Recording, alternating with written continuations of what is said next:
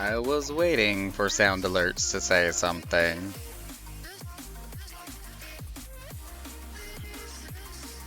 Same, said Drake.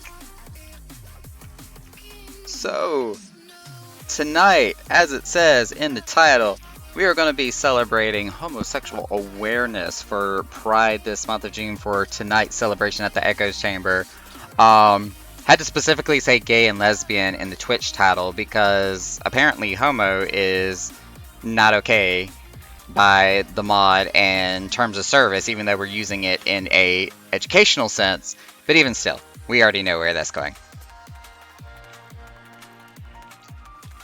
But I am proud to be wearing all of my, representation with my toothless rainbow heart and paint, my rainbow chain necklace. I also have a rainbow jeweled ring as well. Can't really see too well there. All of my little pride stuff going on here. Not to mention my chair itself just writes its own story.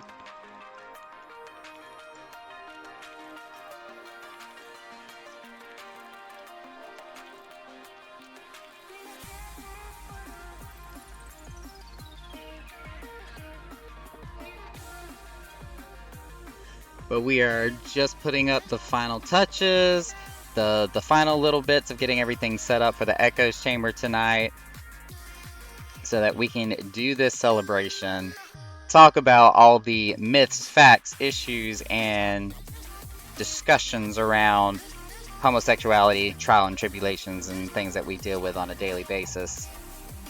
Riker will be there once you get off work. Hey, we're going to be here till 1 o'clock in the morning.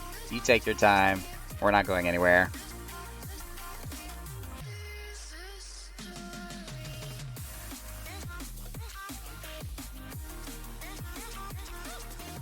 But here's to hoping that this is going to be an amazing night.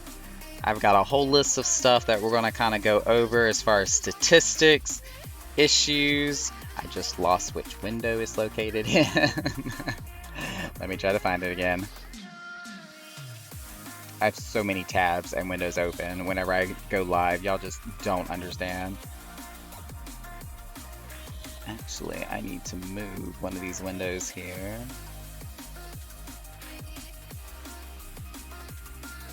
Slide that in. Oh yeah.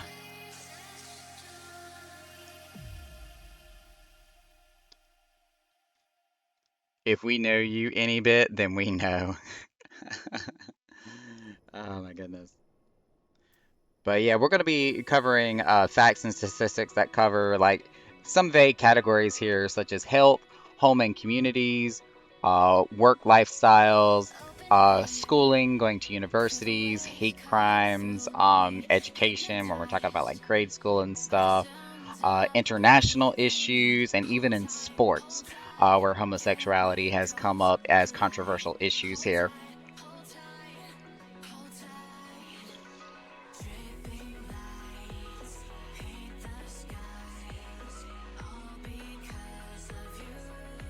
I may actually pop out my chat window here. I have to reorganize my layout for studio now that I have so many windows.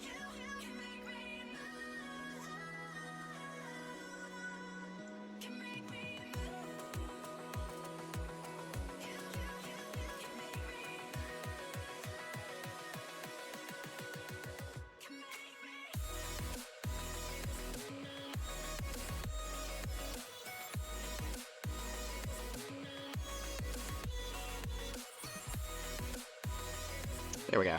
That's better. Chug, chug, chug. Drake, I was stuck at work for an hour late tonight. I got stuck on a call that lasted for far too long. Which, it was okay. I helped the lady out. We got done what we needed to get done. But it was rolling around 7 o'clock. Usually I want to have, or at least try, usually I want to have everything up and running and ready to go an hour early. So I literally had an hour to like make me some more tea, find something to eat, which I still have some of that left over, um, take a shower, get changed, redo all the colors in the Echoes Chamber for tonight, set up all the Discord advertisements throughout the Twitters. Like, I was scrambling. And my roommate just got a new massive desk that him and the other roommate were trying to move into. So I'm like maneuvering around furniture that's out in the hallway and everything, trying to bounce back and forth between here and my bathroom getting ready. Just, I was all over the place. This tea's really good. I didn't switch the type of tea that I've been drinking for the past few days, but I did put some more sugar in it that I'm used to. And for some reason, it really brings out the flavor. It sounds like a normal Monday for you then. You know, what's any other day of the week? It's all the same.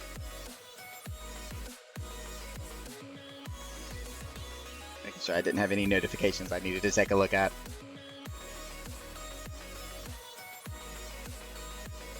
Look, I even like halfway made up my bed over here so it wasn't like chaos in the background of my camera here. Put away some of my clothing and stuff finally.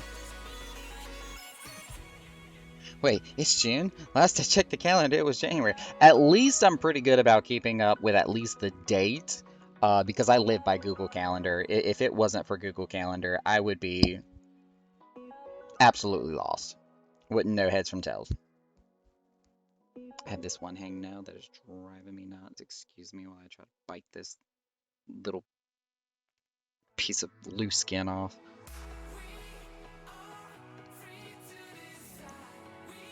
Okay. Alright, so we are 15 minutes till. We do have at least a couple of people that have already volunteered to work tonight. So we are going... Break is over by now. I see you, Riker. I'll see you when you get off later tonight. We are going to have Vicky. She'll be working the dealer's den tonight. She may actually end up bartending at first because Xander, who is going to be our primary bartender, he's not going to be getting in until much later. So Vicky's going to be taking over the bar to begin with.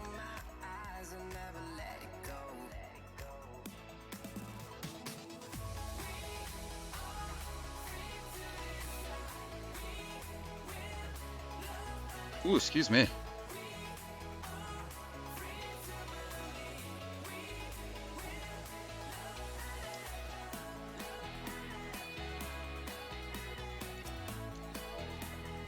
We're going to take a quick little bow here to Zune, and we're going to go ahead and position ourselves on the stage up here. Let's see, we can drop the chat cover. That's not necessary here.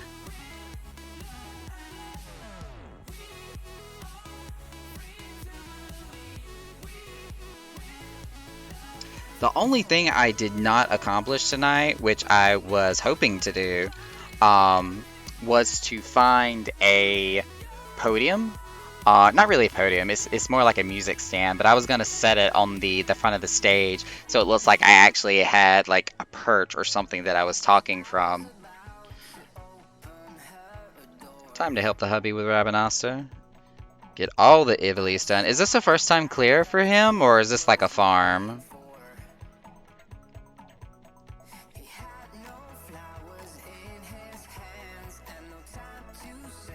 You know what?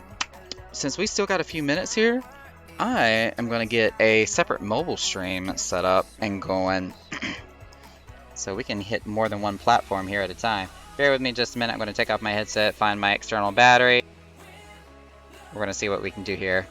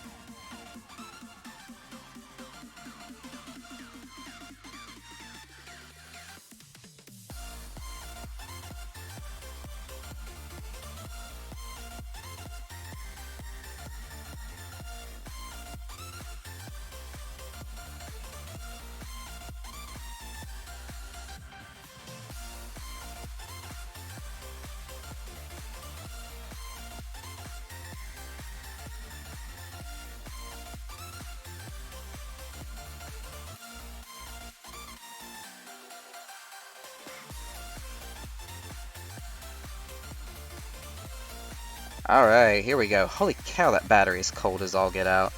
I just set my hand on it, it was freezing.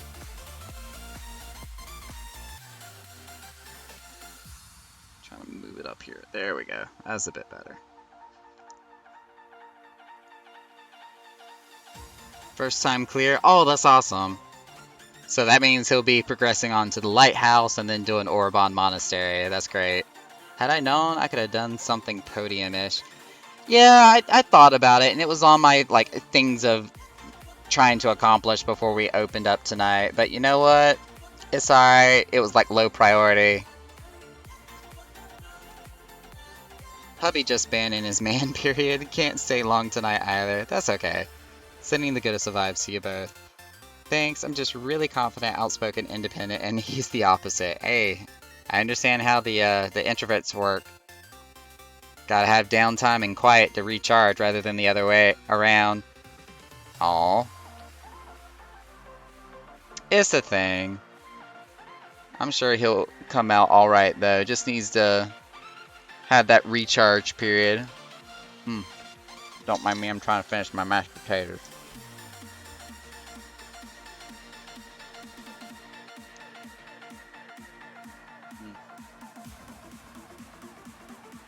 Hey, Selena's made it.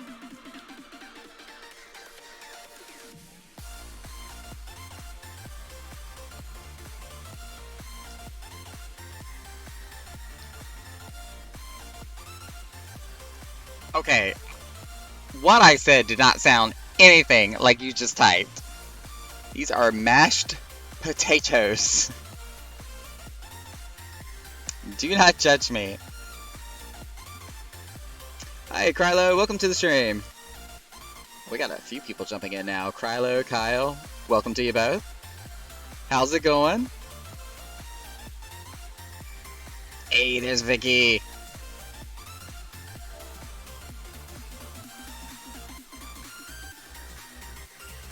Yeah, jump down and tell her what the plan is, because she's going to have to take over the bar first. Were you literally trying to stream on... Yes, sir, I am. I'm doing both at the same time here. Hey, Vicky. I'm gonna have to ask that you tend the bar first, and then once Xander gets here, you can take over the dealer's den. He's a cutie. Well, thank you, Shankov. I appreciate that. World of Darkness run for Relic. Hey. Do all the Crystal Towers. Dean, Bay, welcome to you both. Let me hand over the stock here to Vicky. Oh, shoot. That kind of hurt.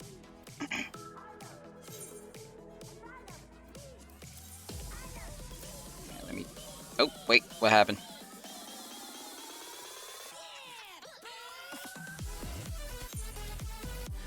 It popped up for me. Whoa, what's happening?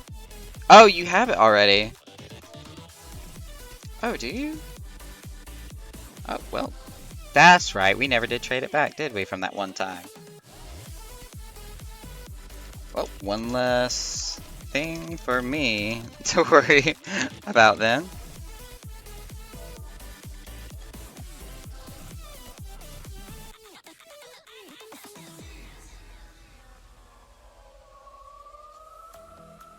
Yes, Drake. I am streaming on both platforms. Again, I haven't found out if there is a policy or anything that Twitch would have against that, so I'm not going to say it out loud, but yes, I am doing both. Alright, Silver, take care.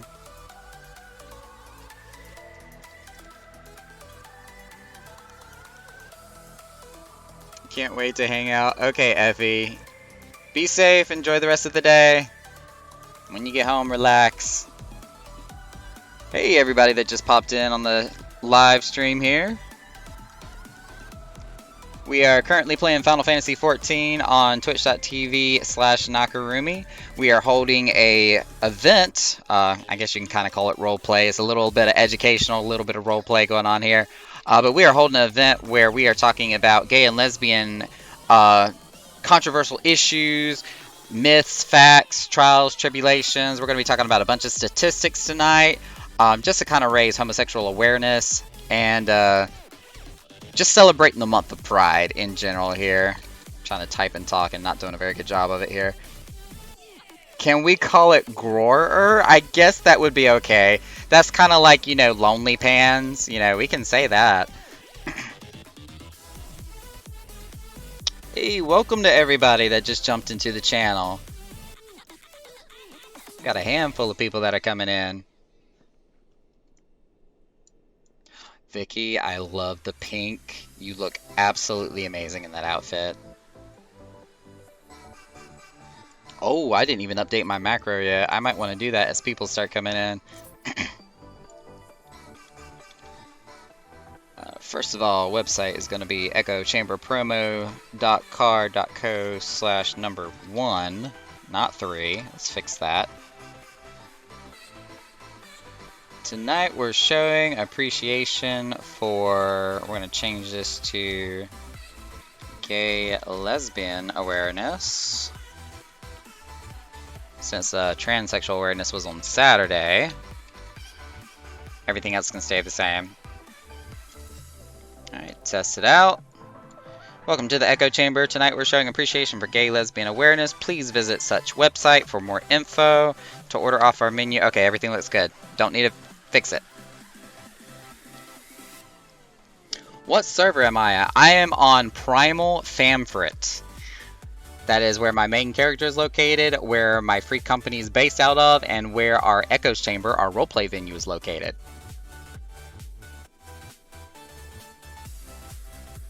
Vicky looked pretty good in Zadnor too. Oh, did you run across Vicky and Zadnor, or were y'all like running content together there?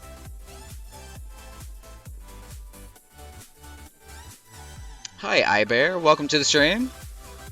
We're playing some Final Fantasy XIV tonight and talking about some gay lesbian awareness issues, facts, and myths here.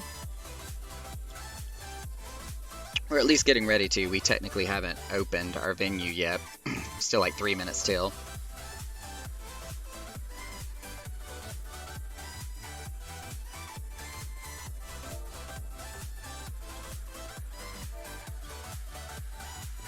The NPC that I swear looks like Vicky. Oh, I know which one you're talking about. The one that's got the dark skin, the light hair, and like the white sunglasses that she wears all the time. Charlie, hello and welcome.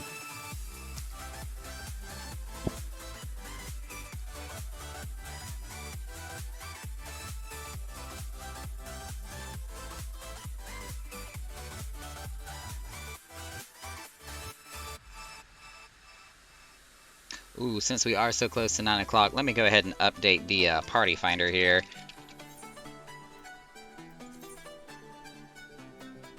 Edit. Echoes Chamber.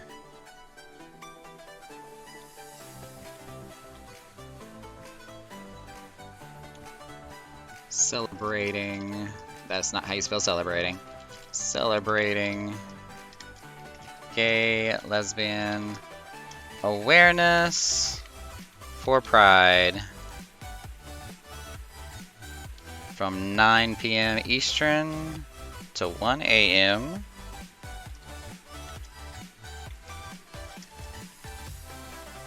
And I got enough space to slide in the Twitch link here. Let's keep it small. www.twitch.tv/Nakarumi.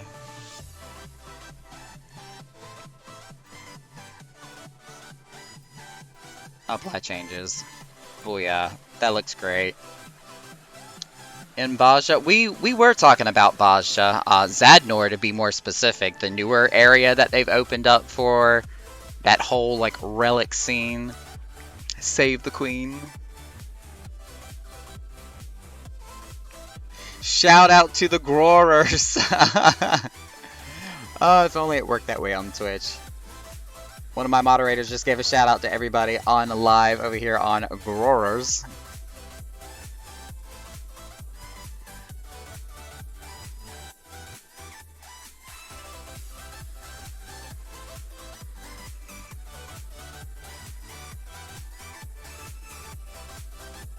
Welcome, Big. Welcome to the stream. Alright, it is officially 9 o'clock. Before I start shouting out some of these topics that I have pulled up here to talk about tonight, I am probably going to give it maybe, we'll say 10-ish minutes. Give people a chance to get in here, get a little bit of patrons and populace actually running around. Time to die! How many times have you changed your name?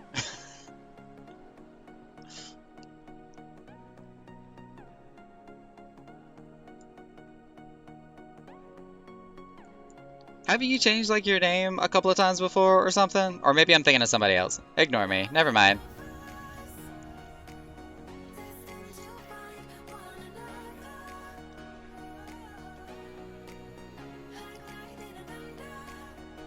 Probably thinking of somebody else. Don't ever rely on me to remember anything. My memory is, by no stretch of the imagination, a good one. At all.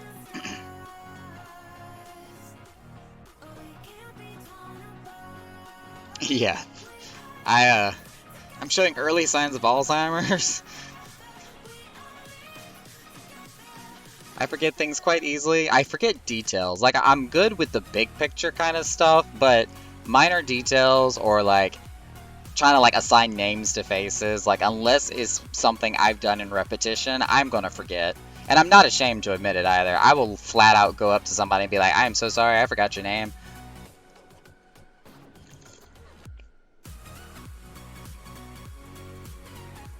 Yes, Echo's Chamber is open. It is 9:02. We technically open at 9 o'clock, but the doors in the Order of the Echo house is always open.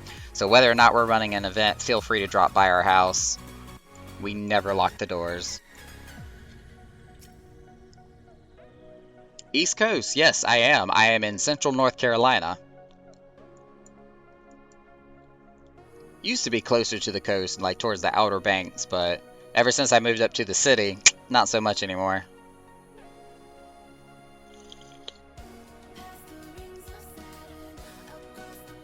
I will come by to buy a drink and then disappear. Hey, I mean, that helps to support the venue, so I appreciate that.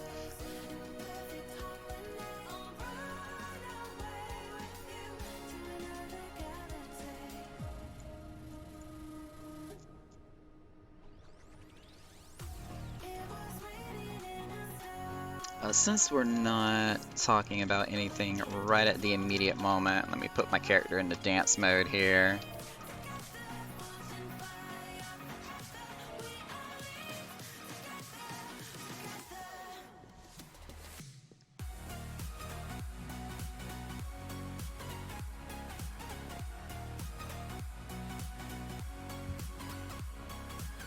Ooh, look at Vicky. That dark lipstick. She looking like a badass bitch. I love it. Love it.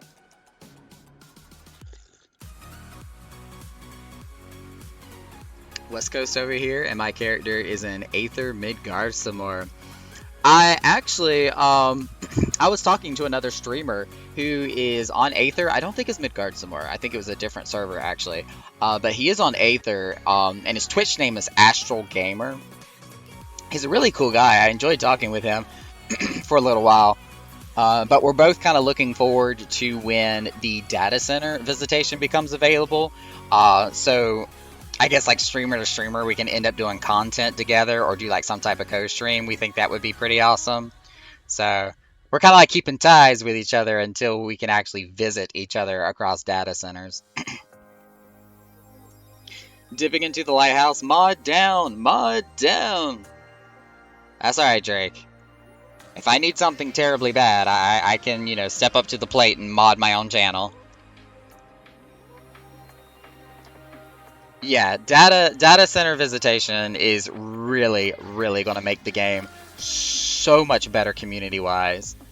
Literally, we're going to be opened up to... Now, are they going to be doing it, like, just countrywide, or is it going to be the entire game-wide? That I didn't check into. So if it is going to be just all of North American, you know, that's going to be 3 data centers by itself. and just open up the floodgates to being able to network and communicate with so many other people. I am so ready for this.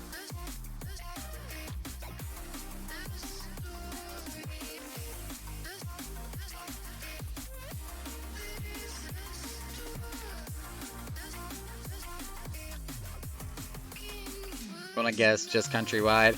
That would probably make sense, at least to start that way.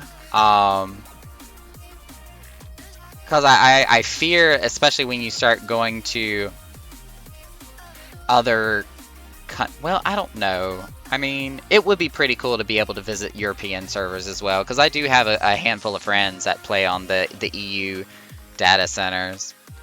I don't know. We'll see. I haven't really looked to see if there's been any live letters or announcements about how it's going to function and what we'll have access to. But I do know that they said it is going to be a feature that is going to be prior to the release of Endwalkers 6.0. So pre-release or early access is going to be November the 19th. So at the very least, we know there's going to be a patch or an update prior to the 19th of November that is going to give us that data center access.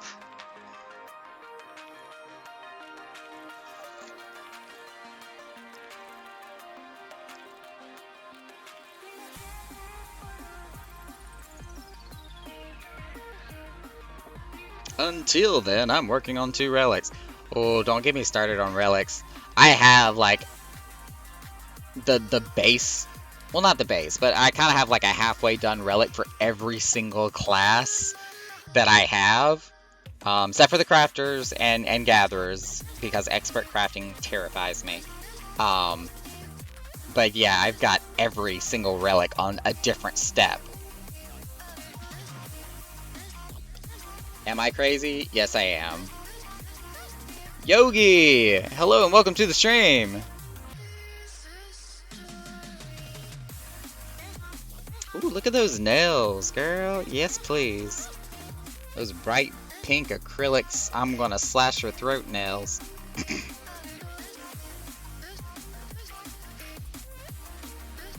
Alright, we're gonna do one more shout out here, and we're gonna start pulling up some article information. Excuse me. So it took some time to rank up, and now I'm doing the grind. Yeah, it's not by any stretch is it easy. It's going to take a lot of grinding, a lot of time to even do any of the relics. At least there are a couple of steps that is just a one-time only thing, and then it gets easier afterwards. But still collecting everything you need for all the other steps, it's a lot of work. You're in Florida, Yogi. I've only been to Florida twice in my entire life, and each one was barely even a weekend visitation. I'm double dipping, so I need 15 Crystal Tower raids and 15 Delivery and Regine. I'm doing the same thing, especially with the raw emotions and the time-worn artifacts that you can get out of DR. Definitely double dipping myself, 100%.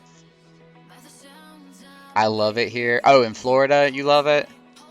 I enjoyed the times that I've been to Florida. Granted, it's been years since I've been to Florida, so I don't know like how much of a difference between like over a decade ago there has been in the entire state of Florida. But with me living in North Carolina, like I think it's really beautiful up here. The temperate weather's nice. Humidity sucks at times, but everything else in between is pretty comfortable. From Colorado, okay.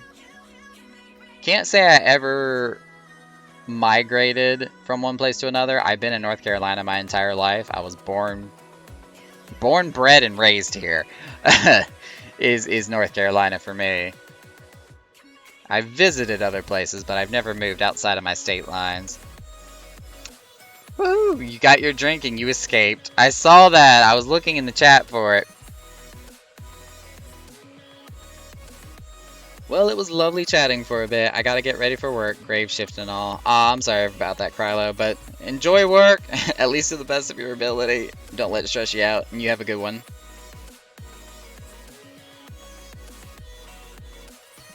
I've been to 28 states and lived more than 10. Wow. That's impressive. One of my ambitions when I was younger was just to travel a lot.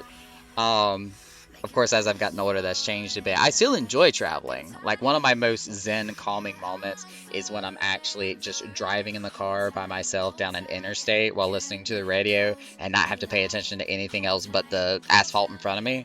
Like, that's a really calming and just zen moment for me. Florida is your final destination. I have no idea where my final destination is going to end up taking me. I know my family doesn't want me to relocate, that's for daggone sure, but you know, as I work on my career into being a content creator and streaming on Twitch, and eventually when I can find enough time to set aside to work on my YouTube channel and Facebook Live as well, who knows? I may end up somewhere on the West Coast. I got your hydrate, Helena. I got you.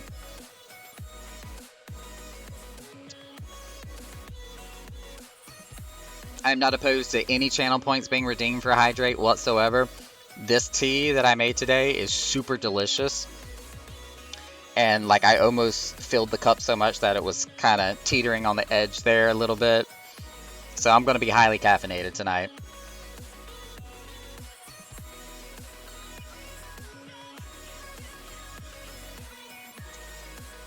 Good boy. I do really want to start getting into some of the topics I pulled up here for tonight, but we haven't really got many people, or any people really, that have shown up to the club yet. It is a Monday night, I know that much. But even still, usually, we've got some people in here.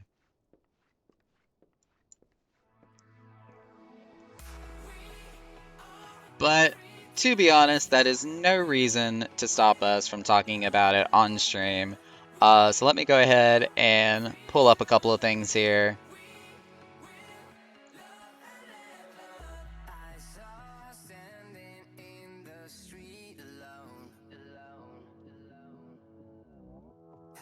No, Celine, you are not chopped liver.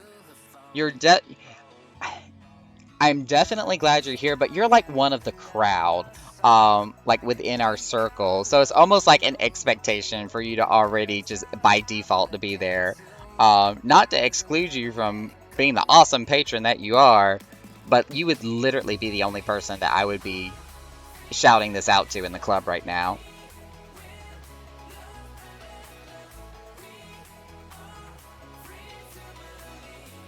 Plus, since you're in the stream, we can literally just talk about it live here without having to like copy and paste everything into the game. But the article that I pulled up for tonight is not from Healthline like we've been pulling with all of our other events that we've had throughout the past weeks. This is actually from stonewall.org.uk. So this is a different news outlet website entirely. Heck, it's not even American. It's from over in the UK, to be honest. But they have broken up everything into several different sections here as far as statistics, facts, and different little tidbits here and there, ranging from health, home and communities, at work, at university, hate crimes, education, international issues, and sports. Is that supposed to be Timothy? Gore kind of cut your name off there. Hello, Timothy. Welcome to the live stream tonight as we talk and celebrate gay and lesbian awareness tonight for the lovely month of June with Pride. But in this article that I've got pulled up here from the stonewall.org.uk, the first section they get into is talking about health when it comes to people of the homosexual variety here, where it goes on to say that half, well actually it says LGBT, but half of LGBT people, 52% to be specific, said that they've experienced depression in the last year. So we know that mental health, especially when it comes to homosexuality or just the LGBT spectrum in totality, is a really serious thing. So people are probably grinding last minute stuff. Oh yeah, this is true. Oh, Drake, I'm sorry. I don't even know if I redeemed your hydrate there or not.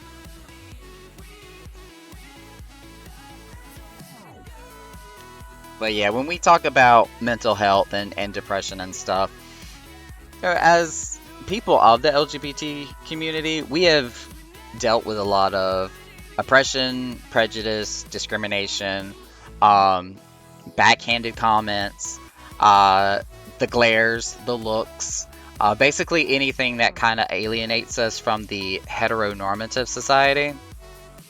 So it's not surprising that more than half, 52% of people that consider themselves a part of the LGBTQ plus community have experienced some form of depression in the last year.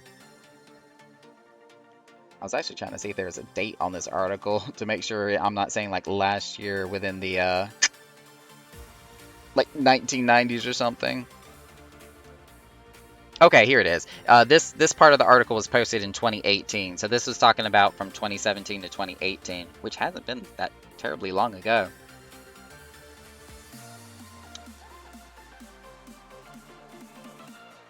It also goes on to say nearly two-thirds of bisexual women, which is 72% to be specific, and just over half of bi men, 56%, have experienced anxiety in the last year in particular. I am so sorry, my nose is like itching like crazy. I know I'm over here scratching it like I got a freaking mosquito bite. But that does tie in with what we're talking about with mental health. Again, with the oppression, prejudice, discrimination, and just the expectations that people like friends and family put on us in terms of just sexuality. It makes perfect sense why it would make somebody anxious or cause them to have anxiety. Just trying to feel part of the family or part of the friends of circle or circle of friends or just part of the community in general, especially when you live in predominantly like heteronormative suburb societies. Next one goes on to say 1 in 8 LGBT people, 13%, have experienced some form of unequal treatment from healthcare staff because they're LGBT. This one I can actually relate to. I'm a type 1 diabetic. I've been a type 1 diabetic since I was the age of 11, so that was like late 1990s.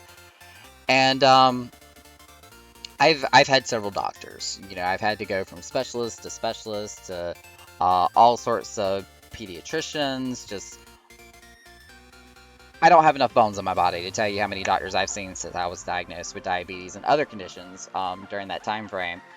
But there was this one doctor in particular who was based out of Goldsboro, North Carolina. I don't know where he's located. I don't even remember his name. But he was a very stoic, broad, just large man who knew his stuff. I mean, he was a good endocrinologist, but I wear a pink insulin pump. And like it's not pink because I'm homosexual. It's not pink because I claim to be gay. The reason I have a pink pump is because this was my sister's favorite color, and I always keep this on me at all times. So this was kind of a tribute to my sister after she got into a car accident and unfortunately lost her life in it. So this is actually in remembrance of her. However, when this doctor asked me, like, why did you choose a pink insulin pump? And I told him the story. It was one of those moments that you could see it written all over his face, that he automatically made the assumption that I was gay or some variety of it, and that he no longer wanted to have anything to do with me. And I knew that for a fact because every single time that I tried to have a correspondence with that doctor or needed to talk to that doctor or like needed some paperwork filled out because I needed an accommodation at work or something, he wouldn't do it. He would deny it. He would postpone it. He would not directly talk to me. He would always talk to me through like a third party person. And I was literally denied like medical coverage and services because of the discrimination I had from that doctor in particular. And I honestly feel like 13% is a really low number when it comes to this statistic. I feel like it's honestly higher than that, even at this day and time, because this was reported back in 2018. But I honestly feel like there has been so many more cases of some type of prejudice or discrimination from a medical facility or a medical provider because of somebody's sexual orientation.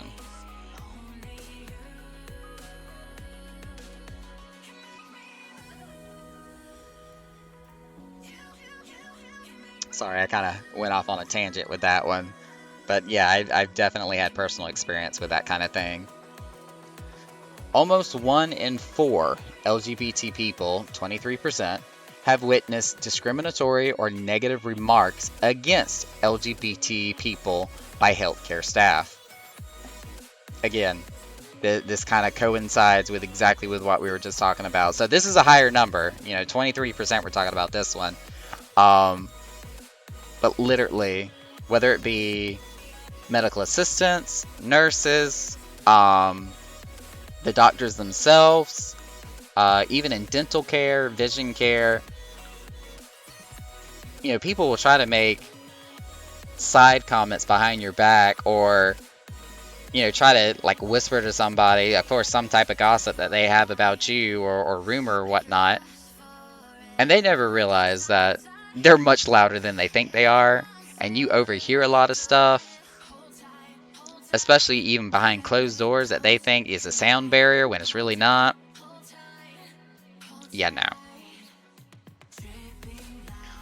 1 in 20 LGBT people, this is like a 5% number, have been pressured to access services to question or change their sexual orientation when accessing healthcare services, while 1 in 5 trans people, 20%, have been pressured to access services to suppress their gender identity.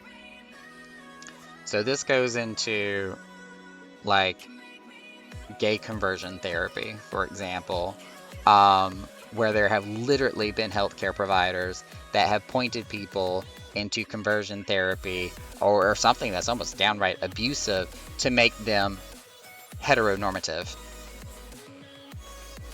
And that goes for, like it says in the article, it goes for transsexual people too. Like they go for resources to help, support them and to make them feel more comfortable with themselves or to be able to identify with what their core gender is supposed to be and not with what they were assigned with at birth. And instead end up getting all this other crap thrown in their face saying, no, this is what your birth certificate says, this is what you need to be, or no, this is not okay for you to be homosexual in a heteronormative society. Like, you need to go back and fix yourself. No, no, no, no, no. That's not how it works.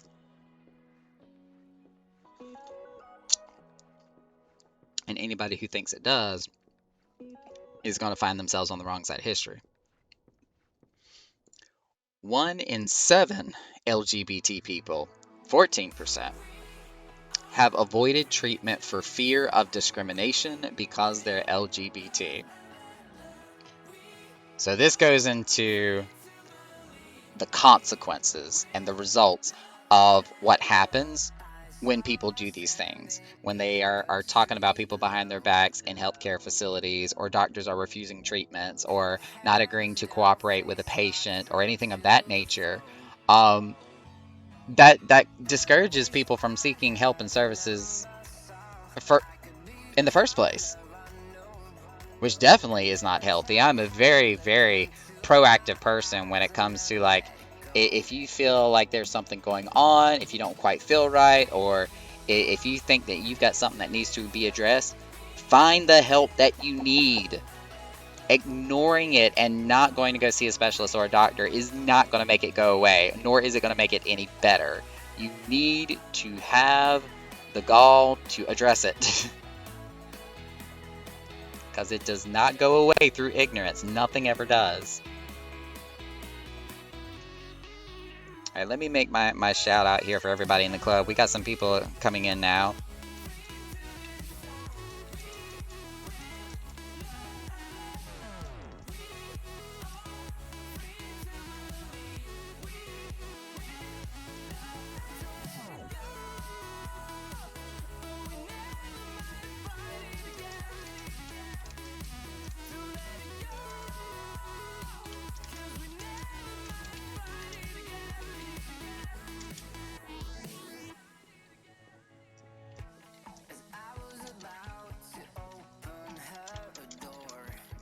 and the prejudice. I'm trying to remember how to spell words.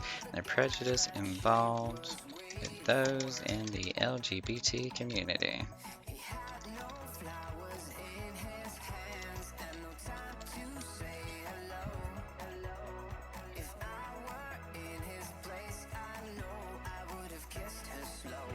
For all the people that are just now popping into the channel, whether it be on Twitch or Grorer, welcome to the live stream. We are playing Final Fantasy XIV tonight, and we are also talking about the facts, myths, and trials that we as LGBT community, specifically gay and lesbian, is what we're talking about tonight. But the difficulties we have to face when it comes to just trying to be a human being.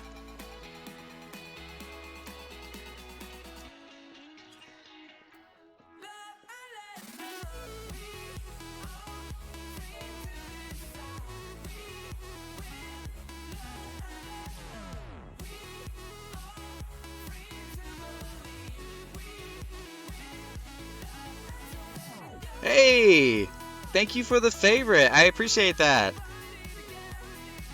I'll be honest, I don't stream enough on this particular words are hard, platform as much as I would probably like to. Who knows, that may change in the near future, but every follow does count. Thank you so much. I appreciate the support.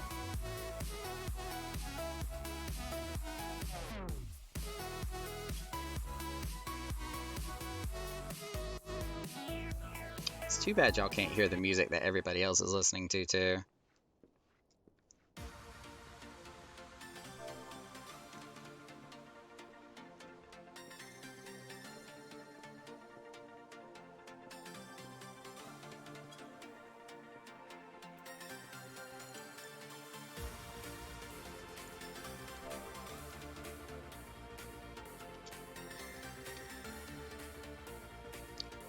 It also got really warm in here all of a sudden. Woo.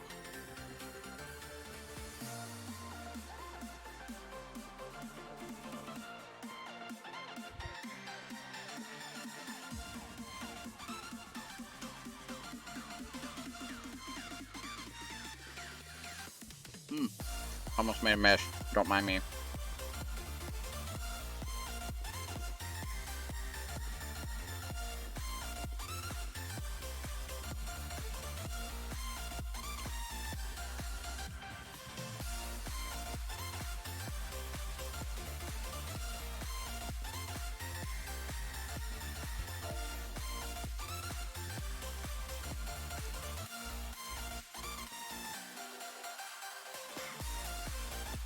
But I do want to make sure I give credit for all those statistics and facts that we were talking about in the healthcare industry when it comes to the LGBT community, and for all those who identify as gay and or lesbian. Is it possible to be both? I don't know. Or lesbian?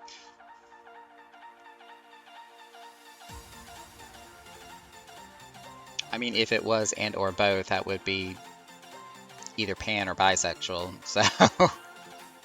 Semantics.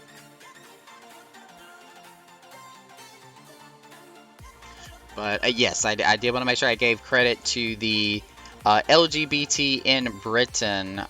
It was an article written by them. Again, this came from 2018. So some of these statistics may be a little bit skewed considering that it is roughly about 3 years old, but still relevant as far as the concepts go.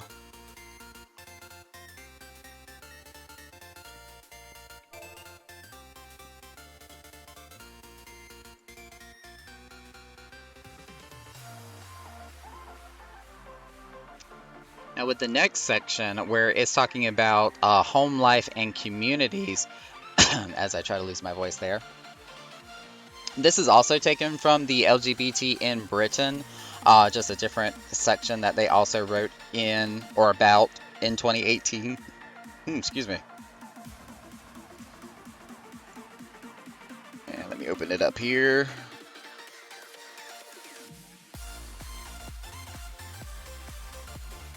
All right, so in both homes and communities. Oh, welcome everybody that just joined the stream here. We're playing Final Fantasy XIV. We're also talking about different facts and issues surrounding homosexuality and the LGBTQ community.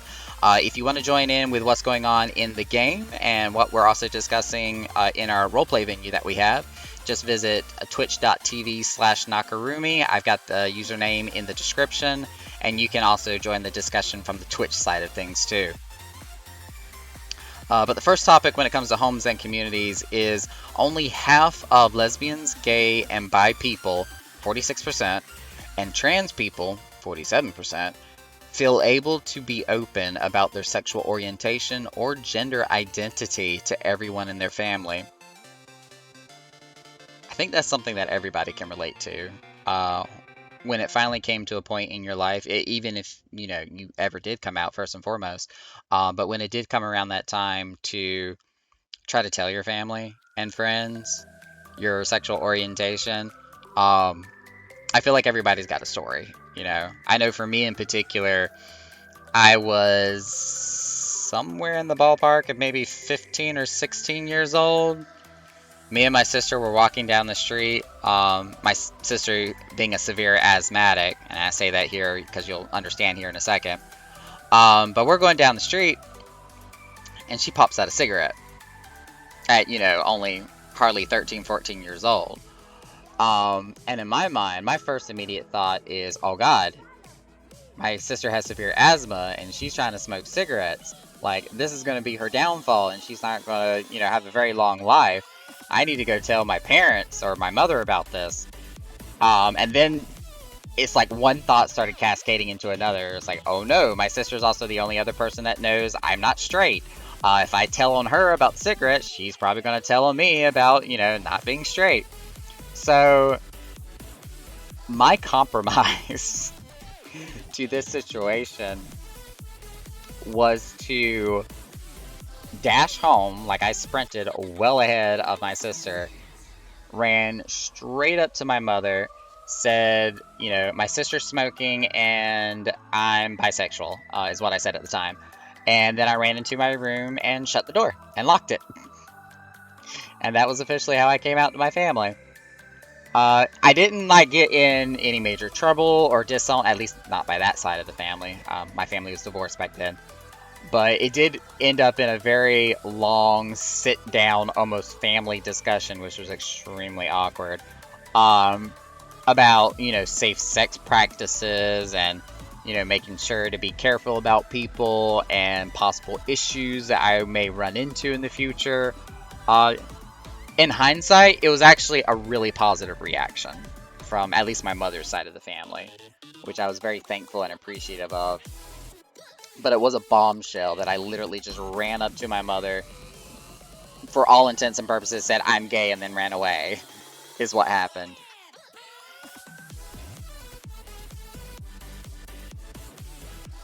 It's pretty comical, to be honest.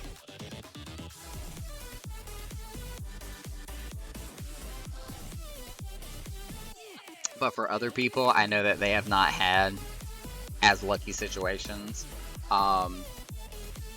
Where in some cases, family has gotten violent. They've been kicked out of their homes, been disowned, verbally, mentally, physically abused because of that situation. So in that regard, yes, I do count myself extremely lucky that my experience did not have such a negative reaction. Again, at least from that side of the family. But I know there's a lot of people who were not so fortunate and not so lucky and really got the shit end of the stick in that regards. Moving on to point number 2. 3 in 10 bisexual men, so 30%, and almost 1 in 10 bisexual women, 8%, say that they cannot be open about their sexual orientation with any of their friends, compared to 2% of gay men and 1% of lesbians. Oh, I see what it's doing. It's doing a comparison between gay and lesbian compared to bi men and bi women.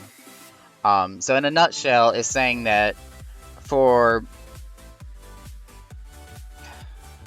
I almost feel bad for saying this, but there is a much larger margin of acceptance for bisexual women and bisexual men.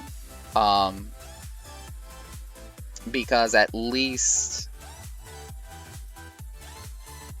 let me make sure I read this right here.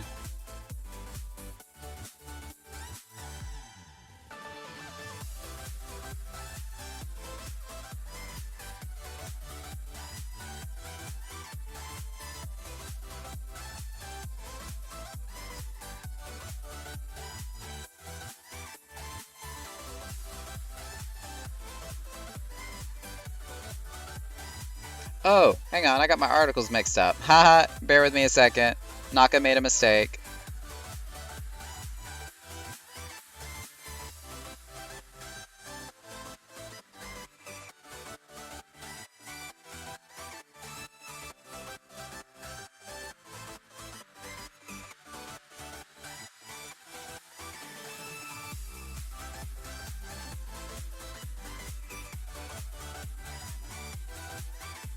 Okay, I read it correctly now. Alright, sorry about that. I had to like reread that statement 3 or 4 times to make sure I understood this correctly. But it's saying that 30% of bi men and 8% of bi women say they cannot be open about their sexual orientation with any of their friends. And I guess that's because, you know, with the ideal that they are half straight, I say that carefully, they're able to be much more passable. So they just never admit to it. Whereas for gay men and lesbian women, only 2% of gay men and 1% of lesbians say they cannot be open about their sexual orientation with any of their friends. And that's probably because of the fact that there are telltale signs. We all talk about having a gaydar. We know what that means, and 9 times out of 10 know how to identify people because of it. But they are probably much more likely to out themselves in some way or another, which is probably why there's less of them who are not able to be open with any of their friends about their sexual orientation. I hope that made sense. I had to reread this one like 4 or 5 times over to understand it correctly.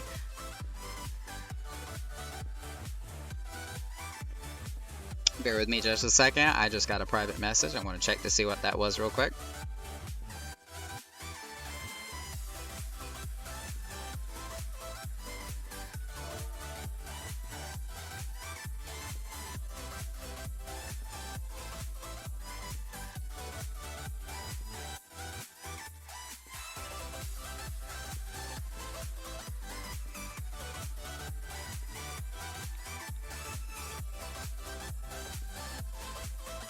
I'm not even sure if we're gonna have enough people to open up the dealer's den.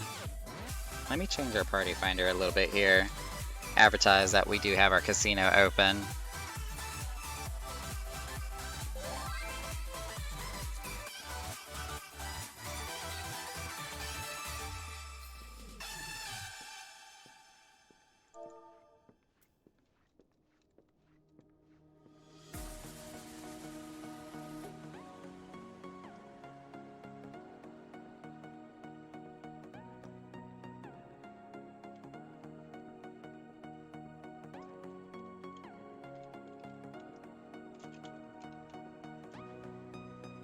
Ooh, barely fits, but I managed to make it in there. Okay. Perfect. Alright, let me grab the float for the casino.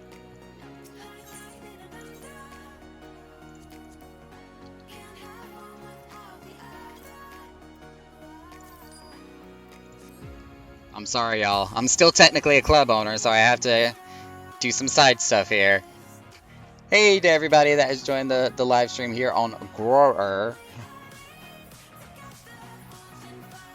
For everybody that is new and just came into the stream, we are playing Final Fantasy XIV tonight, where we have a roleplay event going on where we are talking about gay and lesbian awareness for the month of June with Pride.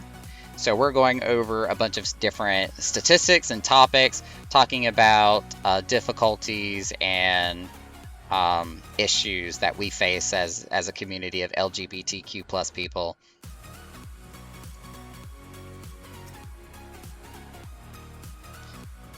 And if any of y'all do want to see what we're actually doing in-game and join the discussion that we're having on Twitch with this as well, you can go to twitch.tv/Nakarumi.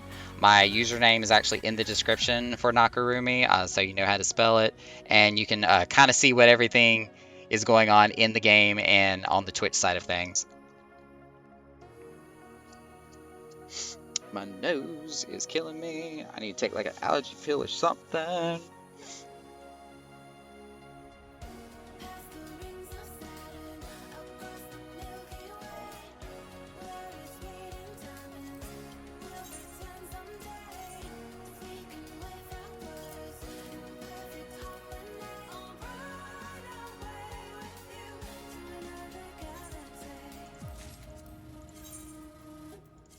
Alright, 2 million, Gil, over to Vicky, and she is good to go. I'm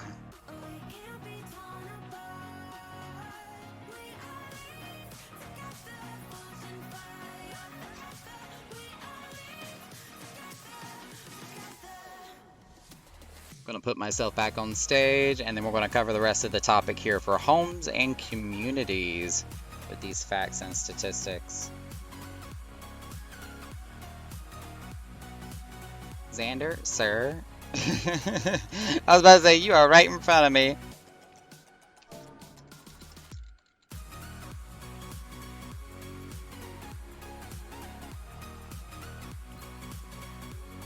Alright, so after that last confusing fact that we were just talking about here, the next one says more than 1 in 10 LGBT people, 11%, have faced domestic abuse from a partner in the last year. I can't say that I have been in a direct result of this, but I have spoken to many people who have been in these types of situations.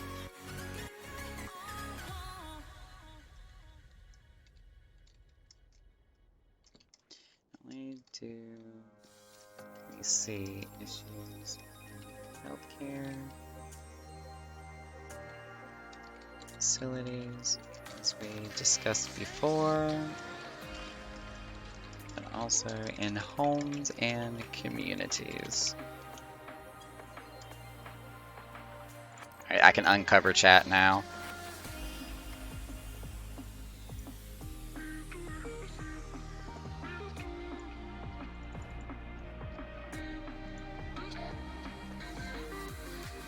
Typing out what we've been talking about here on stream, so everybody who's not in the stream here with us can also kind of participate here in the conversation.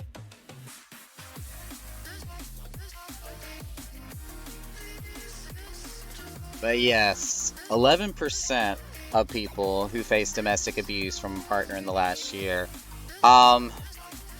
This is a bit of a broad statement because I feel like it doesn't really specify what kind of relationships. Whether or not this is somebody like, for example, a gay man who has not come out yet, who's in a hetero relationship, could be facing abuse, or the same way, the other way around, a lesbian woman who's in a hetero relationship and, you know, still haven't quite come to terms or come out with that yet, where abuse could be happening because of whatever, telltale signs or something. Or if it's already in like same-sex relationships where abuse becomes a thing. The statement doesn't really specify on that, but there is partner abuse that does take place in the LGBTQ world when it comes to relationships. And I think part of it also stems from the fact that with the discrimination and the prejudice that we've had to face, especially for the ones of us that are older and had to go through more traditionalistic ideals, it kind of skewed our perception a little bit, and it's hard for us to be open and communicative and share our emotions like candidly, because for so long we've had to suppress ourselves and hide ourselves in the closet. That it's hard for us to do that. Like, we haven't had the practice and the life lessons to be otherwise. So it becomes difficult that way.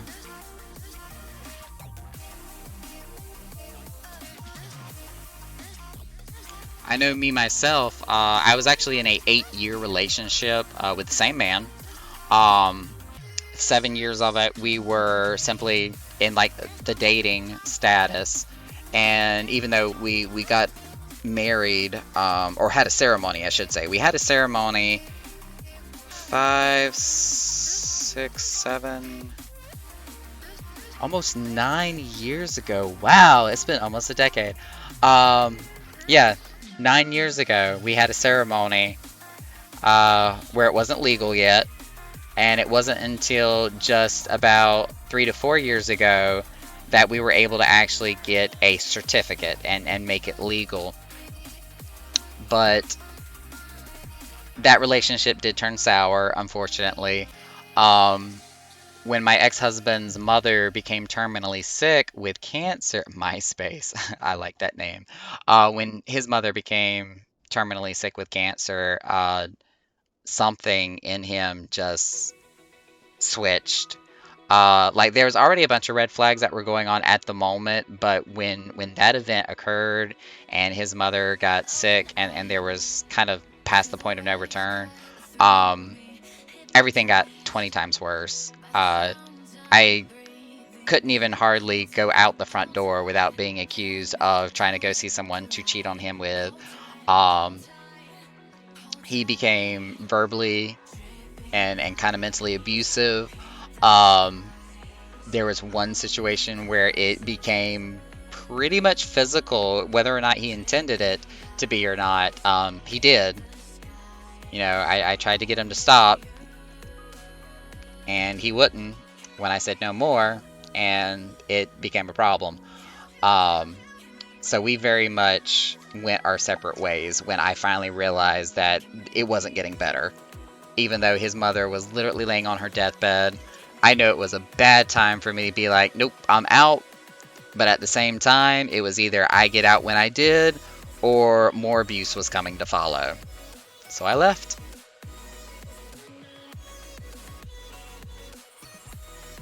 And that was definitely one of the hardest things I had to do in my entire life. And it wasn't that I regretted leaving him, but I regretted that I had to basically exorcise myself out of his family, even though his mother was dying.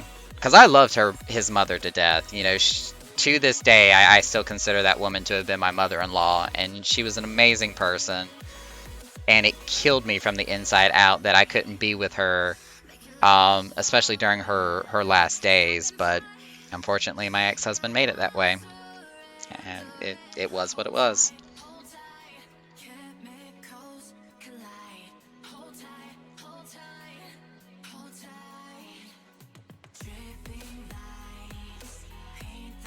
But going on to point number 4, when we're talking about homes and communities, almost 1 in 5 LGBT people, which is 18%, have experienced homelessness at some point in their lives.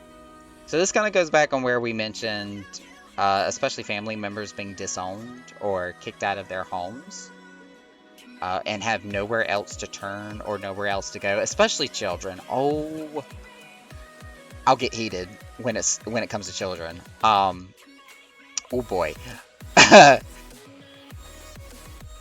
All the support for you, Naka. Thank you, Drake. Yeah, when I get started to talk about children, I get really passionate. Um, cause when there is a family or parents that disown their, especially when they're still minors, disown their kids and basically want to have nothing left to do with them anymore, that just honest to God shows how much of a horrible human being that person is.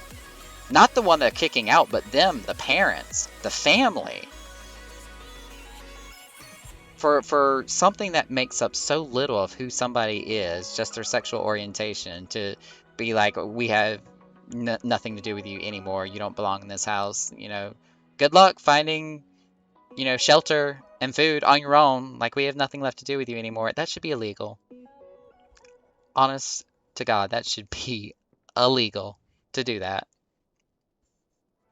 It gets me so mad to think that somebody could have even the slightest inkling to do that and think that it's okay.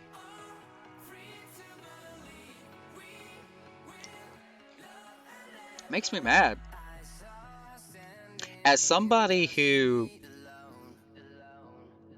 wasn't necessarily disowned, but given my childhood, without going into the whole autobiography here, but going into the childhood situation where me, my mother, and my sister had to survive on our own after, our complete home and financial support and anything and everything we just required to live on a day-to-day basis was literally ripped out from underneath us, to the point where we had to pack up anything that we could just carry and run and hide.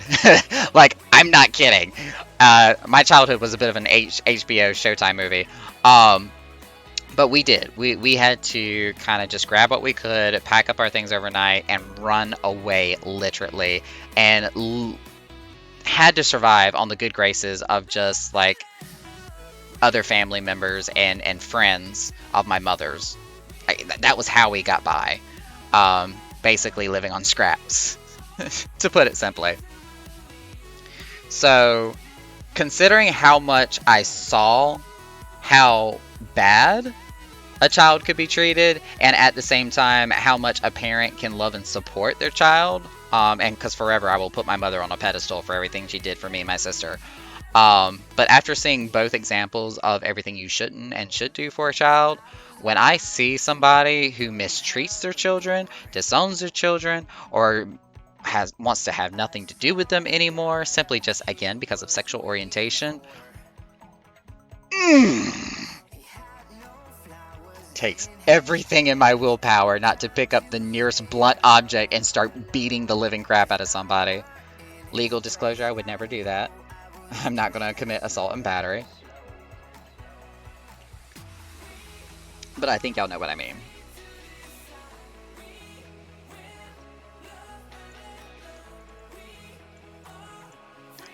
Next topic.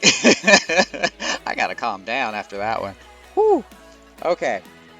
Half of Black, Asian, and minority ethnic LGBTQ plus people, 51%, have experienced discrimination or poor treatment from others in their local LGBTQ plus community because of their ethnicity. I think I mentioned this at some point during our transsexual awareness event the other night, where even within our own community, where we've all had to face some form of prejudice and discrimination and can relate to each other on that degree, that there still is an ism, whether it's, sexism, racism, sexualityism, whatever you want to call it, homophobia, transphobia, everything else in between. The fact that it still exists, and this one's talking about racial in particular, within our own community, blows my mind. Like, don't get me wrong, I understand that there is a preference. So of course, when you are on like Grindr and Growler and any of those dating apps, and you put up there, what your preferences are. Yes, you may find yourself more attracted to white men, or you may find yourself more attracted to Asian men, or you may find yourself more attracted to Latinos and Latinas, or what's the new one, Latinx, I think. Whatever it may be, you have your preference, but there is such a thing as going too far, where you start treating people of different races and ethnicities differently than what you would treat somebody of your preferred racial status. That's when you're starting to cross over into racism and being racist and not treating another human being like an actual human being because they're a human being. And that, again, is something that really intensely bothers me. That, people would treat somebody differently or worse off than somebody else simply because of where they're from or the color of their skin, or their orientation.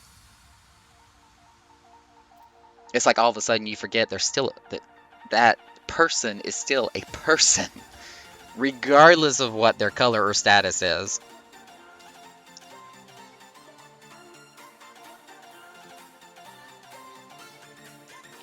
Continuing on, when we talk about racism here, Black, Asian, and minority ethnic LGBT people are about twice as likely to attend LGBT specific venues or events as white LGBT people, 45% compared to 22%. Huh. Now that's an interesting one that I've never really thought of. I wonder why that's the case.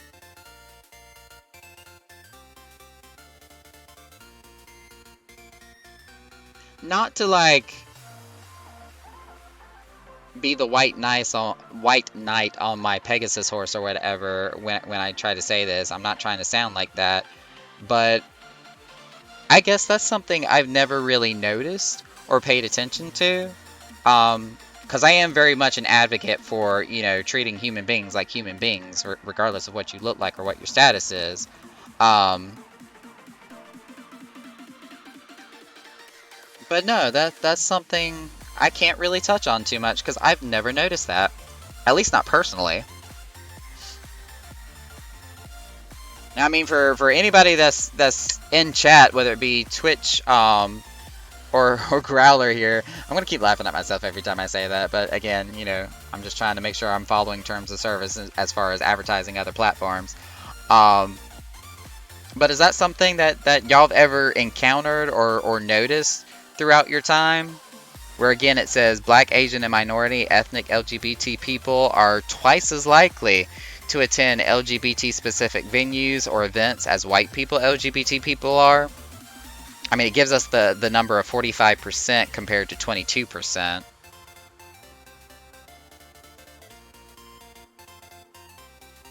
I guess that may also be dependent on the demographic of the area that you live in and the venues that you go to, I would imagine.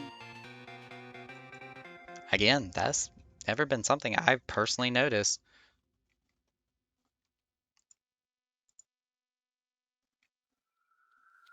Hmm. Learn something new. And again, these are from statistics from 2018 and before, so I'm not sure how outdated it may be.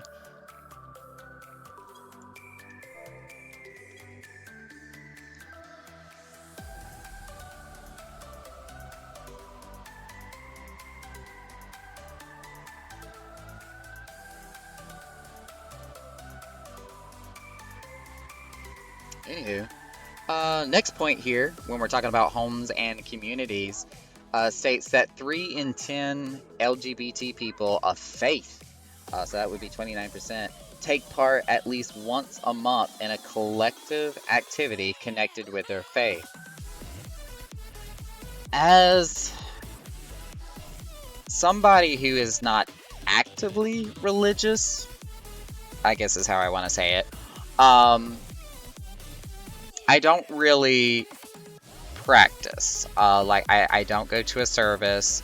I don't perform any type of prayers or rituals or community activities in a religious type orientation. Um, I do consider myself not atheist, but more so agnostic, where I like to observe, respect, and learn of all sorts of different religions, and I neither confirm nor deny any religions that are out there, but I do find I have at least a sense of spirituality where, almost kind of like in science, everything that is unexplainable is magic until science can explain it. I kind of feel the same way when it comes to religion as well, where there's a lot of concepts and things that can not be proven, but at the same time, neither disproven. Um, so with that respect and with that being in mind, I can't ever say that somebody who worships a god is just wasting their time worshiping on something that doesn't exist, because I don't know that, and I have no way of proving it. Again, hopefully I'm making sense here. I know I tend to ramble sometimes.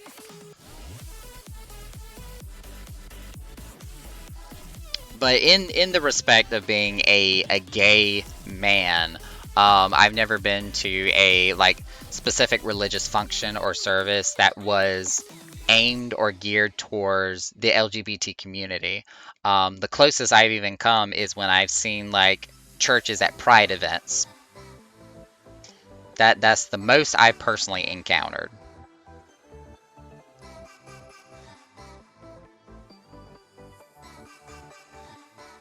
Mm.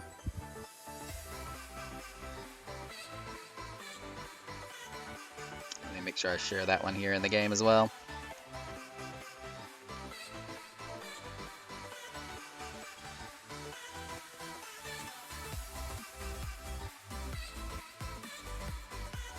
And then the last point that we have when talking about homes and communities for those who identify as gay and lesbian or LGBT, a third of lesbian, gay, and bi people of faith, so still talking about the religious, 32%, and 1 in 4 trans people of faith, 25%, are not open with anyone in their faith community about their identity. I'm honestly surprised that the numbers for that is not higher, to be honest. Um, as somebody who was raised as a Southern Methodist, never in a million years would I, and even to this day, would I ever see myself in the middle of a congregation willing to admit or even wanting to admit that I'm a homosexual. I would feel completely out of place. I would probably feel unwanted. I would probably feel judged if I were to do that. So I very much can understand why this is true and why this is the case, and I'm honestly surprised that the numbers are not higher. Kind of makes me wonder what the sample group was when they were taking these percentages. But it is a thing. 100%. As a gay teenage boy who is still going to Methodist service with his family, I would never in a million years see myself admitting to anybody in that congregation that I was a homosexual.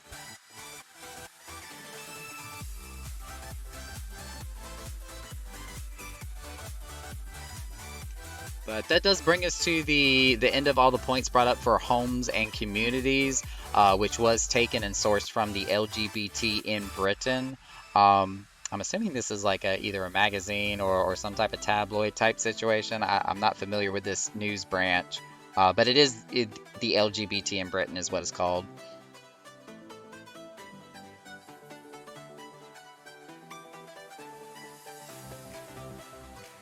The next category of points and things that are brought up are talking about being LGBT and or gay or lesbian at work, at the workplace, which I know for most of us who are adults definitely deal with that on a daily basis. As long as we're not necessarily like working from home, or I know some of us are on disability. I'm very close to being disability myself, if I'm not too careful with my health. But let's see, more than a third, it says 35% out of this statistic here, of LGBT staff have hidden and kept away that they are LGBT at work for fear of discrimination. It has been probably only within the past decade that I've really seen the emergence of employee resource groups that actually promote and encourage diversity and the inclusion of people that identify as LGBTQ+. When I worked for AT&T and the current company I'm with now, it's been the first time that within these past 10 years that I've actually seen an active and progressive employee resource group that, especially in the month of June, are always talking about, the inclusion of different types of people and employees in the LGBTQ spectrum, and making sure that we remain diverse and open to the idea that people are diverse. Oh, I meant to type something in game and I didn't. No, no, no, no, no, no.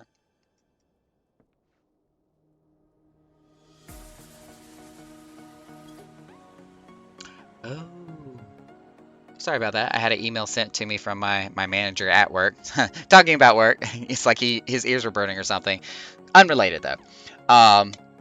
But yeah, it's only been within this past decade that I've really seen the employee resource groups pop up, and making sure that we are welcomed as employees, that we are fully within our right to be out and proud about our orientation and who we are and what we stand for. As a matter of fact, let me get up here and grab it here real quick. Actually, no, because it has my company name on it, and I don't want to necessarily advertise them without their endorsement on my channel. But they've sent me like lanyards and t-shirts that show Rainbow Pride, for example. So they really do actually encourage it nowadays. But especially when I was back working in the fast food industry, early 2000s, when I was working in retail and a lot of customer facing type positions, nope. I wouldn't talk about it. I wouldn't mention it. There was only like select coworkers that I would even talk to it about with, and that's only because I knew them outside of work as well.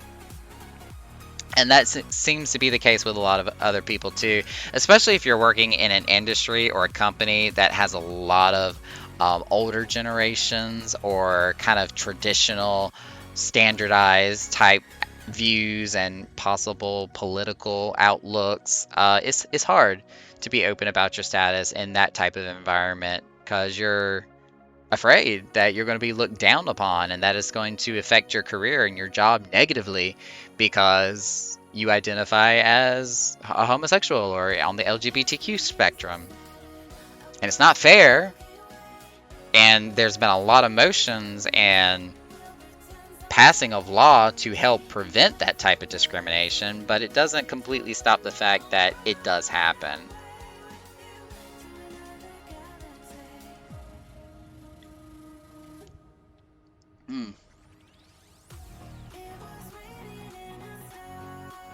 Let me go ahead and put this in game too, that we're now talking about at the workplace.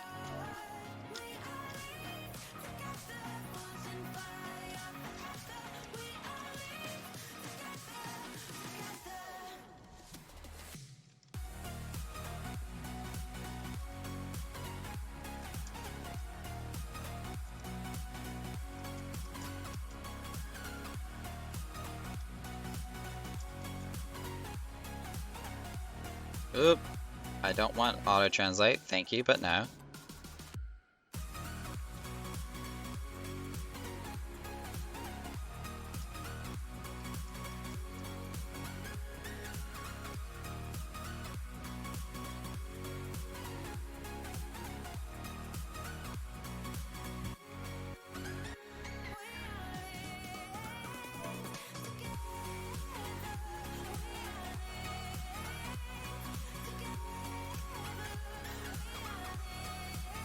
Okay, there we go.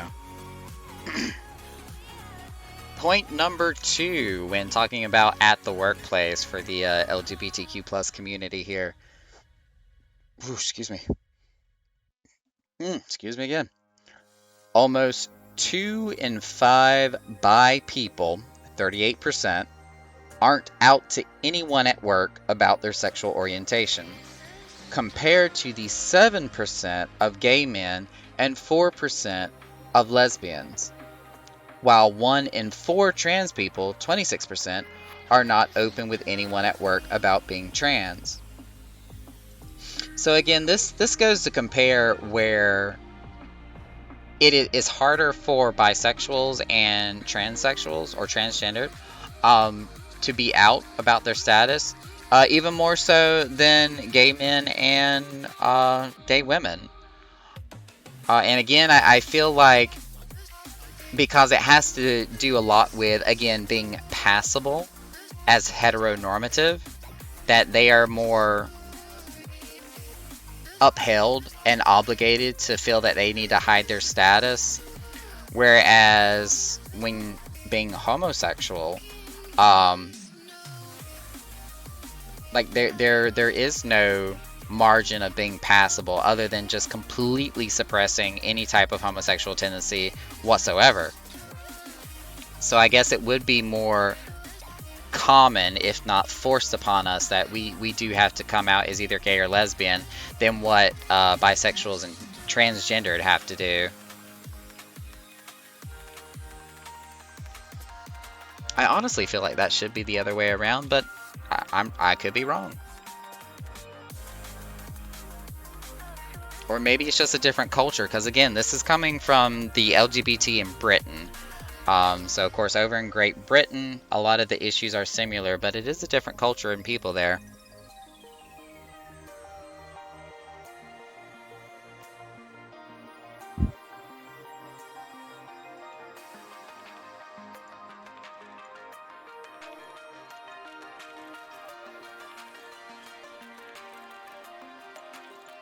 Then it goes on to talk about, in the next point here, almost 1 in 5 LGBT staff, 18%, have been the target of negative comments or conduct from work colleagues because they're LGBT.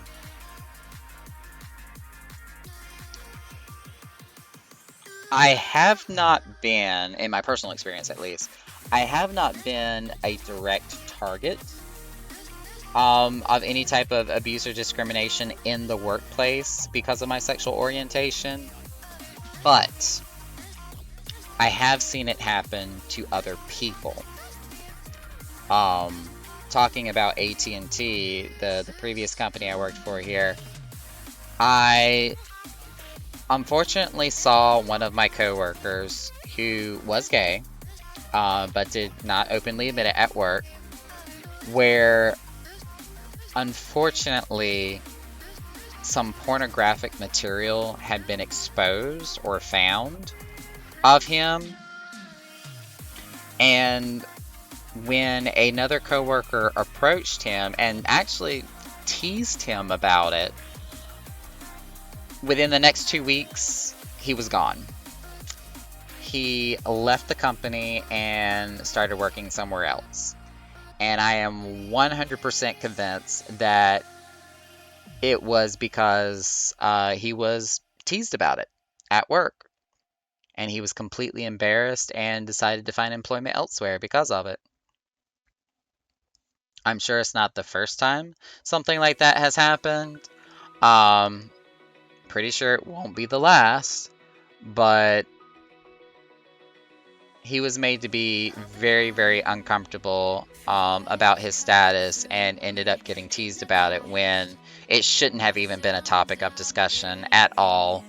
And he ended up leaving his job because of it, which was extremely unfortunate. I kind of liked the guy. He was really intelligent and really sharp. But I know there's a lot of worse situations out there where people have been fired or alienated, completely ignored, have dismissive comments made about them, and horrible rumors started just because of their sexual orientation. It's not fair, it's not right, but it does happen.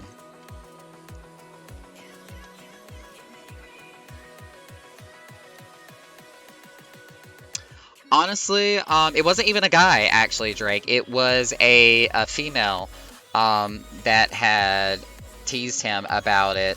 And she was in a reporting relationship. She was in a higher position and rank. So no, she did not. There was like no on paper type proof or even a grievance that was filed about the actions that occurred. And I honestly wasn't with the company much longer myself after that had happened because of medical issues that were going on with me.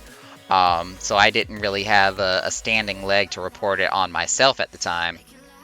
But yes, it was a very disheartening situation and something that should not have happened.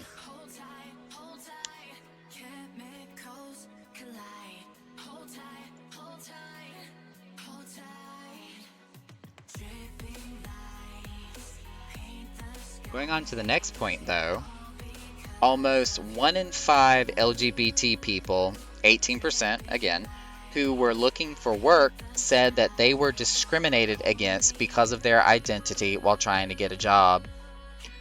So kind of on the flip side of the employment spectrum here, people have been passed over for jobs simply because of their orientation and their status.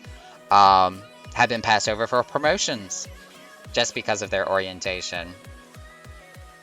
And it again, it just boils down to flat out discrimination, where just because a person has a certain orientation or a certain look, or again, we can talk about anything, whether it be age, their color of their skin, whether they're male or female or anything else in between, none of those should ever come into factor when looking for somebody to either hire or promote. Like they should not be variables whatsoever in that equation. But more often than not, we find that it is. And it's really hard to prove stuff like that, especially when there's no way to like literally get it on paper unless you get like a discriminatory remark caught on camera or recorded on like audio tape or something of that sort. Otherwise, it's really hard to make a claim against that kind of stuff.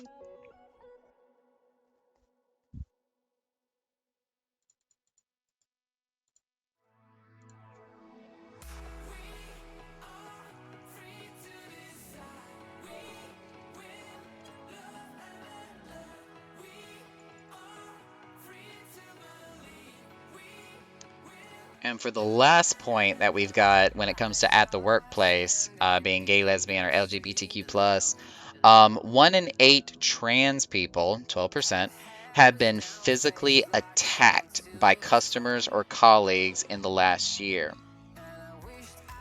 So this one, of course, is referring specifically to transgendered people, but I've seen this happen. Actually, from like the other perspective, where I was a shift manager for McDonald's during one shift, and a trans person did walk in, and I mean, she was like in the limelight, 100%. Was very just outspoken and loud and proud. Like I was actually excited to see this kind of person because personalities like that get me excited, and I love people like that. But we did have a maintenance man or a maintenance manager who did kind of make a remark or something about this person. And objectively, they did overreact, and she was certainly over the top with her reaction because it did almost get downright violent. But that doesn't change the fact that what he said was absolutely wrong. I know we had to have like 2 managers and me trying to keep them from fighting each other and keep everybody calm and get him out of the restaurant and make sure that she was okay and that she was taken care of. She was male to female, but her pronouns was she and her. But she was just absolutely livid, and I don't blame her for what it was that he said. But that kind of stuff does happen, on both sides, whether it be, from the customer to the employer or from the employer to the customer, or even the employer to the employee.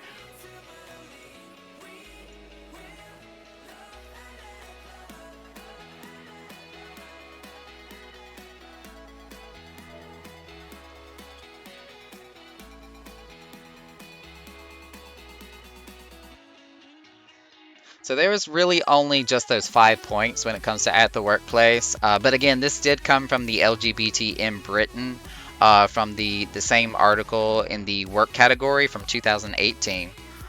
So all of these, both with health, home and communities, and at work, came from the LGBT in Britain.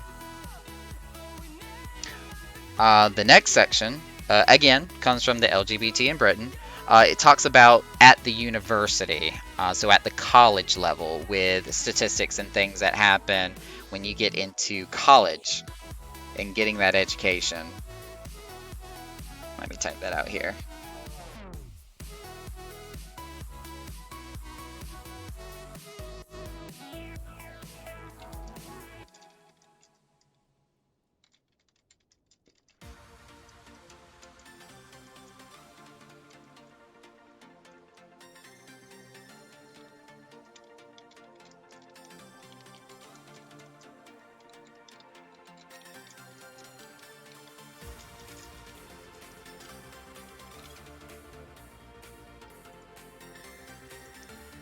Okay, so at universities, 2 in 5 LGBT students, so 42% when it comes to the numbers on this one, have hidden their identity at university for fear of discrimination.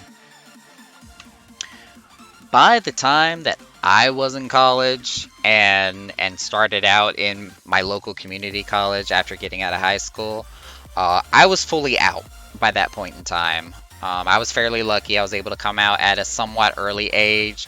By the end of high school, I was not too terribly afraid to admit it, and be out of the closet. I still had my reservations in some situations or some circles of people, but I was still pretty much fully out by that point. Um, I didn't run into too much trouble at the colleges that I've attended, both online and at a physical campus and whatnot. I don't think I really had an altercation with any professors, or any other, classmates of any sorts. There was one counselor, which kind of surprised me. A counselor of all people would, of course, have a bit of prejudice. Um, that was just constantly, not in a positive way, but like constantly trying to shove, uh, like HIV awareness and STI programs and, um, all but basically was saying you're gonna catch a STD, so here, have all of these resources. And I'm like, honey, you need to slow down. Blank Canvas, thank you for the follow. I think you are officially number 170 on the followers. Our goal is to reach 200 before we get to the end of summer here, so I do appreciate that. Thank you so much.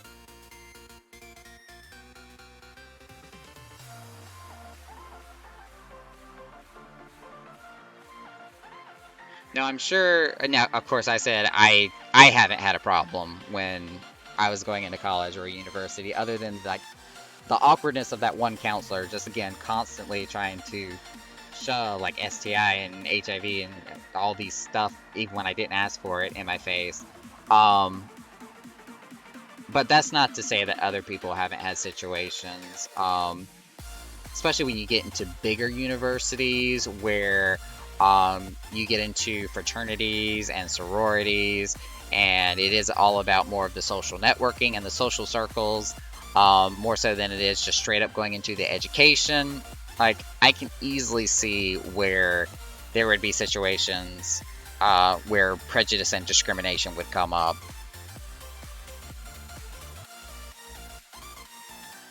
I mean, have any of y'all ever experienced, like a college situation where you were either discriminated against, or somebody was being really backhanded or just disrespectful because of your sexual orientation or your status or anything of like that before?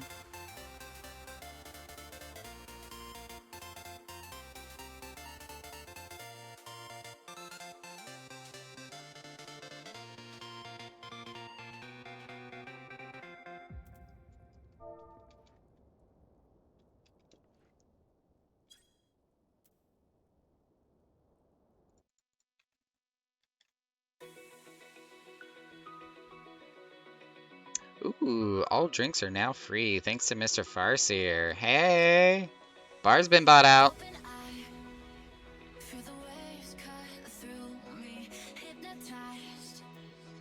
I need to actually hotkey like a crowd cheer or something for my soundboard here.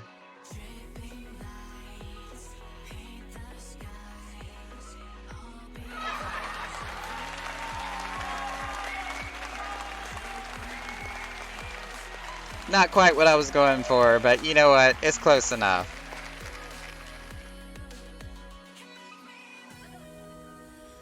Maybe more like a woo? No, not quite. I'll find a sound effect later, and we'll save it. I got a handful.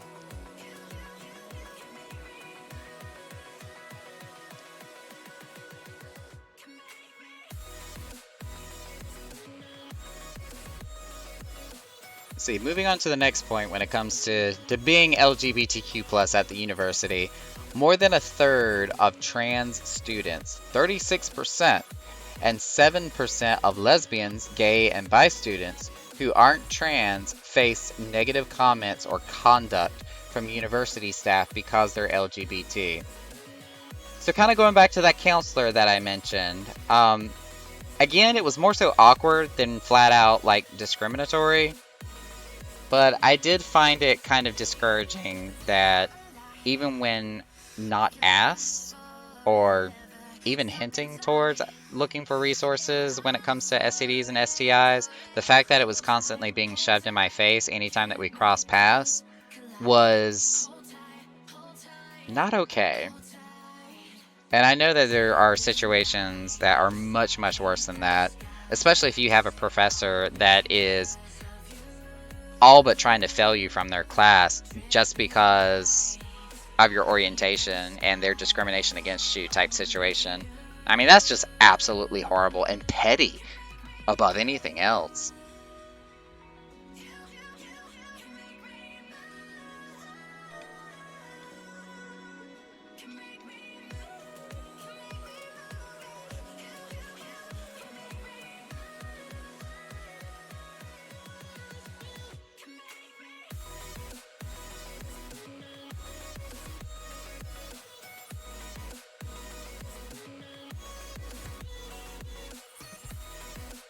Whew. Y'all, it is only 10:30. I know that we're running till 1 o'clock in the morning with this event, but I just had a wave of sleepiness hit me out of nowhere. Oh, buddy. Still haven't quite finished, like, my mashed potatoes over here that I was nomming on.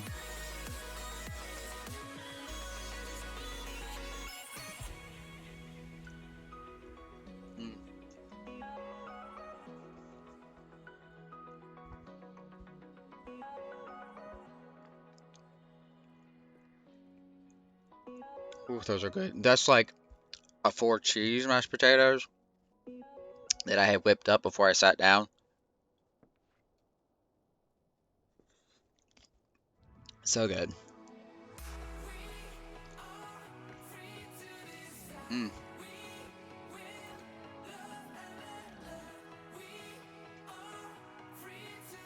Let's see. The next point up here kind of just doubles up on what we've already mentioned and talked about, where it says almost half of LGBT disabled students, 47%, have been the target of negative comments or conduct from other students. That's just straight up bullying. Now, of course, you know, disabled can mean many, many different things. And they don't really specify if we're talking about mental, physical, neurological, physiological. Like, we don't know what type of disabilities are all included in the sample size when they're talking about 47%. But just from this general consensus of the statement, picking on anybody because they're disabled and or because they're also have a non-heteronormative sexual orientation on top of that is just wrong. And for that to be happening in universities where people are expected to be, you know, grown and at least like young adults at that point in time, the fact that it would still be occurring in like somebody's early, mid, or late 20s Makes you kind of lose faith in humanity, honestly.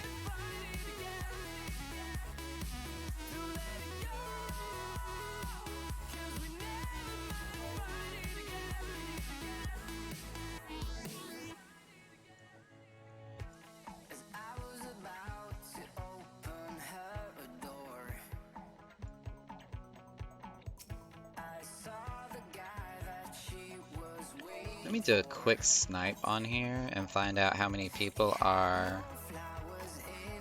Oh, my party finder is going to expire. Let me refresh that. There is 26 other party finders up right now, so it looks like the roleplay crowd is kind of spread out a little bit.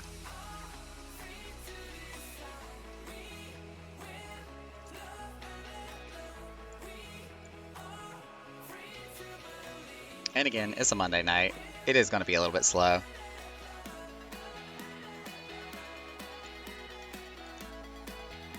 And then the last talking point that comes with being LGBTQ plus at the university is more than a quarter of LGBT students, about 28%, say that they were excluded by other students for being LGBT.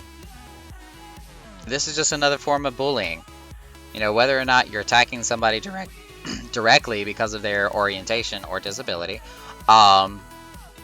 or is willfully and actively excluding somebody from being part of an activity or any type of community event because they are LGBT. Absolutely wrong. It is literal prejudice and discrimination by definition.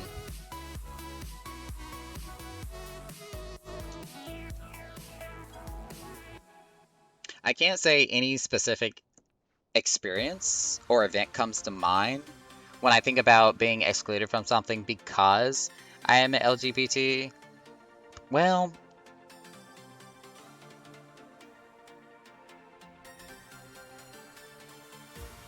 I don't know how that would work. So this is the experience that I'm thinking of, and I don't really think this applies to the situation, but it was something that always stood out as odd to me, where a friend of mine was getting married, and in the stereotypical sense, I was her, like, gay BFF. And with that being said, I was practically, you know, one of the girls, pretty much, because our circle of friends was, I was the only guy and everybody else was female, and I was just literally one of the girls in that circle. So when she was getting married, and she actually like wanted me there when she was you know, getting the dress on and getting her hair done and putting on the makeup and all that and another, you know, I thought that was an honor, to be honest. I wasn't exactly like a bridesmaid, but she did want me there just to kind of help celebrate her union with her to-be husband, which I thought was amazing and extremely inclusive. However, her husband didn't think so. Which I don't know, again, if this had any part of, like, discrimination against, you know, me being gay, or if it was simply just because of the fact that I was a guy, regardless of sexual orientation. Like, I don't know the specifics behind it, but he basically did an ultimatum where he said I had to be out of that room or the wedding was not going to continue. And it was just like, damn, dude, that's kind of low. Especially considering, you know, how excited your wife was and that she just wanted me as one of her best friends to be there for her celebration. And I don't know. That was just one thing that always kind of stood out to me. Like, really, dude? Really? It's not like you have to worry about anything with me singing or whatever, because not interested whatsoever. Monday, last day before reset, maintenance night, bunch of big effects. Well, I mean, I'd still also kind of say that because not just with it being a Monday night, but this is also a slow night in general for a Monday compared to other nights. Like, there have been other Monday nights where it was still pretty freaking hopping. But you may be right with it being a patch night, since there is a maintenance that will be happening after we close up.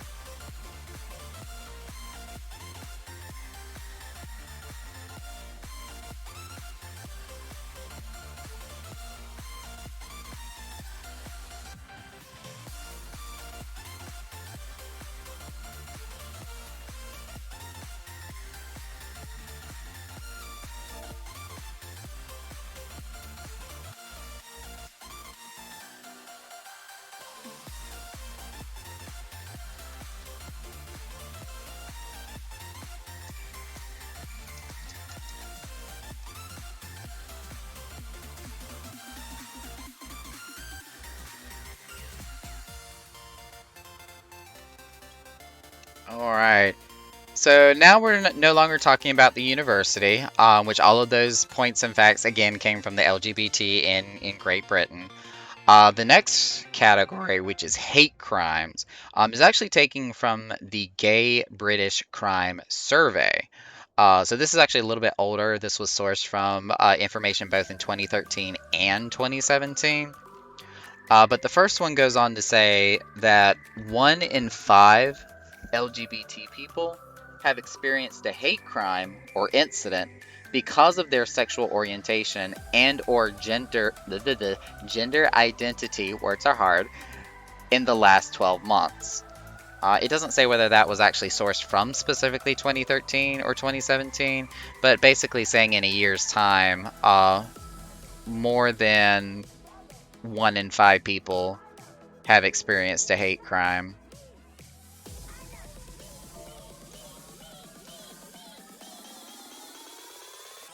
I have never personally been a victim of a hate crime because of my orientation or gender identity. Granted, I claim to be a cis male, so I can't really say I can relate in that particular field. But I've only been a target of kind of generic discrimination as far as just hateful remarks and things that people have said. But I've never been physically assaulted because of my orientation. I've been very lucky in that respect and have not been harmed because of that.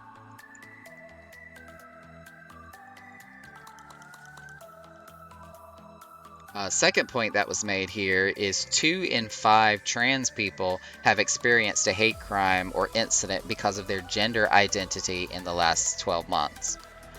So that number kind of doubles. Instead of 1 in 5, it's actually 2 in 5 when it comes to people who are transgendered. Which I personally feel there is a lot more discrimination and prejudice for transgendered people. Because not only do they have to worry about the heteronormative being against them in society, but it also happens within the LGBT community itself. So it's almost like they don't even have a safe place in either or, which is terrible and sad to say, but the discrimination comes from both sides. So it doesn't surprise me that it's 2 in 5 versus the 1 in 5 of LGBT who suffer from hate crimes.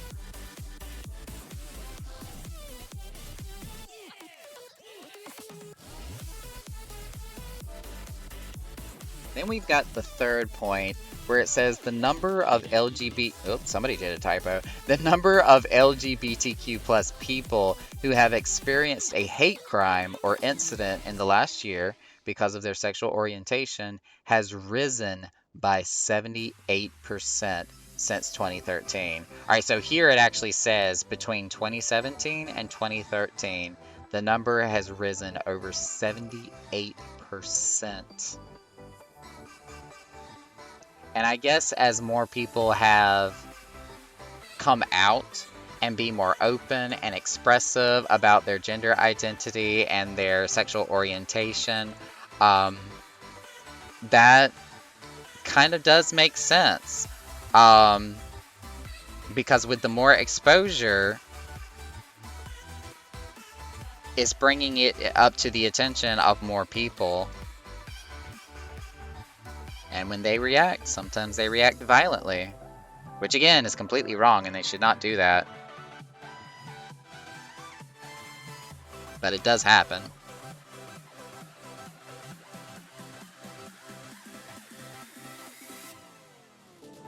I'm having the hardest time trying to click on this next fact here.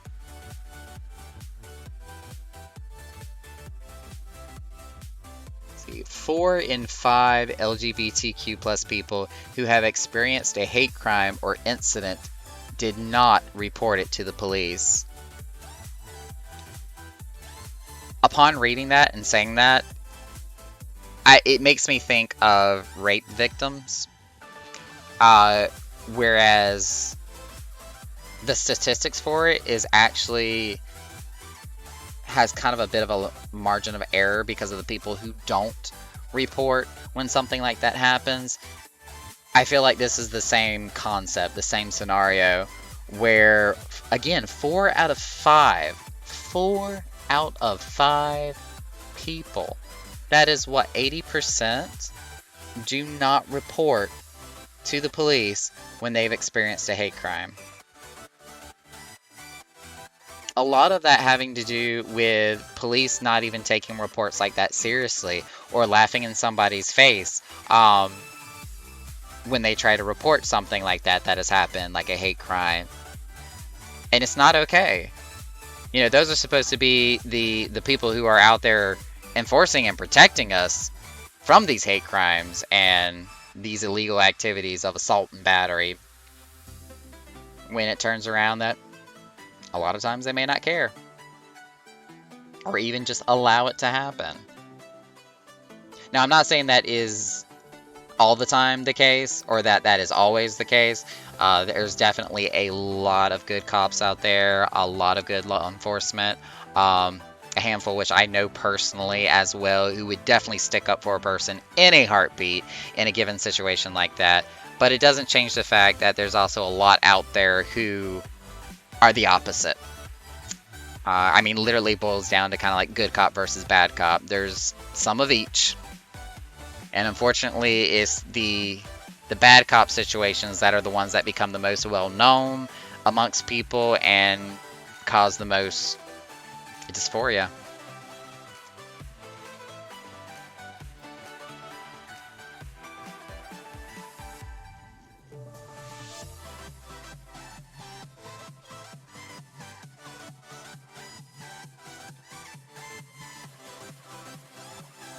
Riker is off of work and is on their way.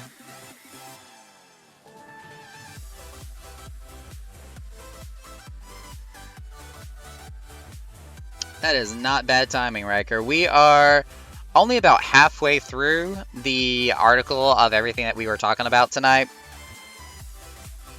I won't say it's a real busy night. We don't have a lot of people here. We do have a small handful that have been hanging out and about. And we've been talking about a lot of stuff, but I am glad you are on your way.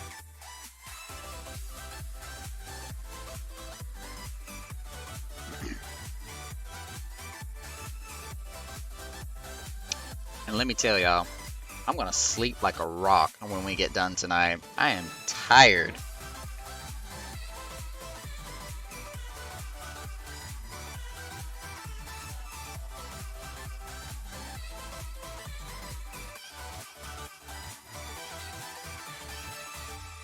I'm gonna be on my way to bed myself. Yeah, because it's like, what, 12, like a quarter after 12 for your time?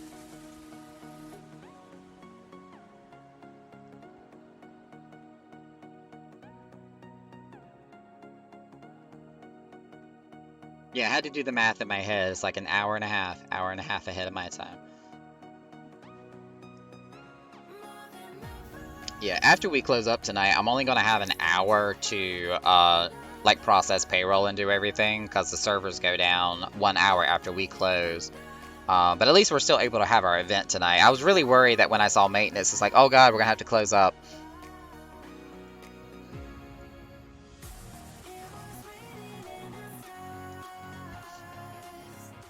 But the last point when we talk about hate crimes in the LGBTQ plus community, 1 in 10 LGBTQ plus people have experienced anti-LGBTQ plus abuse online directed towards them personally in the last month.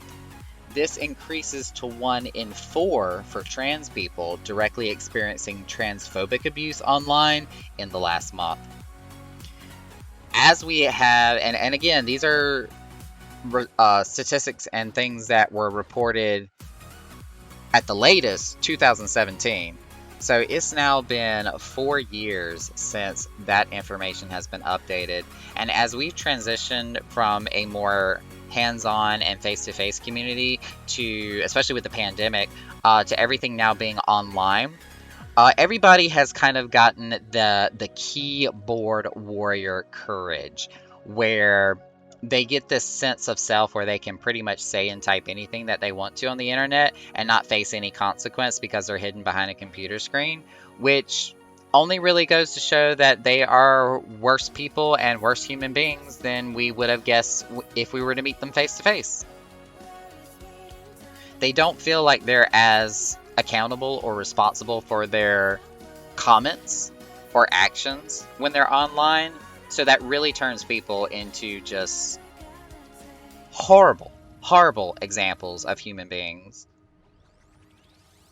And when it comes to that online discrimination, I wouldn't be surprised if these numbers have doubled within the past few years, with how everything is more a online-based community.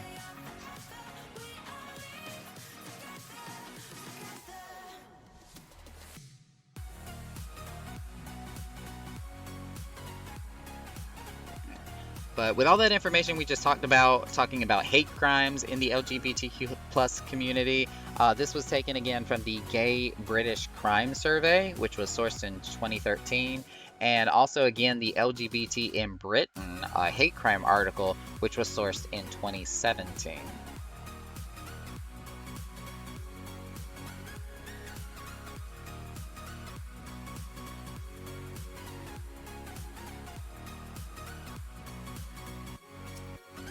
Right. Before we move on to our next topic, which is talking about issues with the LGBTQ plus community in education, um, which I'm assuming this is probably like grade school and just education in general, more so than talking about like in universities and on campus with community colleges. I am going to take a short break.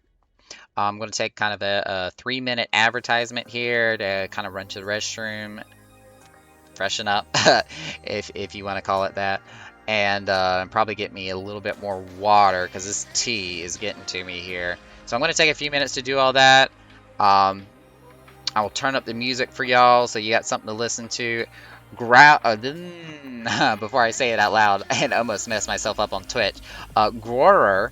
I'm sorry that I don't have music playing for y'all, but at the very least, you'll be able to see when I come back because, of course, my door is right there. But again, just give me a few minutes. I'm going to do my thing, and I'll be back here shortly.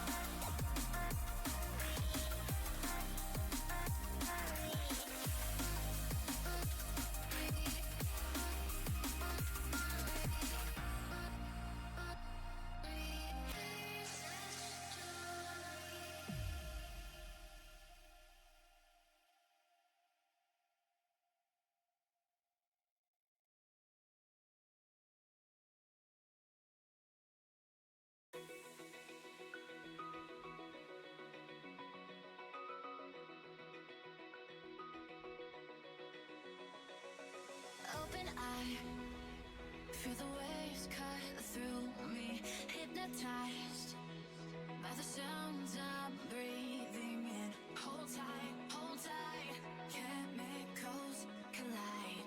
Hold tight, hold tight. Dripping lights paint the skies, all because of you. Dripping lights paint the skies, only you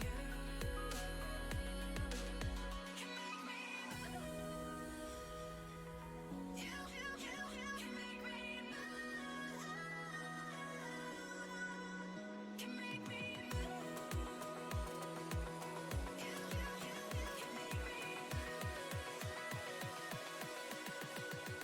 can make me move. Can make me.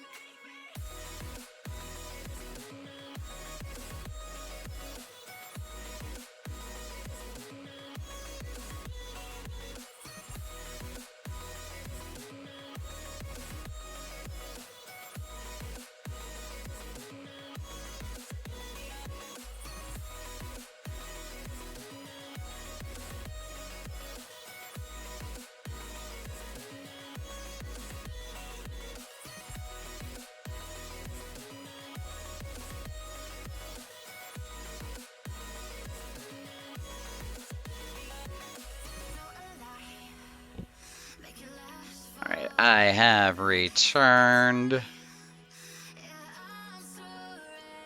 Ooh, and there went all my frame rates. chemicals collide. Hold tight, hold tight.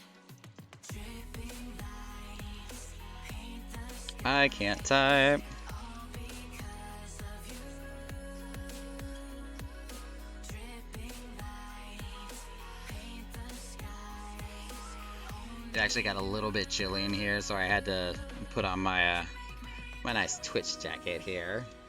Still love this thing.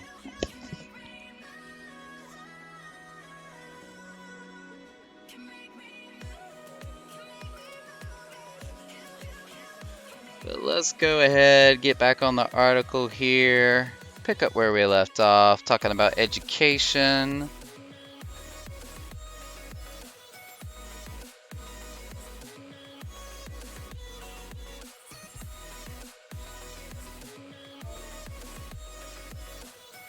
And all the hate crimes that do occur. We also see a lot of discrimination in education as well. Alright, nearly half, 45% of LGBTQ plus pupils, including 64% of trans pupils, are bullied for being LGBT in Britain's schools. This is down from 55% of lesbian, gay, and bi pupils who experienced bullying because of their sexual orientation in 2012, and 65% in 2007. Alright, that is specifically talking about Britain, because again, we're pulling this from a British website. Not to say that's invalid, but we are going to kind of skip over that one a little bit. But it still goes to prove and show that pupils and students of the LGBTQ plus variety are suffering being bullied just because of their sexual orientation and their status.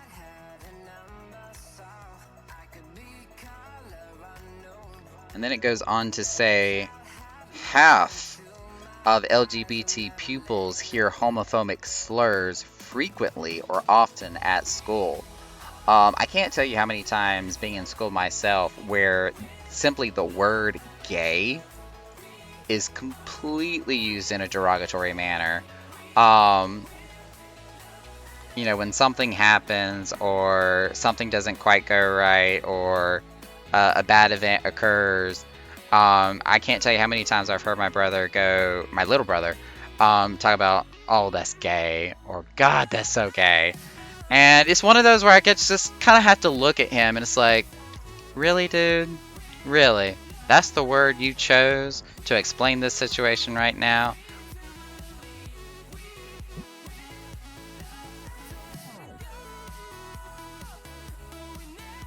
We'll get to a day and time where those words are not going to be used in such a derogatory manner. But it is one of those things where you kind of have to just get the mentality of people. It's like, that's really not okay for you to be using that word like that. 7 in 10 LGBT pupils report that their school says that homophobic and biphobic bullying is wrong, which is up from 2012 and a quarter in 2007. So this is actually a positive statistic here, and I really like this one, that they're not completely just focusing on the negative, that it is starting to be addressed where the schools are standing up for the kids. Um, Even though I know that there's a whole like program devoted to just saying stop the bullying, bullying is not cool type situation, but it is also good to see that for LGBTQ plus pupils and students that there is an awareness that the bullying needs to be stopped at the source.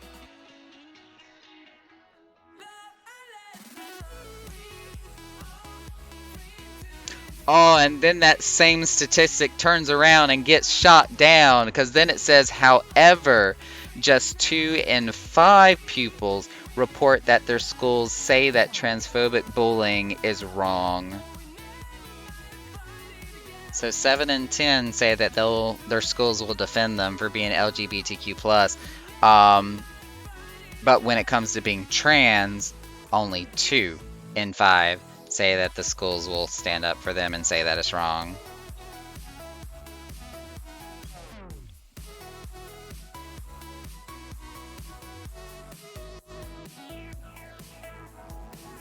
And then we go into even a lesser statistic where it says that only 1 in 5 LGBT pupils have been taught about safe sex in relations to same-sex relationships. Now, I know when I was telling my story of when I came out to my mother and my stepfather, they sat me down for, I think it was like a 2.5 hour conversation talking about safe sex for same-sex relationships. And even though, in the lowly grade of fifth grade, we did go through sex education, 100% heteronormative sexual relationships. No mention of any type of, or even reference to any type of same-sex relations during that sex education that I went through, at the very least. I don't know how much that has changed nowadays. And obviously there are at least some kids, 1 in 5, that are saying that they are getting an education in that, but it hasn't become, obviously, a common practice as of yet.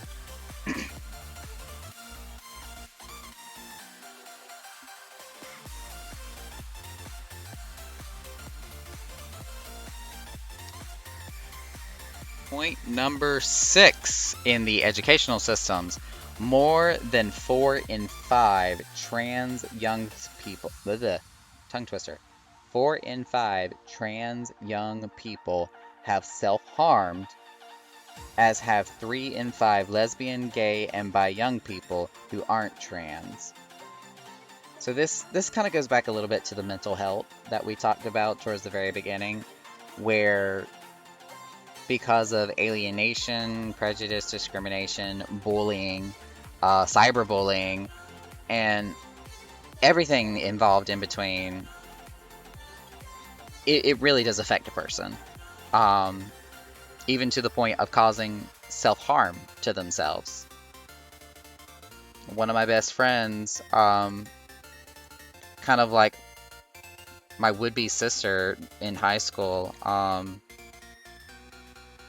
went through something like that. She unfortunately did cut herself to help her cope with a lot of things that she was going through and having to deal with, especially when it came to other people during that time. And it was disheartening. It broke my heart to know that she was doing that.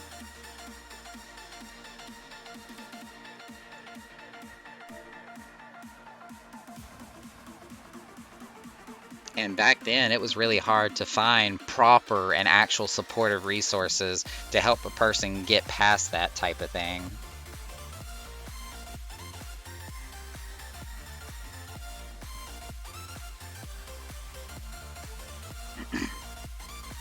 Oh wait, did I post that already?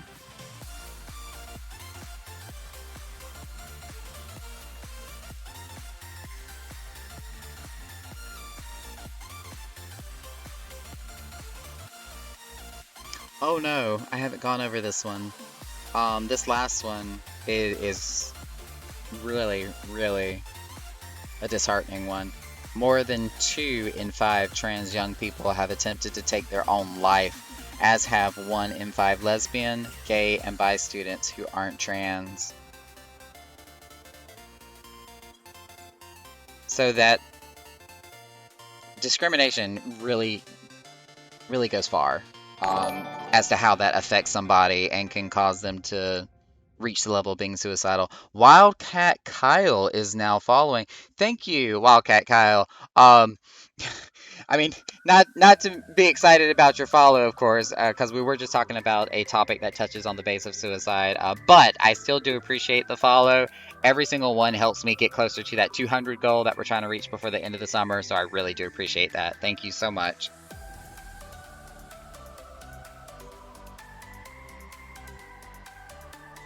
But all of these talking points that we were just covering here, where it talks about issues and problems with the LGBTQ plus community in the educational system, this came from the school report, which was sourced in 2017, and the RARE research report, RARE being capital R, A, capital R, capital E, research report, which took place in 2015. So these statistics at best are at least 4 years old.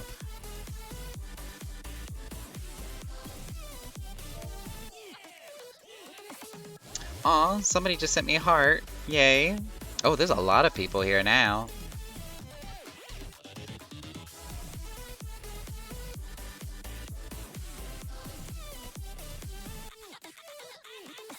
Dang, we even got some of my officers up in here. We got Serrata, Blonde, Driz.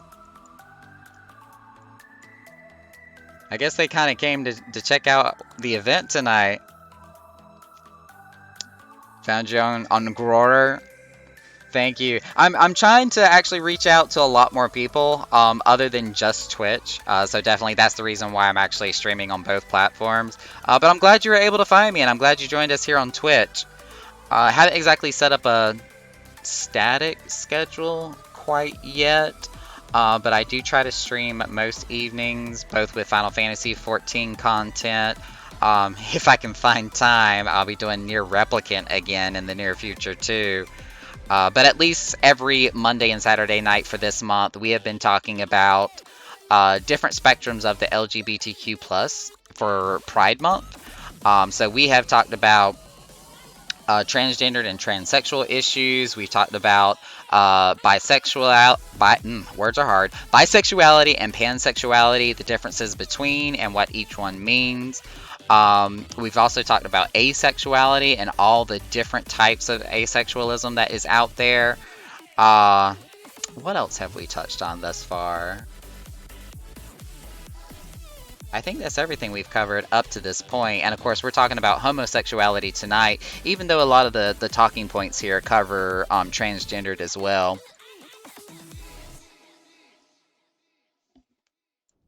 But either way, thank you for being one of the Echo-Nauts, because we are the Order of the Echo. Alright, now for this next category that we're going to be getting into here, this is international issues and statistics. So this is talking about percentiles and issues that are happening from country to country in comparison.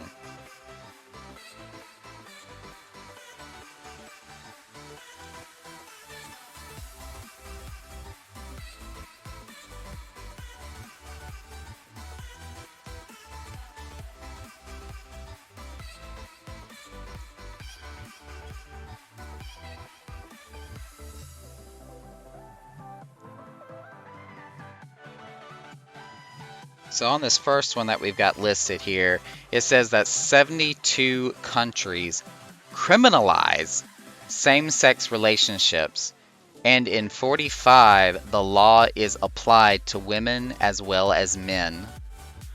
So at the very least, any form of same-sex relationship in 45 countries, it is illegal and criminal.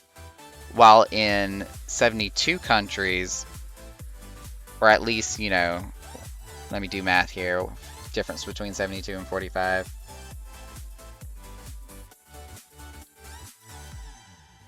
There's a difference of 27 countries that either only pay attention to men in same-sex relationships or women. But either way, 72 countries consider it a criminal offense. That still blows my mind, to be honest. I know there's different cultures, different belief systems, different everything as you go from country to country, but I honestly think that this is becoming more of a human rights issue, which it is, actually. I shouldn't even say I think it, I know it. It is a human rights issue, and that nobody should have to be afraid to be who they are, what orientation, whatever they may be.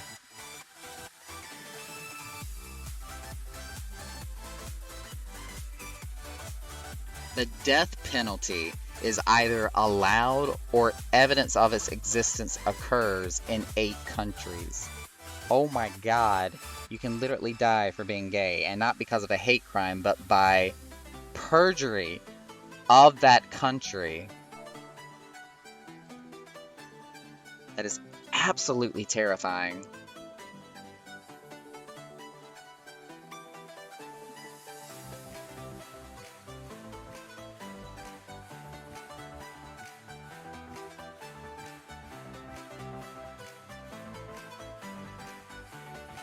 Then it goes on to talk about that in more than half the world, so we're talking about more than 50% here, LGBT plus or LGBTQ plus people may not be protected from discrimination by workplace law. And again, it's only really become more of a recent thing, even in the US, that people are protected from discrimination because of their sexual orientation. Whereas in more than half of the rest of the world, there is no protection for anybody when it comes to employment for being gay, lesbian, bi, pan, or whatever the sexuality may be.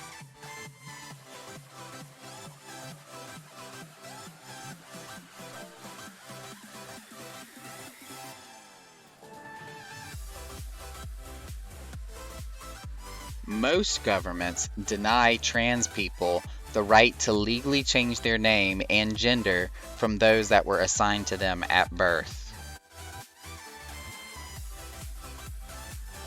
Honestly, I couldn't even imagine. Like, to not even have the option. I know there's a lot of bureaucracy that kind of goes into it when you have to fill out all the paperwork and get the certification and, get everything notarized and everything else in between. But to not even have the option to be allowed to change at the very least, even your name, again, blows my mind. I cannot believe that.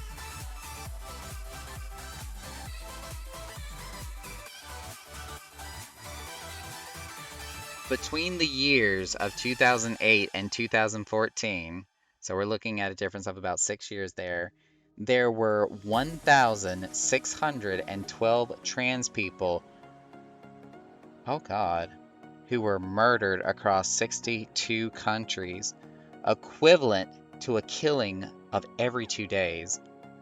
Oh my gosh. Now, I will admit, I am very ignorant when it comes to, like, inter-country issues and political agendas and basically anything that's going outside of the US of A, even though I have been, like, politically involved with, like, rallies and protests for LGBTQ rights. That floors me. That within 6 years, so many people were killed across 62 countries.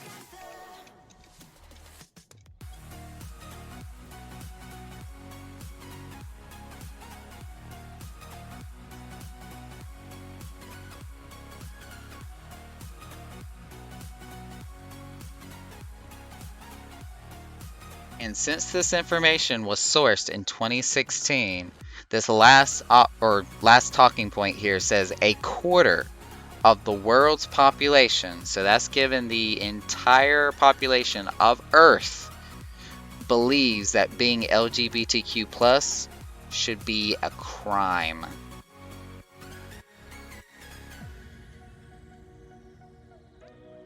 In one respect, I'm glad that it's the minority that thinks that, but the fact that there still is 1 in 4 people across the entire world who think that being anything other than heterosexual should be illegal. This again is a human right. That blows my mind.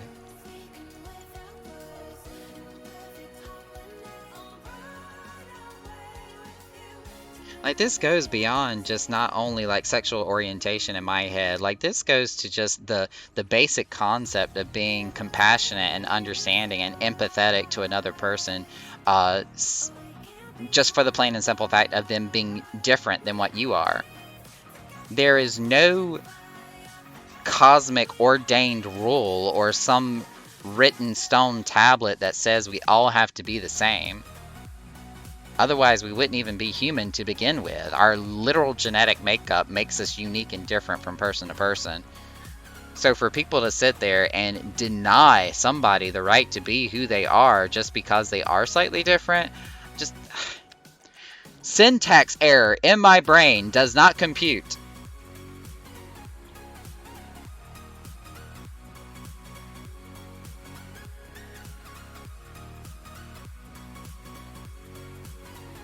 Somebody else is trying to buy out the bar. Oh my gosh.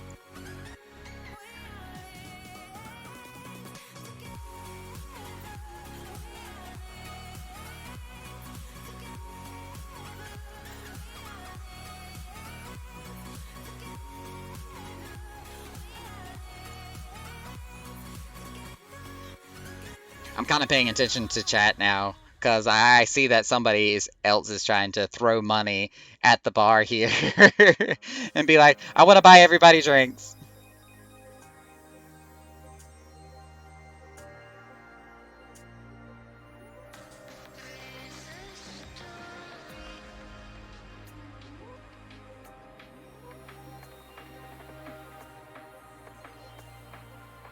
I kind of want to be like silently over here as the club owner and just be like, take his money.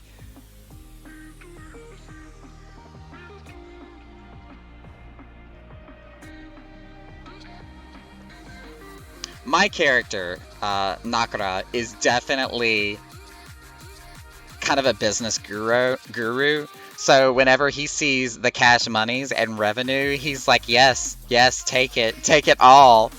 They're wanting to throw money at us. Just open up your apron and let it rain. Catch all the monies.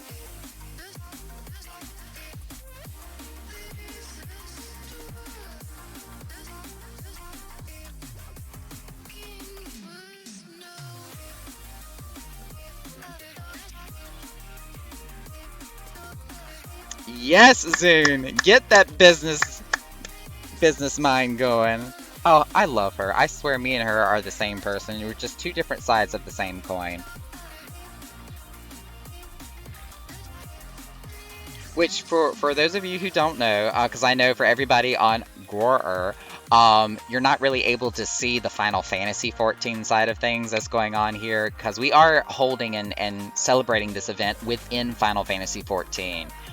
So of course, not only are we talking about it on stream, as well as Twitch, but we're also talking about this in the game in Final Fantasy XIV. So we've got several players in the game, who have come to visit our roleplay event, where we are celebrating gay and lesbian awareness and talking about all of these topics that I've got here on the side.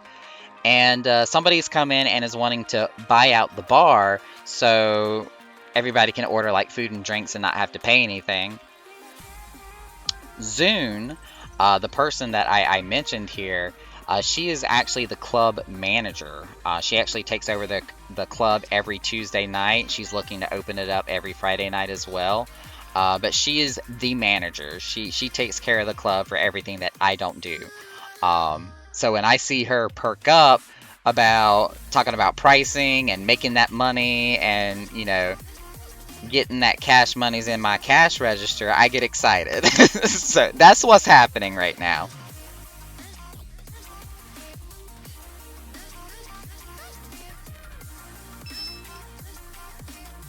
Mm, I'm beeping. Why am I beeping?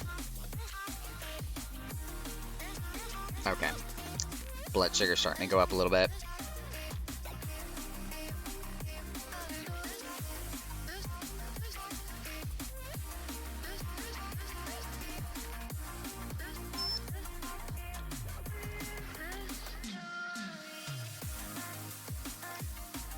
They're dead, Jim. Somebody is laying out in the middle of the dance floor. Who has killed my bartender?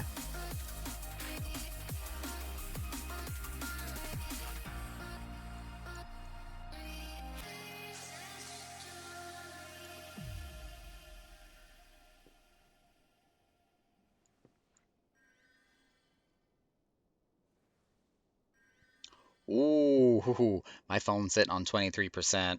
Um, for everybody on Grorer, we're probably not going to be on stream for too much longer. My battery is literally draining faster than it can charge.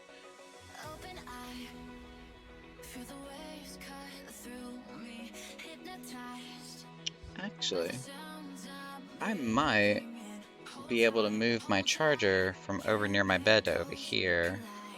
Hold tight, hold tight, hold tight. Or I've got a battery that charges faster. Let me see if I got it. The skies, all because of Here we go. I think this one works a lot better. dripping light. Paint the skies, only you. There we go. That should work better.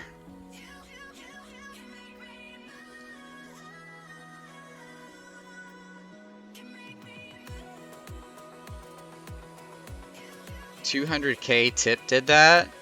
Check your connection? Wait, hold on. What I miss? Are you saying a 200K tip is what sent him onto the floor?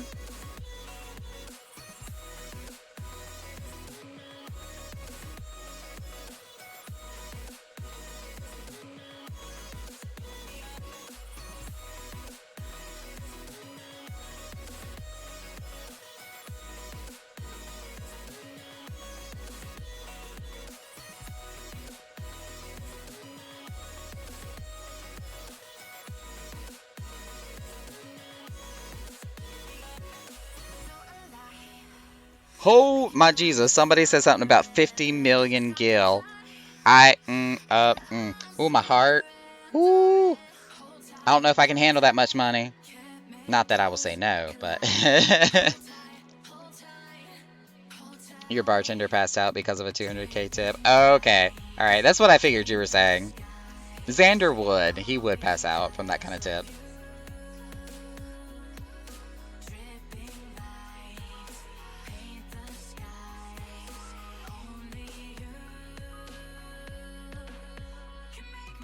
Whew. I saw that 50 million and whew, oh my goodness. Oh my goodness. Wasn't ready.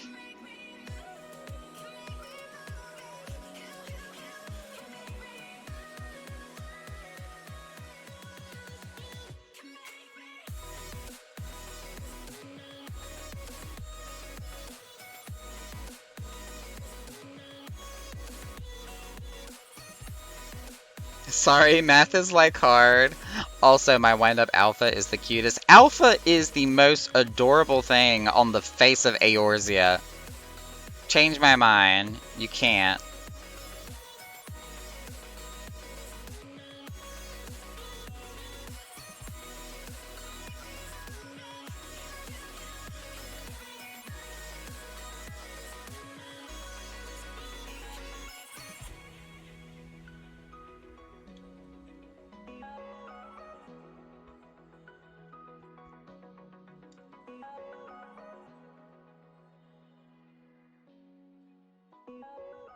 Excuse me.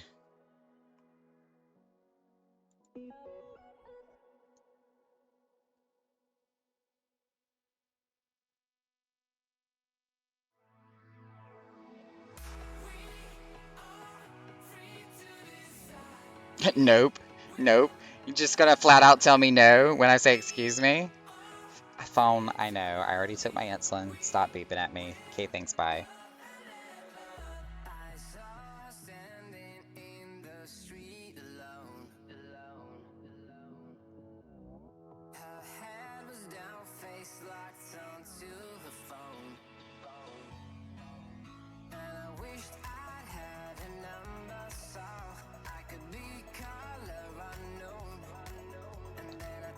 Okay, I had to pull up a couple more things because I realized we went through that article a lot faster than I had intended because we still got an hour and a half left in the night here.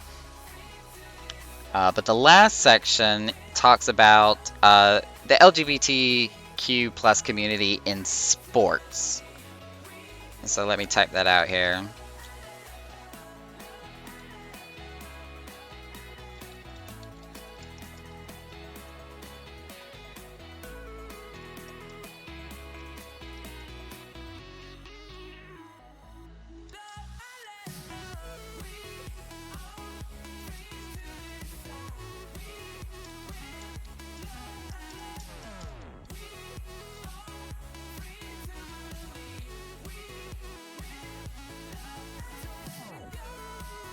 So the first one says 7 in 10 football fans who've attended a match have heard or witnessed homophobia on the terraces, right in the bleachers with everybody else up there. 7 in 10. That is 70%.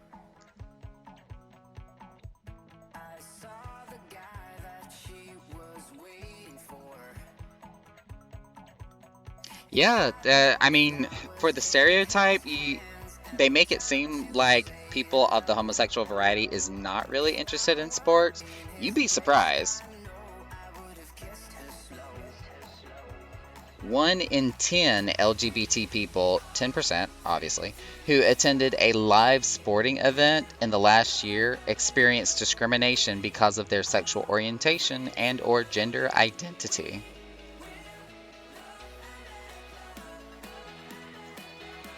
So that kind of counteracts what we just said about 7 in 10 football fans. But this is also talking about any sporting event and any time that any one person has experienced an issue in the last year.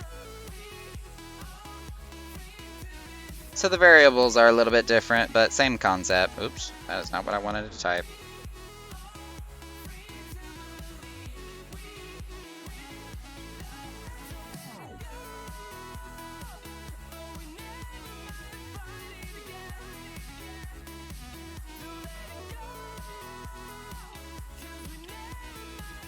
Three in 5 fans believe anti-gay abuse from fans dissuades gay professional players from coming out. Yeah, I believe that wholeheartedly.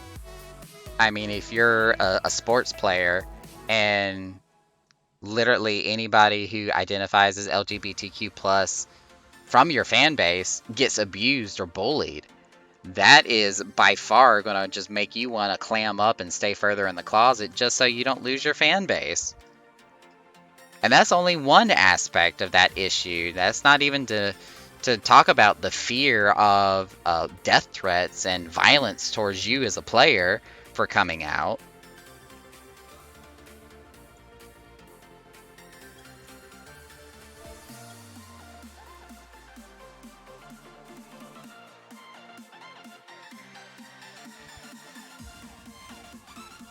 See, and then over half of football fans think the Football Association, the Premier League, and the Football League are not doing enough to tackle anti-gay abuse.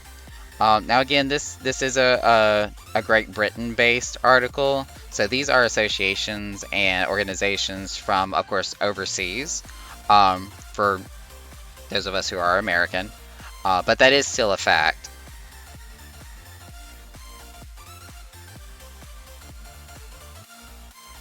Next one goes on to say that 17% of lesbian, gay, bi, and trans people have experienced. Wait, what? Oh, okay, I see what it's saying. 17% of lesbian, gay, bi, and trans people have experienced, and 49% have witnessed homophobia or transphobia in sports. Y'all, I'm sorry about my phone beeping. It is not going to stop until my blood sugar goes back down, which I've already taken my insulin, so it is going to take a little bit of time. Oop, I just posted that in the wrong place.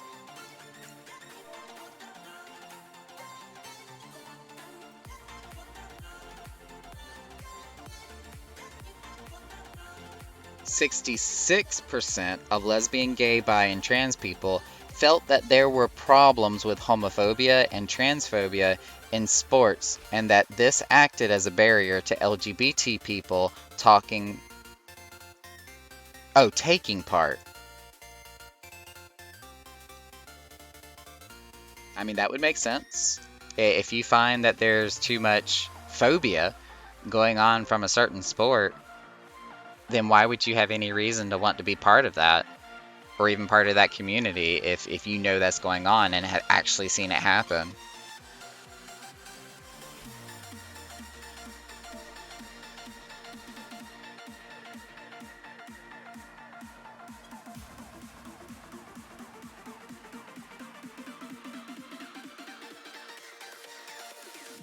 I can't say that I really personally have related to any of these statistics or numbers here because I've never been much of a sports person myself. I've always been more of the like musical theater. I did choir. I was also very involved with like video games and technology. So I was definitely more so in like the geek nerd variety. But I have heard and seen these situations happen and occur before. 1 in 8 LGBT people, 12%, avoid going to the gym or participating in sports groups because of fear of discrimination and harassment. Yeah, now that one I can actually relate to. There has been a number of times, especially for when I lived in apartment complexes that did have a gymnasium, I would refuse to go because some people probably knew or heard of me being gay or homosexual, and I would be afraid to be in a room with them. Not that I knew anything about that other person, but because there still was that fear that strangers who found out about me would be belligerent or violent towards me. So I've literally avoided places where that would be a possibility.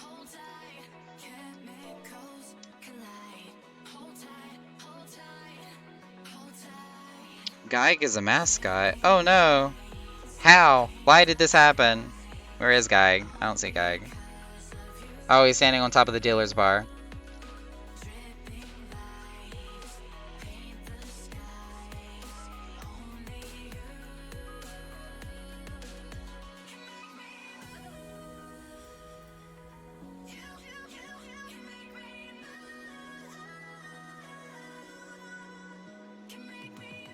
Oh, my party finder just went down. Let me fix that.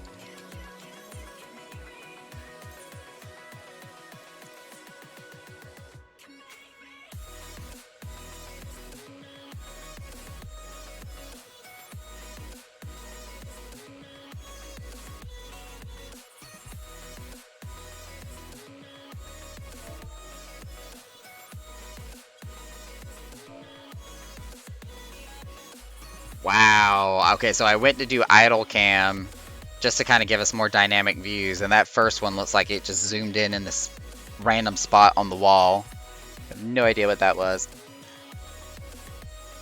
So for that article where we were pulling all of these statistics and talking points from the stonewall.org.uk, that was actually the end of the article. That whole sports section came from a different few sources. Leagues Behind from 2009, Out for Sport from 2012, and again with the LGBT in Britain from 2017. So that's where all of that information and those facts came from. I did also pull up some facts and history about the Stonewall riots and the fight for LGBTQ rights as well. So we do got some additional stuff that we can go over here.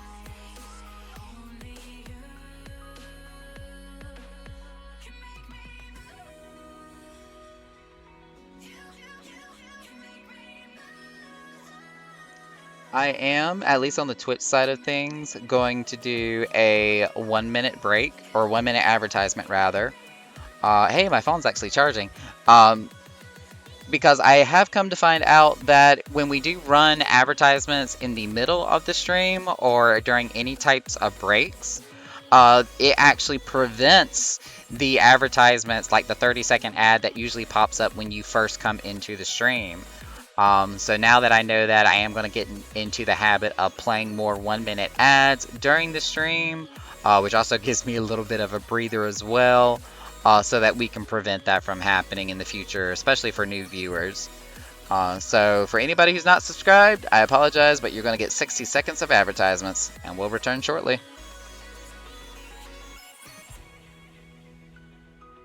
And this is the part where we talk about everybody that doesn't have a subscription, because they will never know. Unless they go back and watch the VOD later.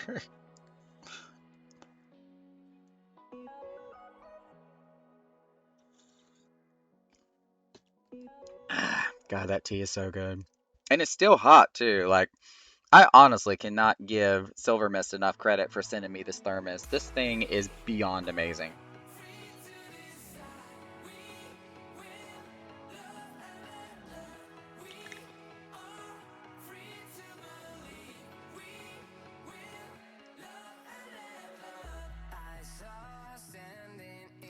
So good.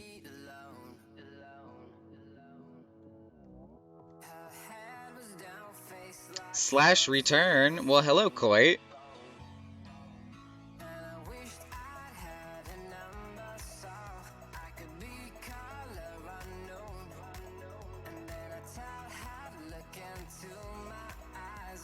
Oh no. Oh no. I think a software update just attacked my phone and ended my stream up there.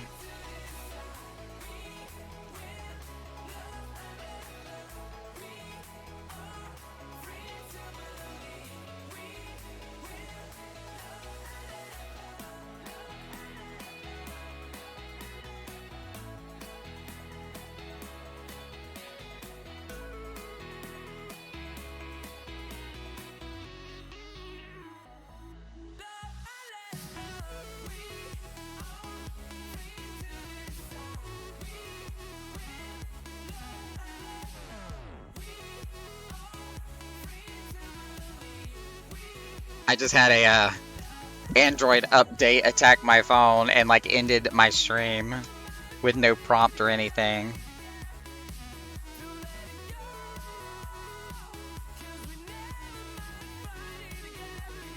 Hello there.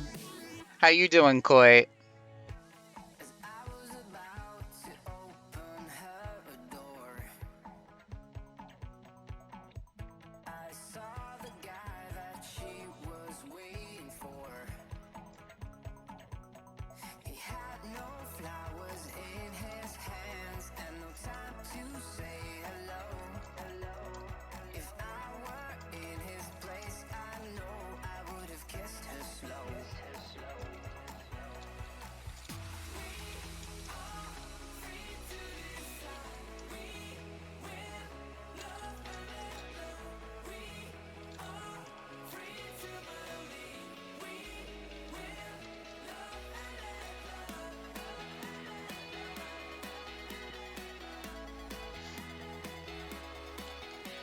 Welcome, Wowman. I do apologize, I had to restart the stream on Gorer because the Android update decided to interrupt me. So for anybody who's just coming back, I apologize, it did interrupt the stream. But we are still streaming on Twitch, on Final Fantasy XIV, where we are talking about the gay and lesbian awareness with certain facts, history, information, legislation, all sorts of little goodies and information about the struggles of the LGBTQ plus community. celebrating Pride in the month of June.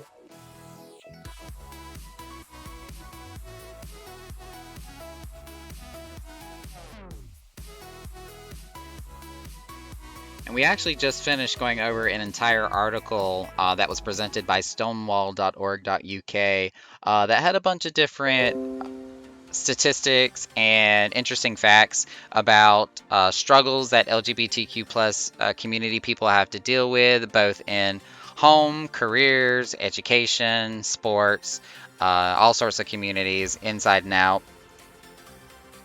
And now we're going to be looking at 7 different facts about the Stonewall riots and the fight for LGBTQ rights, brought to us by History.com, which is the History Channel.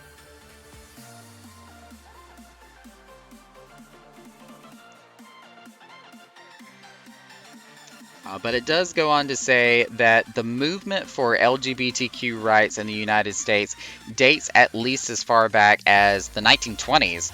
So, when we've got, big band music, flappers, lots of dancing, one of the best fashion styles of the decade.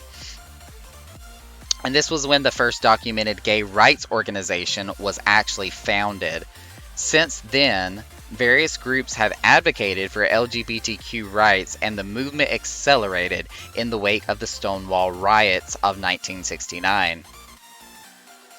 So the first fact, of course, is the first documented U.S. gay rights organization was founded in Chicago in 1924.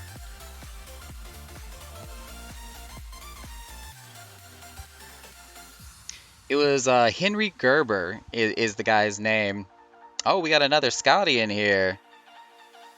Spelled with an I-E. So that's how we're going to tell the difference between you and I, Scotty. Like mine is S-C-O-T-T-Y, yours is S-C-O-T-T-I-E. So that's how we know who's who. But talking about Henry Gerber, a German immigrant, founded the first society for LGBTQ rights, for human rights, which was the first documented gay rights organization in the United States. During his U.S. Army service during World War I, Gerber was inspired to create his organization by the Scientific Humanitarian Committee, a homosexual emancipation group in Germany. Gerber's small group published a few issues of its newsletter called Friendship and Freedom, the country's first gay interest newsletter. Police raids forced the group to disband in 1925, but 90 years later, the U.S. government designated Gerber's Chicago house a National Historic Landmark. That is actually something I did not know. Granted, I knew that Stonewall did occur, like around 1970. It was in 1969, and of course all the rights movements and legislation that occurred afterwards. But I didn't know there was an actual organization as early as 1924. That was several years ago.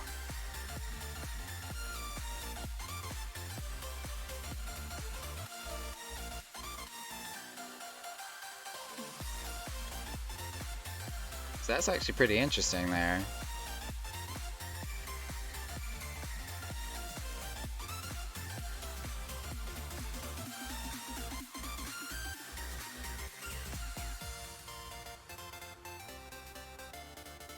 Effie, welcome back.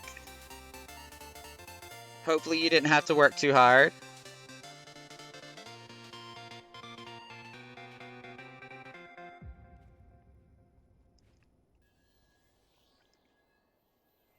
And everybody on Groar, welcome Vero Bear, welcome Robert.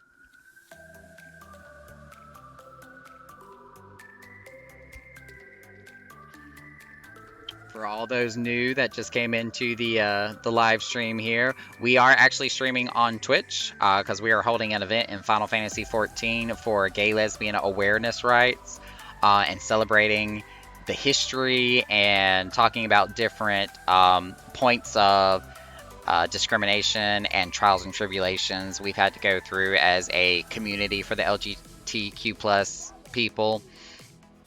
And right now we're actually going over some historic facts talking about the Stonewall riots.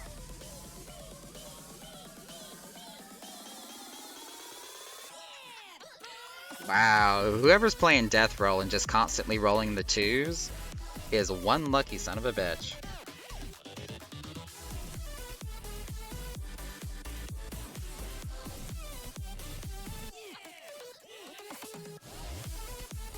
Hey, I can. Oh, look who snuck in here. Hello.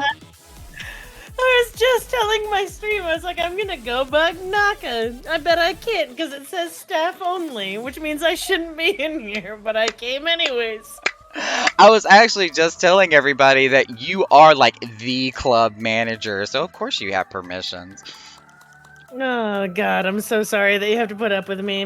Come join us! Or when you're, never mind. I'm gonna leave. Give Naka all your money, all of it. Do it right now. Don't even think about it. And, bippity boppity. And there she goes. But what were we talking about with revenue and cash flow when somebody wants to throw money at us? Yes, please, let's make it happen. But we actually only have 6 more facts to go through here with the Stonewall riot. So as soon as we wrap that up, we're still going to have some time left over. So we're going to pop into the channel with Zune and them, and we'll probably have some bantering back and forth here. But yes, Effie, when I'm talking about Grorer, I'm actually said you were live but wouldn't show it. I did have a disconnection problem earlier, Effie, where I had an Android update and it kind of interrupted the stream on Grorer. So I am back up and running again, if you were trying to get back in there. But honestly, I think the Twitch has the better perspective here as far as seeing everything that's going on in the game. And of course, you wouldn't have been able to hear the club manager unless you were in the Twitch channel, because she did pop in and left us a few words. But yes, Riker, I will. As a matter of fact, as we wrap up these last 6 facts and I get all of these posted out, as soon as we get done with those, I'll jump in there with you and we'll talk about whatever. So with that being said, let's go ahead and keep it moving. Let's keep this momentum going here. But the second point that we've got here says the pink triangle was co-opted from the Nazis and reclaimed as a badge of pride. Now, I know without context that actually sounds kind of bad, but it does go on to say, before the pink triangle became a worldwide symbol of gay power, it was intended as a badge of shame. In Nazi Germany, a downward-pointing pink triangle was sewn onto the shirts of gay men in concentration camps to identify and further dehumanize them. Hang on, let me cover my chat here for a second. I just got a private message.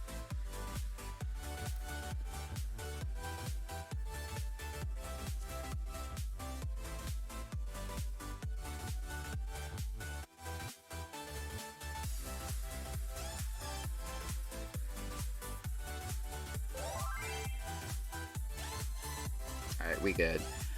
Goes on to say, in 1972, The Men with the Pink Triangle, which is the first autobiography of a gay concentration camp survivor, was published. The next year, post-war Germany's first gay rights organization, Homosexual Academy... Whoa, hang on a second.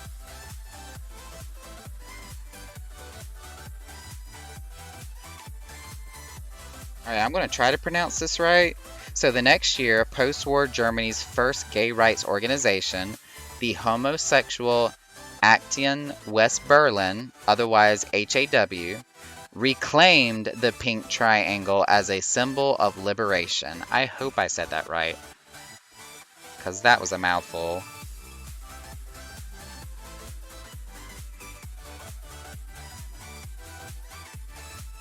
Number 3. Moving right along here. 3 years before Stonewall, a protest for gay rights started in another New York City bar. So in 1966, which was 3 years before Stonewall, 3 members of the Mattachine Society, again, not sure if I said that right, an early organization dedicated to fighting for gay rights, staged a sip-in, a twist on the sit-in protest of the 1960s. The trio visited taverns and declared themselves as gay, and waited to be turned away so that they could sue. Interesting. Although the state liquor authority initially denied the men's discrimination claim, the Commission on Human Rights argued that gay individuals had the right to be served in bars. For the next few years in New York, the gay community felt empowered. Police raids became less commonplace, and gay bar patrons, while still oppressed in society, had recovered their safe havens. That's actually pretty awesome. I did not know that. So even prior to the riots at Stonewall that occurred, because of course discrimination and abuse was still occurring, there is actually an influential power that said that, you know, regardless of sexual orientation, patrons were still to be served at taverns. That's cool.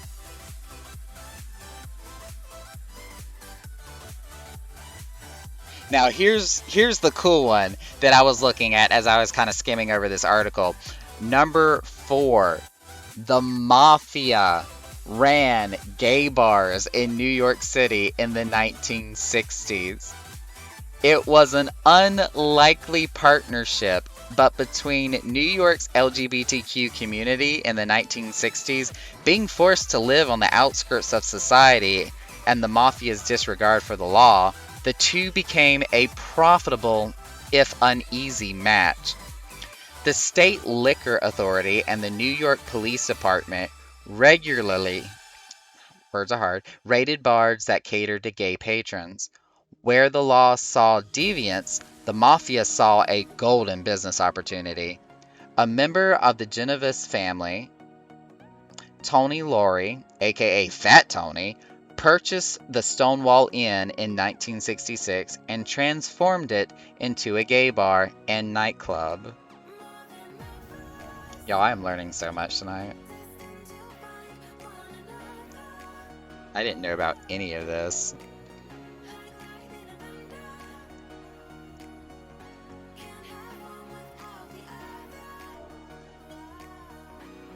To operate the Stonewall and its other gay bars, the Mafia bribed the New York Police Department to turn a blind eye to the indecent conduct occurring behind closed doors. They also blackmailed wealthy gay patrons by threatening to out them. And there's the downside. Mother trucker.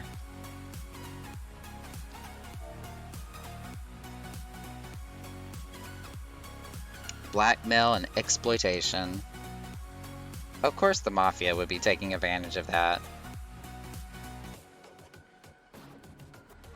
Number 5. Police used a 19th century masquerade law to arrest people dressed in drag. Oh, this is going to be one of those weird laws that shouldn't still be instated. In the 1940s, 50s, and 60s, LGBTQ people were regularly arrested for violating what became known as the 3-article rule, or the 3-piece law. The rule stipulated that a person was required to wear at least 3 gender-appropriate articles of clothing to avoid arrest for cross-dressing. It was referenced everywhere, including in reports about arrests in Greenwich Village in the weeks and months that led up to the 1969 Stonewall riots.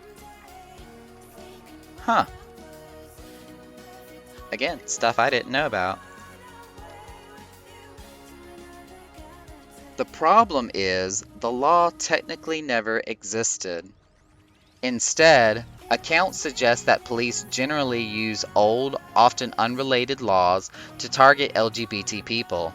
In New York, a law commonly used against the LGBTQ community dates to 1845 and was originally intended to punish rural farmers who had taken to dressing like Native Americans to fight off tax collectors.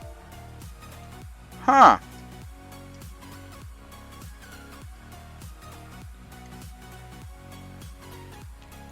It's kind of one of those things where I want to say if there's a will, there's a way, even though that was definitely in a very negative and not very ethical way to use that.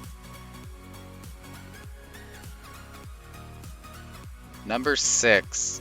On the night of the Stonewall riots, police barricaded themselves inside the bar.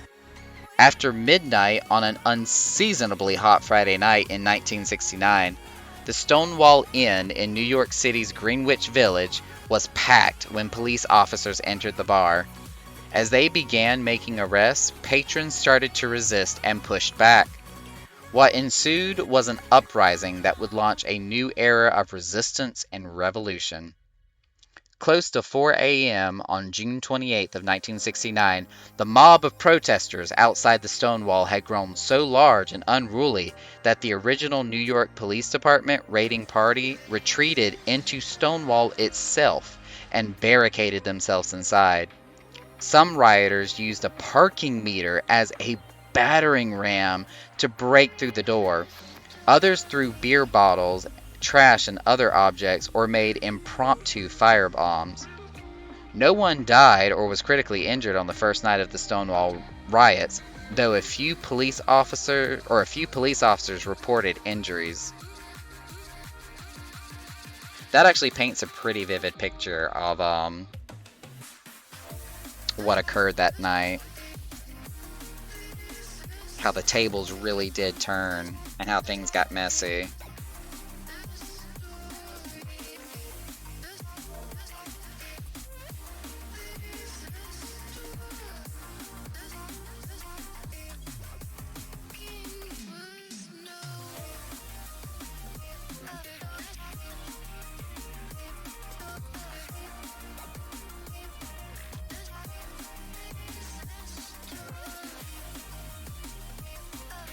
Jeers, cheers, sneers. Wow, that is a name right there. It's so long I can't even see the rest of it. It's pretty awesome though. Welcome to everybody that's just joining up the stream right now. We are running on Twitch. We're playing Final Fantasy XIV, and we are talking about some just pride topics and issues. Tonight we're celebrating gay and lesbian awareness. Yes, we. When I say we, I refer to everybody in the stream, both on Twitch and Gwr, because I'm not technically supposed to say the name of the app here. But we are kind of double dipping. We've got Twitch going on one side, we've got Gwr going on this side, and we're just having a discussion about these issues and statistics and trials and tribulations that we as a LGBTQ plus community have had to deal with throughout history and to this day.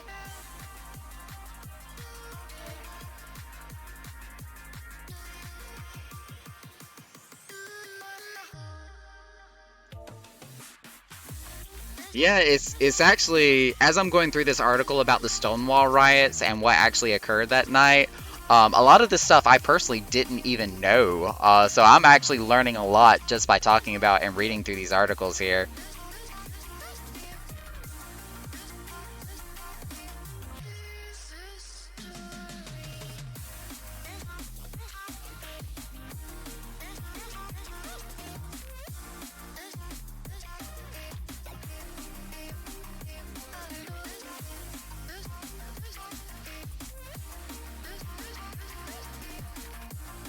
Homosexual fucking pride, let's go. I love it.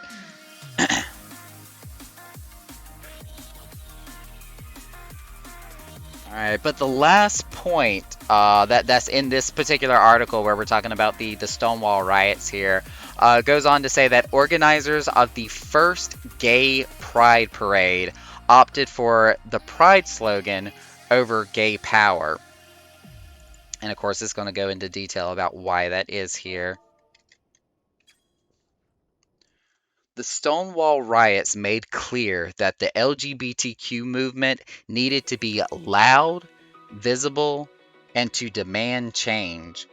5 months after the riots, activists proposed a resolution at the Eastern Regional Conference of Homophile Organizations in Philadelphia that a march was to be held in New York City to commemorate the 1-year anniversary of the Stonewall raids. Their proposal was for an annual march on the last Saturday in June with no dress or not rage, age regulations. Words are hard.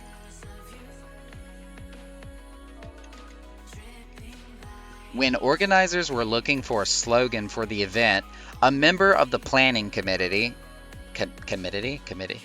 again, words are hard, committee, L. Craig Schoonmaker, wow, that's a name, suggested pride.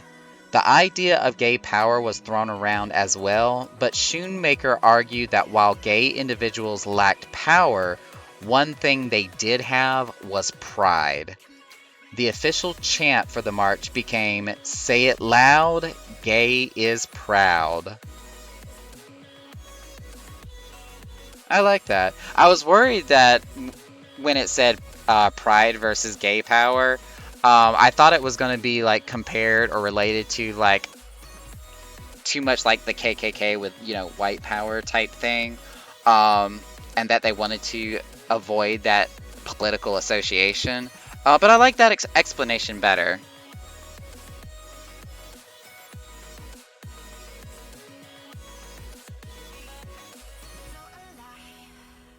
Make it last forever.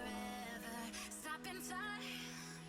Yeah, I'm surrendering. Hold tight, chemicals collide. Hold tight, hold tight, hold tight. Dripping lights paint the All right. That pretty much covers both articles and all the information that I pulled up here tonight for the Gay and Lesbian Awareness Celebration that we're having here at the Echoes Chamber in Final Fantasy XIV. So we still have an hour left before we actually close up. So what we're going to do here is we're actually going to pop into Discord with my club manager and a few other people who is in our social circle. And we're probably just going to, you know, have a discussion, banter a little bit back and forth, and just kind of socialize here for the last hour.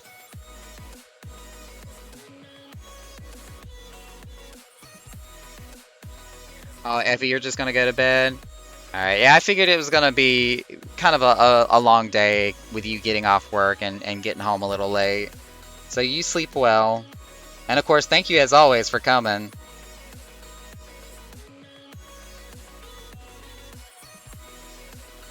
Gay is proud. I love it. Everybody's shouting gay is proud. Makes me happy. Alright, so let me pull up Discord here. Let me go track everybody down.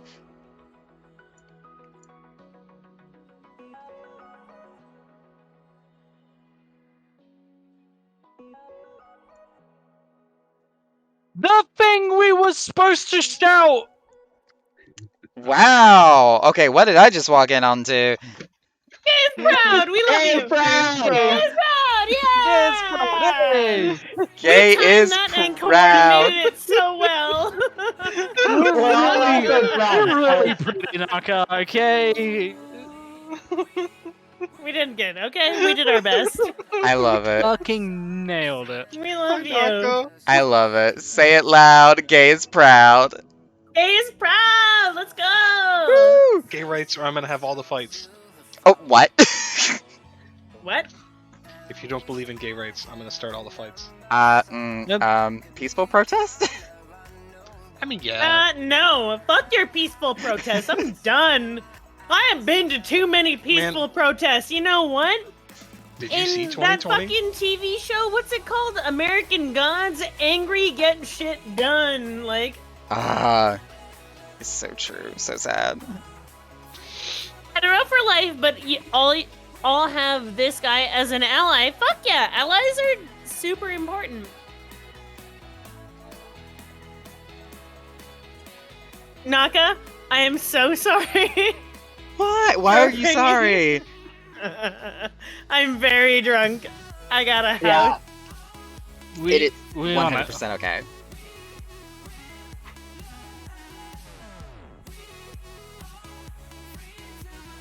Bear with me just a second though. I am going to like minimize the number of streams I have going on. So I'm gonna like AFK for 1 second. You take your time, honey.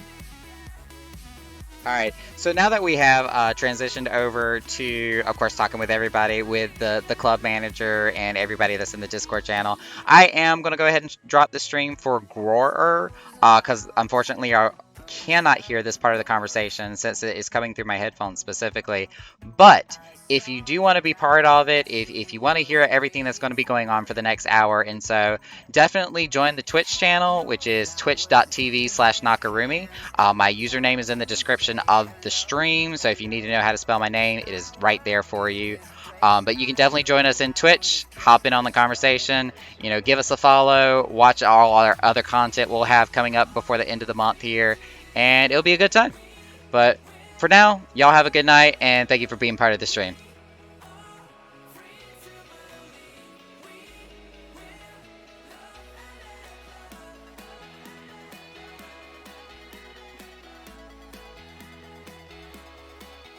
And now, back to the chaos that is Discord.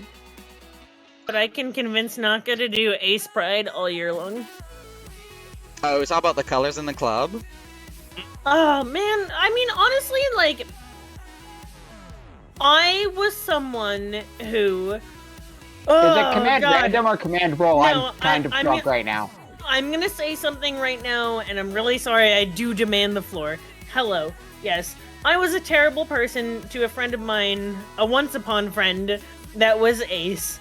I made a terrible joke about how they could not know because they were a virgin, and I said it off the cuff, and it stuck with them for years to the point where they needed to tell me about how much it hurt them.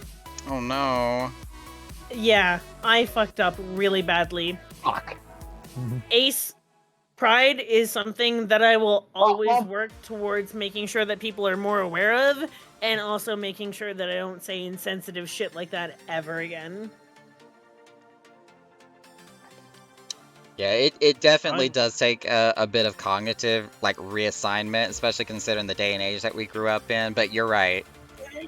Nope, it's the same reason that I used to say that word that you talked about the last night, and how we need to readjust our language, and something that I thought was funny, and just being like off the cuff with like, haha, blah blah blah.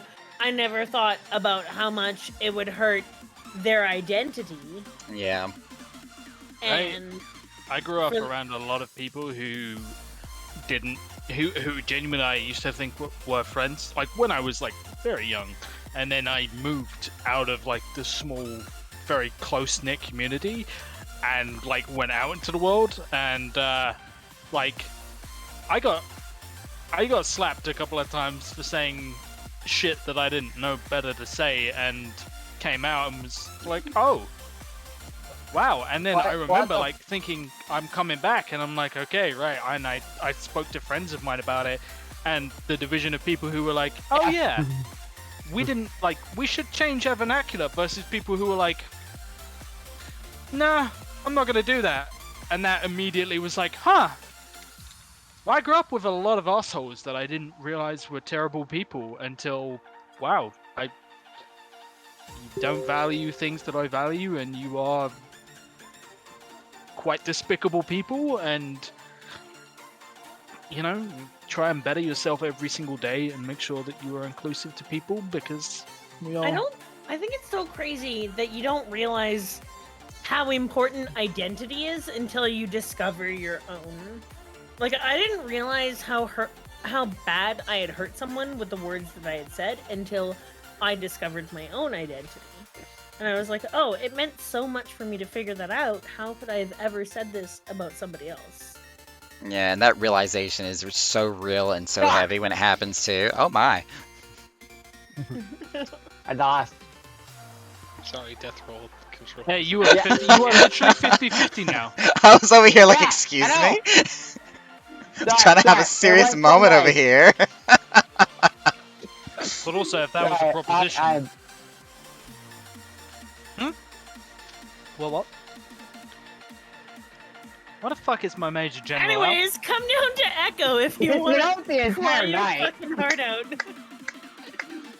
Yeah, I'll start with that.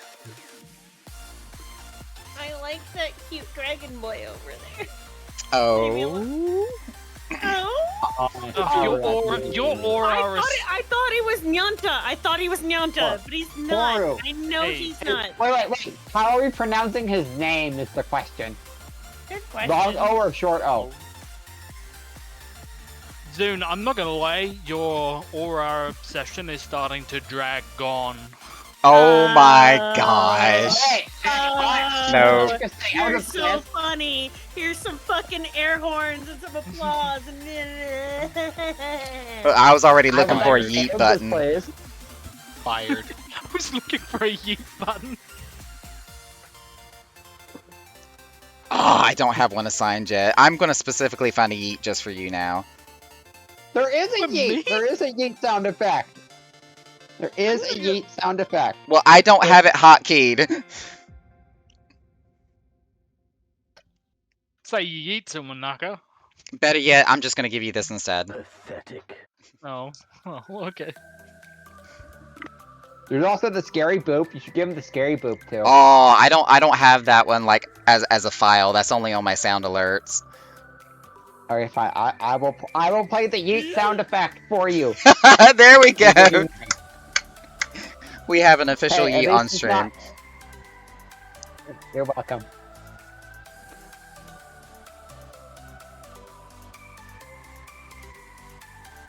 Now, don't get me wrong. I have like, oh my god, how many do I have up here? I have way too many sound effects that I don't have enough No, buttons you for. don't. No, not No, you sound don't. alerts. That's different. I'm talking about sound effects on my soundboard. Yeah. Well, how many buttons do you have? Let's see, 13, 26, 39, 40, Is that buttons or effects? 45, 49. These are buttons. 49 Okay, and different. how many sound effects do you have? Well, I mean, each button is a sound effect, so it's 49 on my soundboard right now. Yeah, that's fine. It's when you start doubling up that makes it impossible. You have to start clicking 2 buttons at once. My drama hamster's almost like that.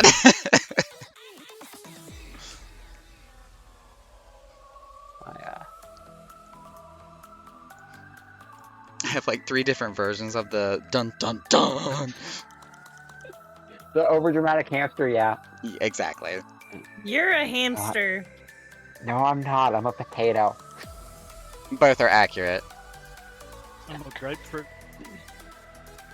Naka, I got a fucking house today.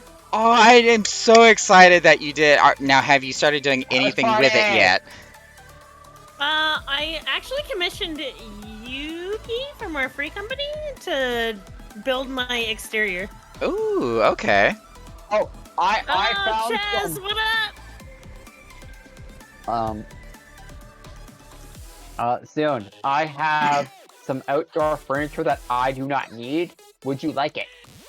All of it? Yes, please. Gimme. No, I have a piece of outdoor furniture that I found. Still gimme. It's a You think- fallen tree. Hi. Oh my gosh. All right, I will give you the fallen tree. Does the radio demon work when I do this? There you go. And Sending you trade. Ooh, trade. Yes. But say I had a hard time setting Discord to the voice mod input driver, now so have a good two luck. night. oh yeah. Which is the most Yeah, comfortable I thing. think what's Discord gonna and happen voice is mod that when don't I'm work. in Discord, it'll be my regular voice. So basically, it'll be super unintimidating. It'll be like watching like the green screen footage before it's been like VFX. You wanna fight me, bitch? I'll fight you. Alright, let's do it. See, I went through setting mine up, so if I gotta Oh find wait, Radio that's not- Demon, where's it at? no, that's right. Wait. Wait, How do Naka, I- are you I wanna a mod hear in my this channel or video just a game. VIP? You I asshole. was about to say I should be a mod. I think I'm on the small Be a council. mod. The radio demon is alive. Wait, was that you, Naka? That was me, yes. Oh, you motherfucker. Now I have to do it. That's not the radio demon. That's not Alistair. Yeah, well, I mean, it's not like I was trying to sound like Alistair, but I want... It just sound like you're from the Do 30s. that again. It's not working. ish, It's good. it is. It is. If I wanted to hurt you, I would have so already. Yeah. That No? was Yeah? terrifying. That was Oh, it. God. What happened? Not really. Xander. died. Oh my no, gosh. Don't do that again. Stop whatever is happening. There's two Wait, zooms. wait, No wait. more voice. Oh God, oh no, oh jeez. Heal. Be healed. Receive my heals and like it. oh, Naka, I was telling Zune this, but I was doing Alpha Escape, and we had a healer who had a macro whenever someone died. It would be Mama didn't raise no quitter. Insert name here. Oh God, it's Demon Zone. Oh my gosh. Oh please, I am more demon than you are. I'll fix it. Oh God, it's you saying I'll fix it is Terrifying. arguably scarier than you just talking about. Am I good? Are we good? No, we are not good. Who cares?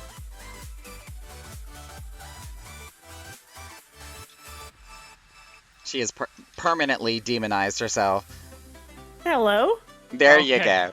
There we go. There we go. My heart rate just dipped to Alpha, 100 give points. Tia coffee. Damn No. it, Alpha, you're going the wrong direction. I asked Alpha this and he turned around and walked away from you. On my screen.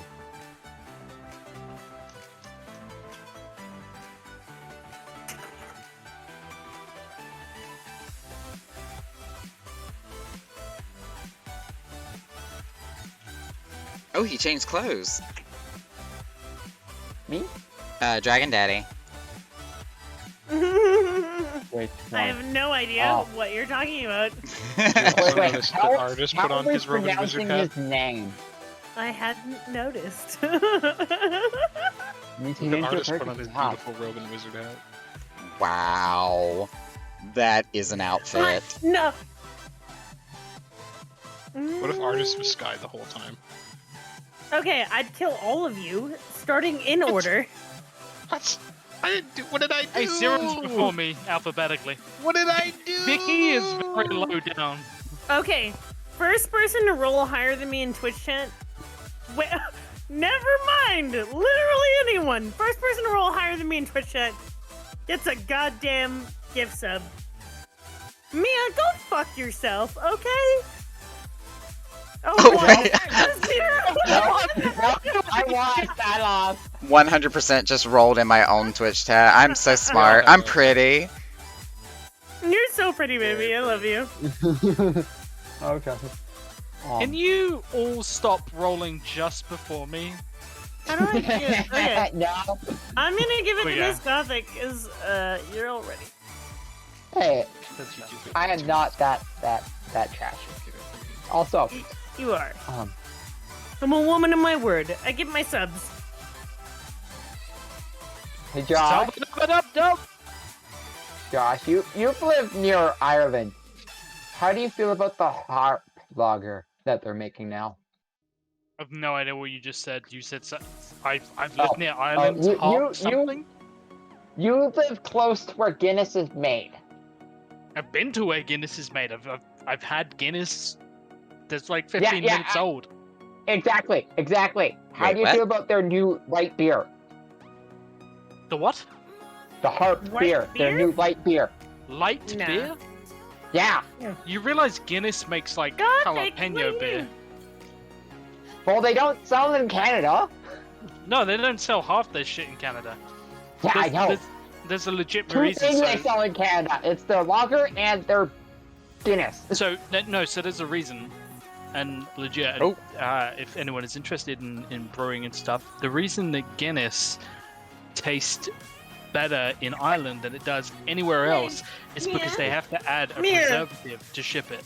If you beat Yeah, me and different alcohol laws. in the next roll, Dictate how much check alcohol can Snapchat. be in the beer. I'll put the rest is of why- this in my next drink. Canadian, or most Canadian tastes different in the States than it does in Canada. Trust me, I know. Beat me in this roll, you little bitch. You heard me say this when I was drunk in Vegas. Because I told the bartenders Oh. they did not believe me. Mia, I will put the rest of that into my fucking drink right now if you beat me in this next roll. Do it, you won't. You roll. Oh, 19! oh god! Oh god! Oh, baby! Mia, please Roll critically Mia, success. Roll 20. Please, natural 20. You cannot Mia. natural 20. Come on, You Mia. can't This would do be it. the Come on, Mia. dumbest. This would be the dumbest Do dab it. I've ever seen. Baby. No! Oh, There's a Sucks 0 to missing suck. there. Well, there was a 2. We're missing half it.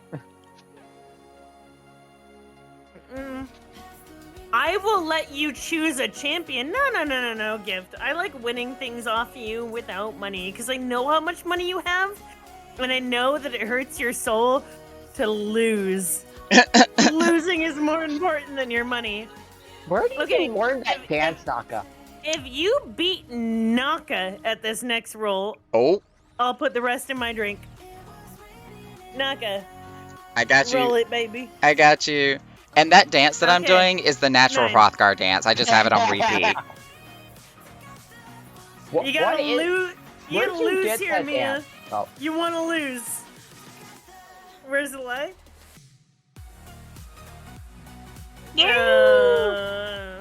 Bitch. RNG just knew it wasn't for me, so it said, nah, you ain't gonna get this. You lost. You lost soon. Soon. I didn't Soon lose. you No, lost. I said if not. Wait, how did I? Wait. What did I say? 9, Mia rolled a What did I say? 17. Calculate. Wait a minute. I want a rematch. Okay, first of all, No. I'm gonna box you. Here Wait, we wait, go. are we going? Are we wait, going house How do you rules? box? Is it shadow box? Spars? There Okay. you go. Ooh. Naka, come with me to the thing over here. Are we gonna fight with Gilgamesh? Okay. We're gonna fight it. Okay. I'll see you. So? It kind of is not fair Oh. because Let's do a poll. Wait, why am I still dancing? What? Stop! Will Zune beat Naka in fisties? That sounds so lewd. Yes. No. phrasing, You have 1 phrasing. minute to vote. Vote No. now for your fisties. I don't know what is happening. Vote Oh, I now. looked at the stream. I know now. None of this is gonna make any sense. Leave me alone. I'm a terrible person. I'm drunk. I bought a house. How are those two even related? Hey, I'm you know done. what? Why do you put your No, alcohol in your Jen is house? celebrating buying a house, but she's Why spending all don't her you money on shut food. your whore mouth? That's your new boyfriend's name. Whore mouth? I Horu. mean, that would make me Well- really happy. Because it's not Horu. Oh my goodness. I'm saying you were drunk because you bought a house, so it makes sense. Okay. Naka, I believe in you. If you Ugh. beat me at this random 20 in our boxing, I will finish this drink.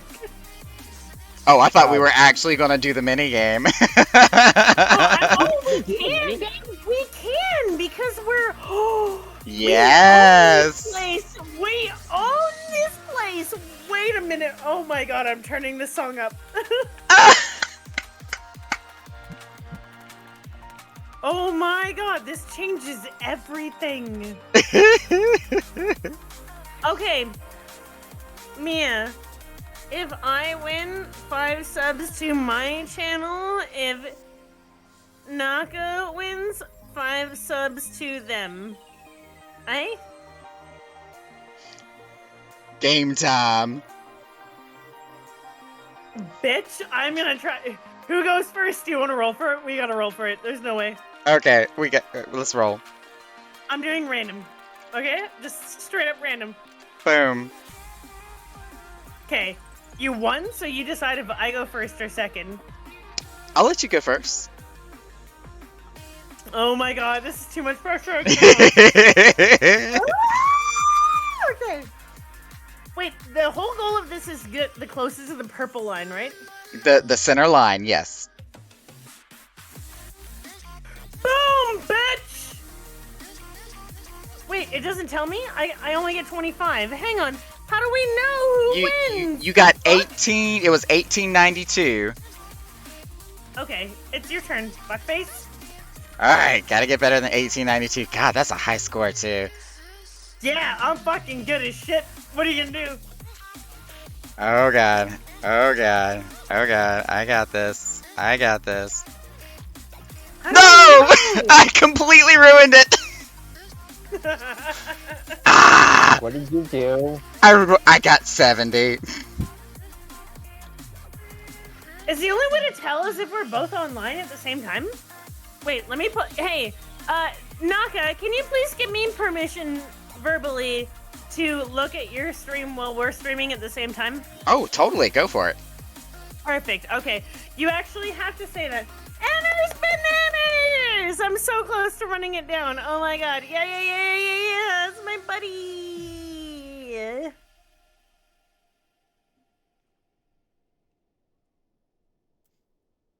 Okay. First of all, we need to find my best. That was If all- so hot. I know. If all of you don't come to Naka's stream right now, I will hate you forever. So first off, Feel the waves cut through me, hypnotized by the sounds I'm breathing. we're in a fucking death match right now. Chemicals collide. I'm so glad you gave me permission because Taking a swig. I am a little bit. I'm a little drunk. I'm not gonna lie. All I got is was two. was I hiding it that well? No. Okay, how do I do this so that they can see how much I hit versus how much you hit? So as soon How as you far hit was the that? button to punch Gilgamesh, he has a little pop-up above his head where it will either say like brutal or pulverizing, and then it will have how Can I many test points you it? have. Oh yeah. Okay, so I'm at week 0.2 or something? Okay. Yeah, that was a 0 on that one. Okay. I want that goddamn hoodie. You look so good. I hate you. Hey, fuckers. This is my stream. Roar! Okay. Mia, can we double or nothing or nah? If I win, I get 10 subs. If I lose, nobody gets any subs. Okay. You wanna go, bitch? I'll go in. I'm ready. Go for it. Punch it. Oh no! 474.2. 474.2. Okay. Wait. I need to watch you on my stream. I'm ready. I haven't Go hit yes for it. yet. Okay, here we go. I'm like staring so intently at this bar. I see it. I'm looking at you right now. Boom! Oh my god! Okay, it's nothing. We're at nothing right now then. Okay, bitch, you wanna go How'd again? you do, Naka? I was at 1864. Okay, so we're going for the original 5 subs again. You ready? Let's go for it. Okay, I need to get back to Limsa before. I got 489! 489! Let's go! Stop. Punishing. Alright, Gilgamesh. Meet my claws and fist. You gotta beat 49.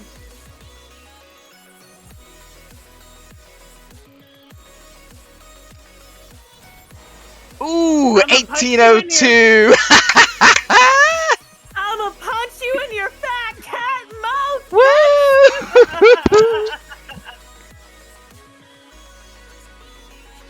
I mean, you ain't punching Gilgamesh too hard. I'm not sure if I'm too worried about you punching me.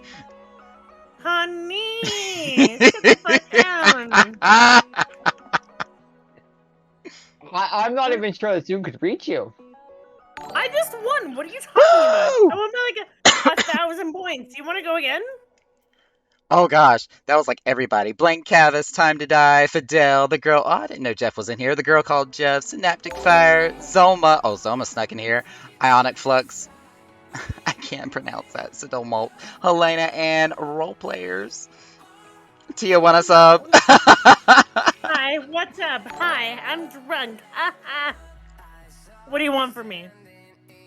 I think that deserves a chair dance right there. No. I You're have the chair dragged dance. I have dragged Mia into this. We will decide a winner and we'll do it right now. All right, let's 5 do it. subs. Okay, here we go. Wait. I won, so you gotta go first. All right, I'll go first this time. I like how it's on my screen just staring at this thing very intently. Oh, no, no, no, no, no. 393. Oh, you're about to get shit on, dude! No. And Okay. Tia comes out. All I gotta do is beat 393. I just gotta be calm, patient, 205, Cool. 205, collected. 56. Yeah! I'm such a good. No. Yeah, I lost. Yeah. That deserves a dance on stage. I can do that.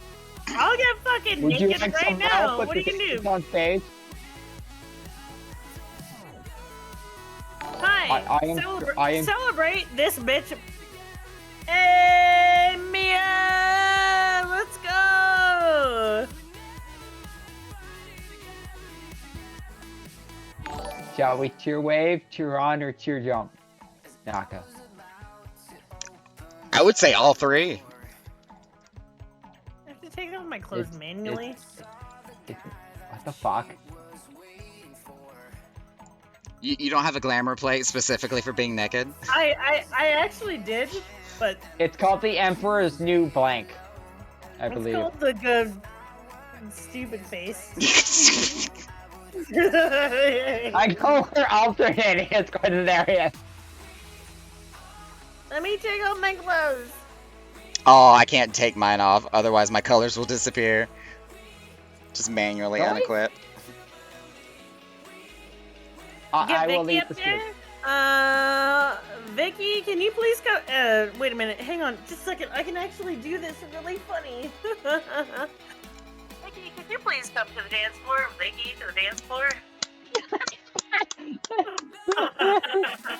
No, Vicky to stage. It's Vicky to stage, not dance floor. It's two different things.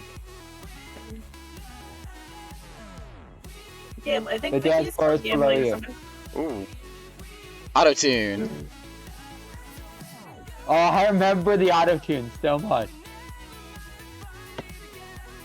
Hey, you know what? You want to see some hot shit? Hang on. You ready? Nose. There. She's down. She's down and she's ready. Oh no. The fuck? Do I need to grab some of the, a shot from the bar? Yeah, daddy. Grovel? No, grovel shamelessly is the best line of that. Ladies and gentlemen, boys and girls, ladies and gentle them non-binaries, thank you so much Wait. for coming to Echo Chamber. If you Wait. want the best night you've ever had in your life for the lowest amount of dollars, but the highest amount of hollers, get yourself on down here. Wait, I can confetti this thing. I was about to say, are you left speechless? There are no words. Confetti! I have confetti from whoever's wedding it was that I went in this character. Oh, well, I was about to say, with Man. the new emote, you can just throw. I only buy one emote a month. Or else I will Fair. buy everything. That's you know fair. what? So This is spicy, but you know what the best thing is? It's all Your within mother's Twitch not here? terms of service. It is, yeah. I was gonna say, because your mother's not here yet? Please, please report me. What are you gonna do about it? Nothing. Artist, goodbye, brother. I see you leaving. I love you.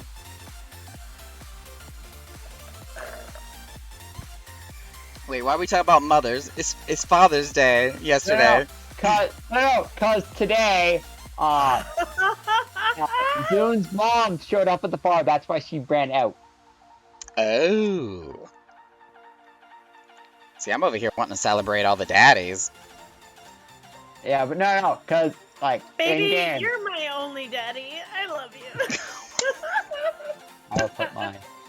Oh my god, I'm so mean to my friends. Ah, I'm dead.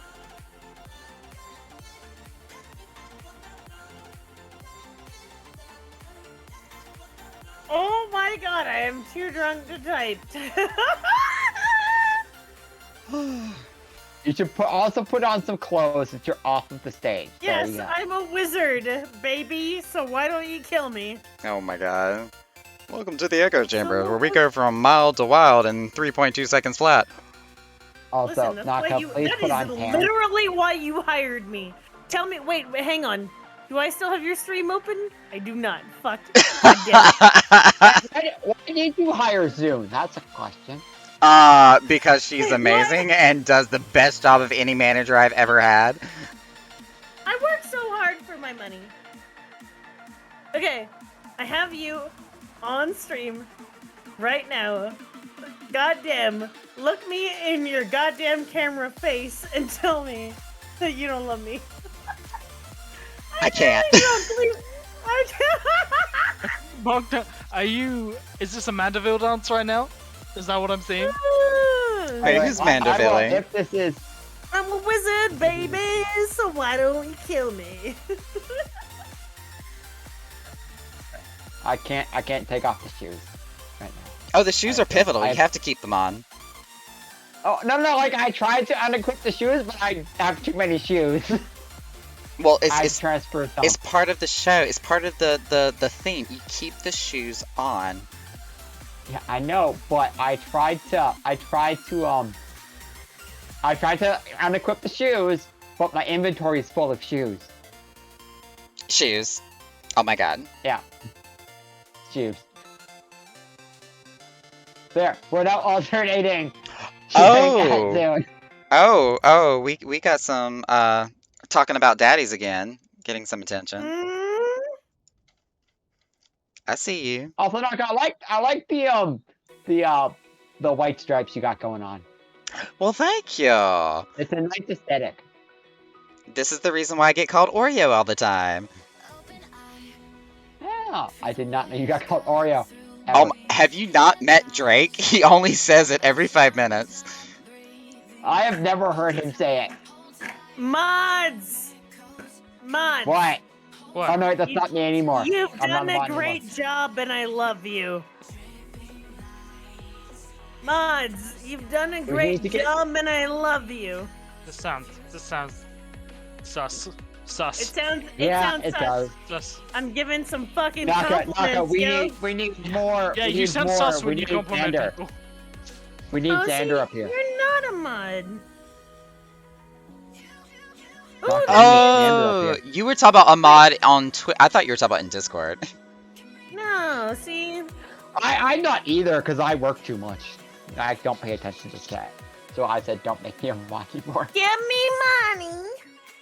That's Anzu. I say go ask your Give, parents.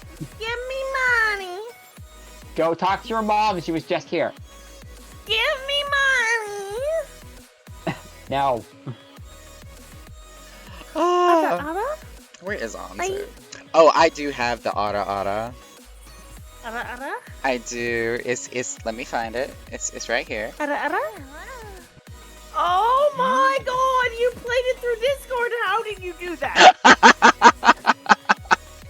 Who's the virtual YouTuber that Tia introduced me to that starts with a T, or virtual streamer? God damn it, what's his name? Anzu's is better. I agree. Yeah. Takahami? Yeah, Takahami. Zoom. He is a really good one. That he had to take it off of it requests because it would just be his entire stream of just. Oh my god, I have to show you all the greatest fucking Final No. Fantasy video of all time. No. No. Yes. Yes. I'm even gonna pause my own goddamn music. Oh god. I will rejoin your stream. I really hope you can hear it or see it. I don't know. Post it in Discord. I love how Um, my officer Sarada has just been Oh my God, do standing ominously in the back of the club this entire time.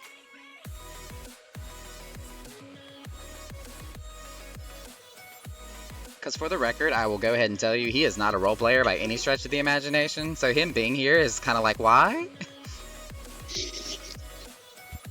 at his little butt! He's running so hard, Mia!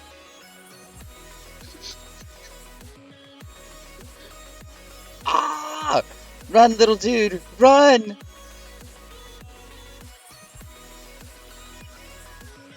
All the dicks. Oh my god. Okay, so if you set up the lore for this character,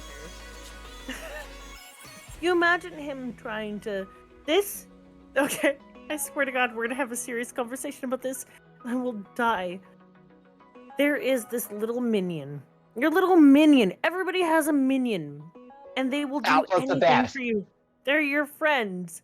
And this little dude, he's doing everything for Wait, But Alpha is better. Alpha brings me coffee. my friend is Joe Cat. A Joe Cat I love.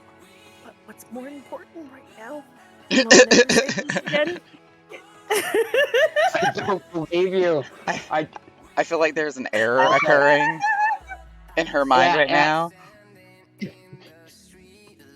Something has broken. No, this is just drunk Tia.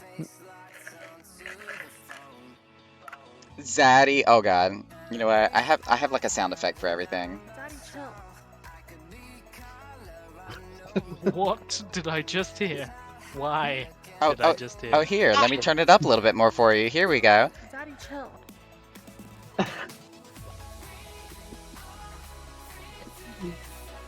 Naga, I believe I'm younger than you. And your point? If I'm a daddy, then what are you? Look, I was about to say, when it comes to that type of dynamic, especially considering we're going to be talking about relationship dynamics on Saturday, age doesn't really come into play. At a point it does. Because there is something called too young.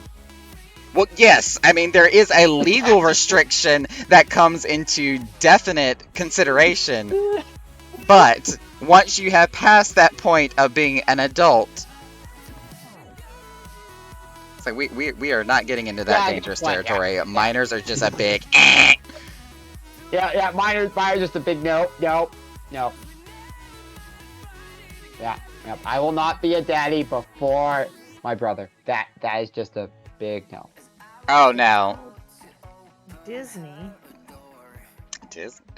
What? We doing What the Disney the villains? fuck? Yes, it is. I do God. want to do, but I don't know how to share it in chat so everybody can hear the same music. We doing Disney villains? Yeah, of course we are. Why? What do you mean, why? Because it's amazing? Wait. Because First of all, YouTube. First of all, go fuck yourself. First of all, go fuck yourself. Second of all, You said first like 3 times. Which do you want me to do first? Lion King? I don't know if y'all can. Are we Disneying this entire stream? Disney a fine. Can you God. hear it? Yeah, I'm watching you I'm not stream in it. stream. I'm getting more alcohol. Okay. Oh, I found a credit card. Cool. That's what it was.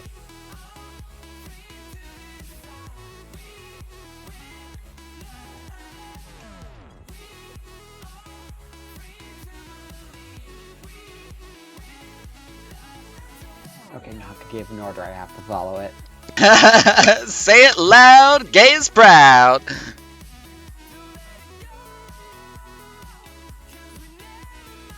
This I'm is just like at the lab where if anyone ever yells science, I have to yell science. Exactly. I'm also like Yeah. super proud of the fact that I completely like dressed up for the occasion too with my rainbow toothless and my chain necklace with the rainbow and got my rainbow ring Yeah. on. Yeah. If my ear was still pierced, I would totally have a rainbow earring.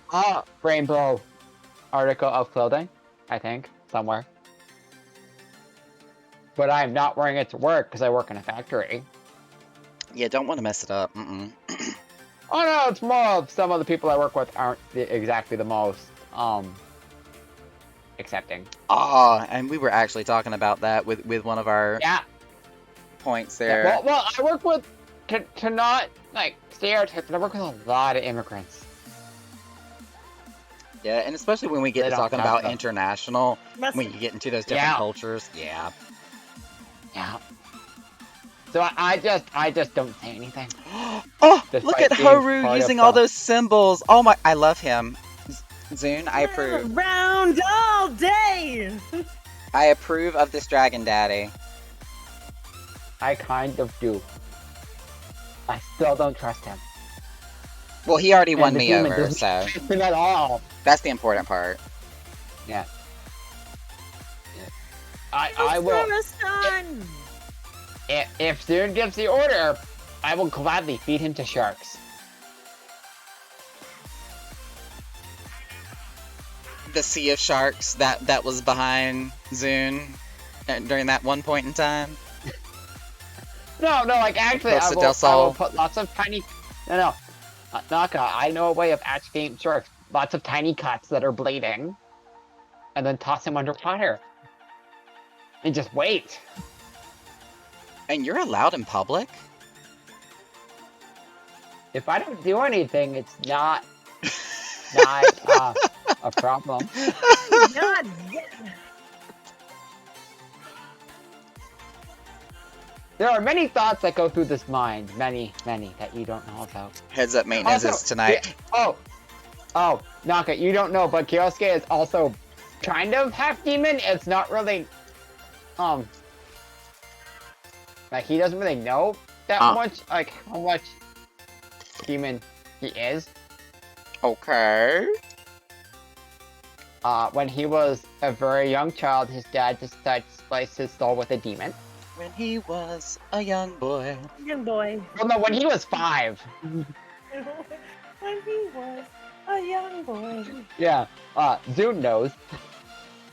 Oh my. So I will give you the same thing. If the demon takes over, knock him unconscious immediately. I have a big stick. I can hit you upside the head with it. Well, also he doesn't feel pain, so that's another side effect of it. Well, at least it won't hurt, but you'll still knock your brain around a little bit. Yeah. Oh, the bar is closed. Fuck. I need to go play Heroes of the Storm. I'm sorry.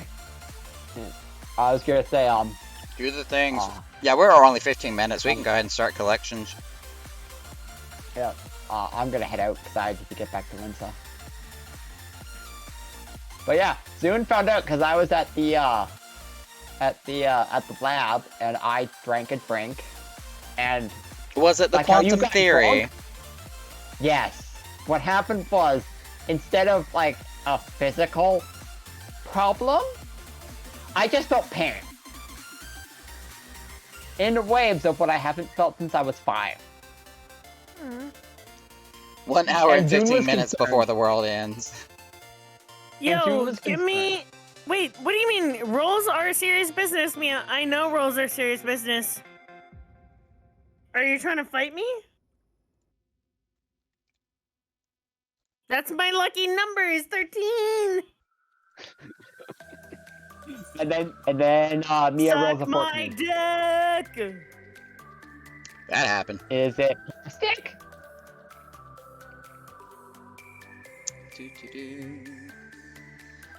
Oh, Vicky, 1 second. I gotta pull out a notepad here. Fuck your shot. Oh, I forgot to roll for Kyosuke being drunk. Because I drank a whole bottle of wine. I will roll to see how drunk he was. Because then that will make this conversation make so much more sense.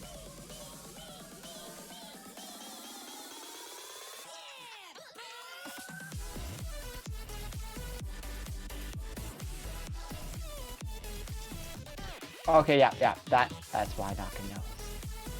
Ooh, wait, why does Naka know what? Oh, no, because I rolled to see how drunk he was out of 20, and I got a 7.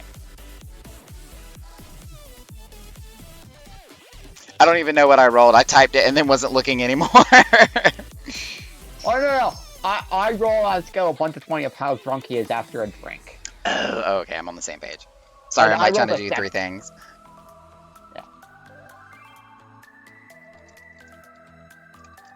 Come on, Mia, do it. You won't, you pussy. And here we come, drunk Tia. Egging on everyone.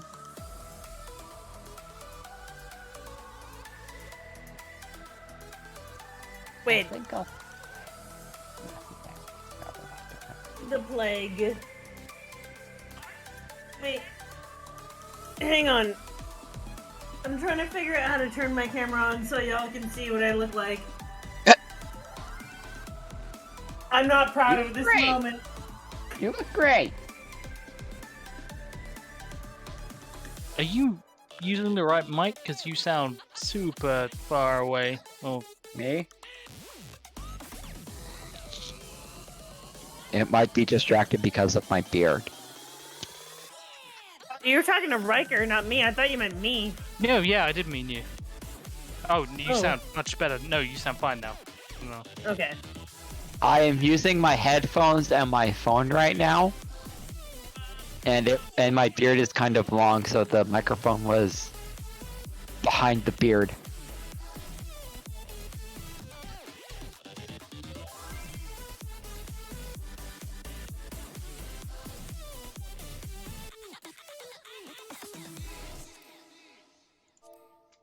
Yeah, it's a Tia. Tia, babia, babana, nana, fanana. I'm too drunk for that. And then Mofia. Give me adequate cause. Wait, you didn't beat me, Mia? It's so long. That's cringe. Oh,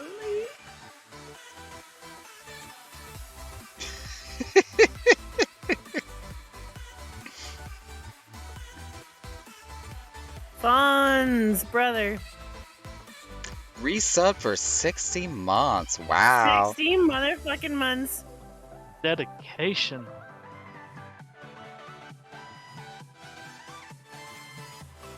Fonz, I remember back at GexCon when I came behind your booth for the very first time and I felt like a god. Got your worries and your... I'm also very drunk, brother. I love you. Do you still stream, man? Destiny's live. Hey, Mia, roll. Hey, Get 20. Fonz, I live in Vegas. Oh, you're still in New York, so... A natural 1. Means no worries for the rest of your day. I know. Baby, Hakuna Hakuna Matata. You're in Cali for work right now, but you might be moving to Maryland? My house is always Far- open to you, brother. Farther away from Tia. Wait, the camera's still on. Oops. Whoops. Through it, you've got a friend in me. You- You got a friend. It's lay high, this guy. I'm gonna go make. Dude. No.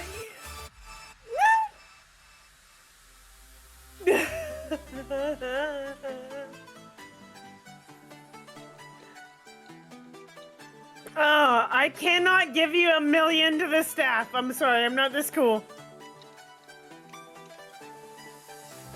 Normally, I like bragging. Have all the bragging rights.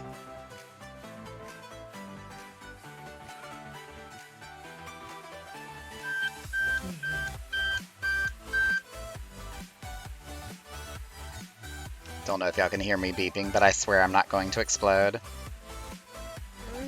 Is that what happens? No.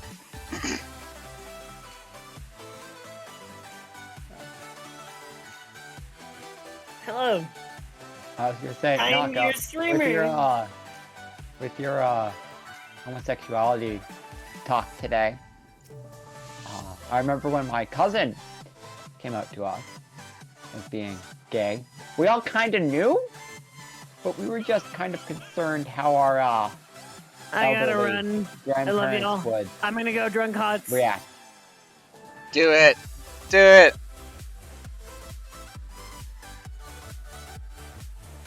I'm soberly counting money. Drink. Be drunk with us. I Fun. forgot I was tending the bar and it's on a different part of my sheet. Oh, no worries. I'm just trying to get the totals up from Xander at the moment. There's a very big tip. Xander is a great bartender. Top 5 of all bartenders I have.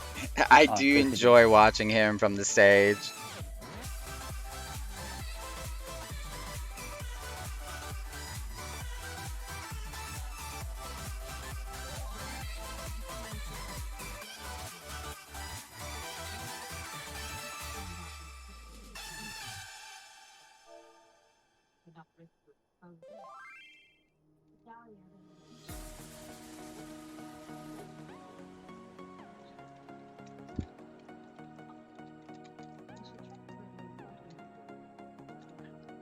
Yeah, I don't know how everyone else keeps track of it, Naka, but like I have an Excel sheet for like losses and bets and everything, and then for drinks and stuff all separate. You made 100k Okay. off of me. Feel happy. That would honestly be the first example I would have seen, because I haven't really had a lot of dealings with the actual like mechanics of casino dealing. So I'm glad you did that. That will give me kind of something to I work have with. literally no experience. Like I don't know what I'm doing.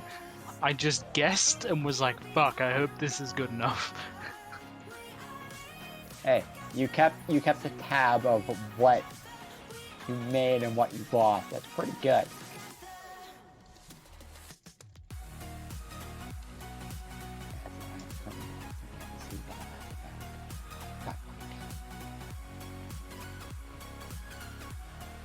Again, that watching Serrata over there, just AFK in the back of the club. I'm just like, why are you there?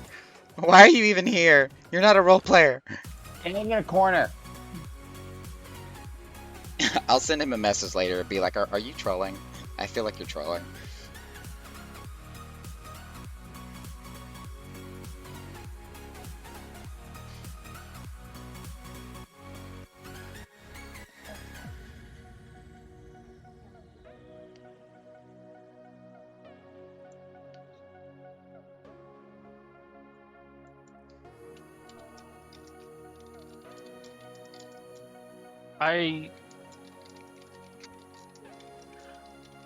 I love Pro ZD so much, and I really wish he would make there was a video that I need to find a compilation video that is just all of his stuff unbroken for like an hour. Because constantly clicking between videos is painful.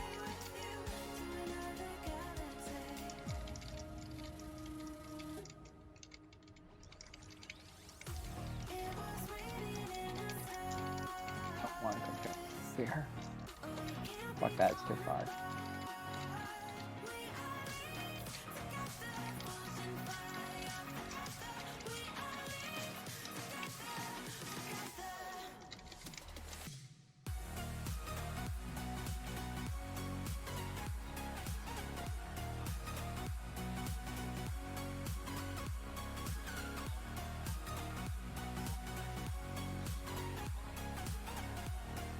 She is really going at it. What? I'm talking about to you. No. What with her new boyfriend or somewhat boyfriend? Oh no, I got her Yeah. off on one of my other tabs on the side here, and she's just all up in the microphone. I have her muted, but she is going all in. Yeah, she's drunk hot thing. I love it. I love it. It's absolutely entertaining. I am too much of a rage gamer to play against people. I'm actually, as soon as we wrap up everything here in the bar, because I still have like an hour or two to spare, I'm probably going to hit like Overwatch myself, because that is my form of stress release. So, you know, battle mercy screaming at everybody. My stress release is a story-driven game that I can just kill things. That is a very zen thing. That's kind of how I was feeling with Replicant. My stress focusing on relief other used to people. be games that were like god games, like not to a degree Sims, but I God. moved off that to like a lot of grand strategy games. And I remember when I was like, it's probably about 14, and I was speaking to my therapist, and he was like, I came in and he was like playing like a space shooter, very asteroid style game on his mobile, and he got really stuck on a level and was like, yeah, we'll get to your session in a minute, but like I'm really stuck on this session, on this level. And I was like, oh, like I might be able to help you out. I'm 14, I play games all the time. And I helped him past it, and he was like, what games do you play?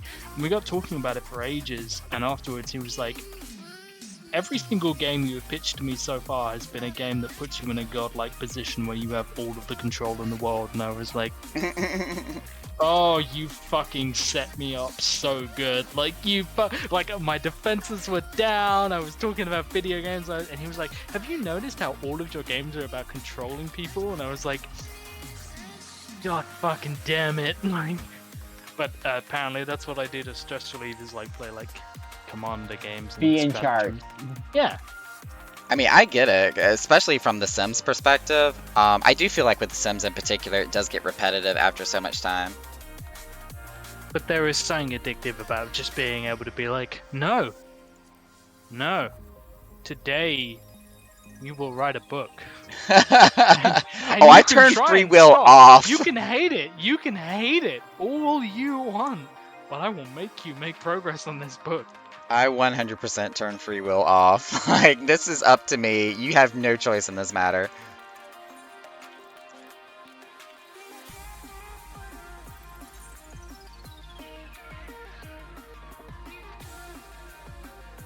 Whoa, that is not the website I was trying to pull up. That is not the bar spreadsheet.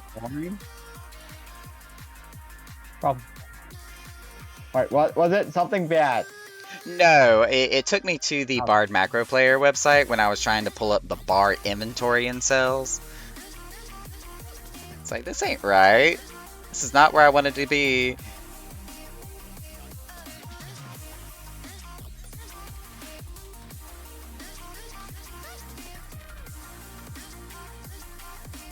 Oh, Zoom completely logged out, didn't she? Yeah. Well, I guess I'm holding on to her money. That's happened.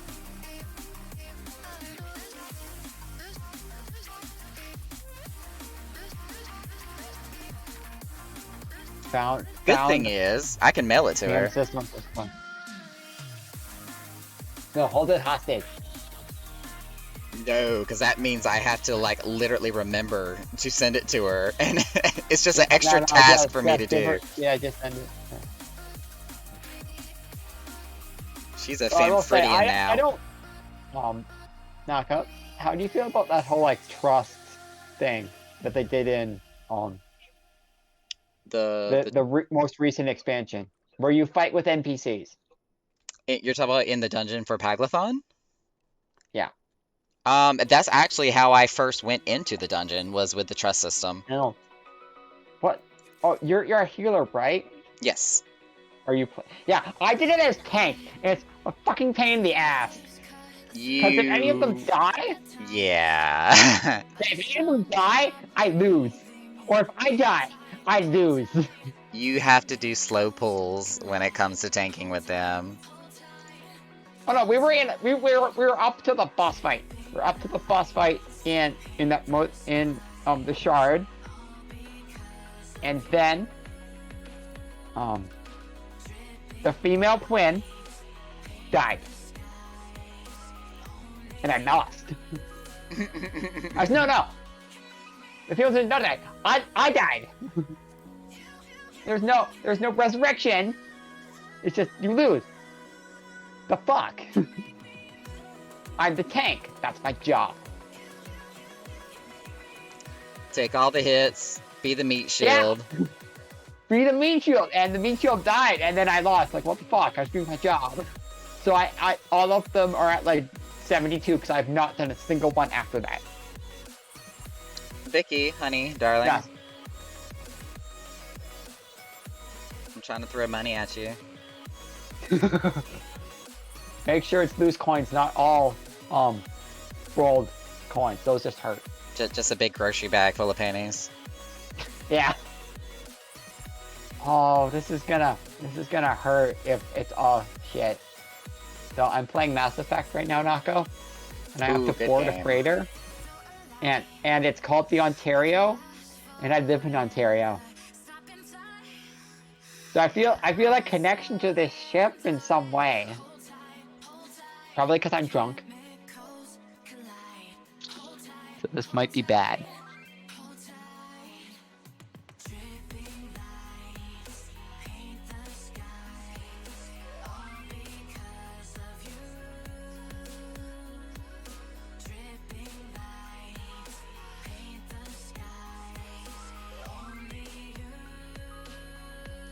Oh, hang on, we need to do some recalculations here.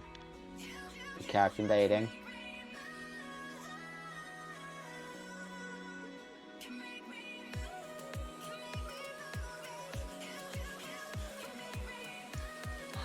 Ow. Not how you, there's how you. I remember controls. I'm not a complete noob.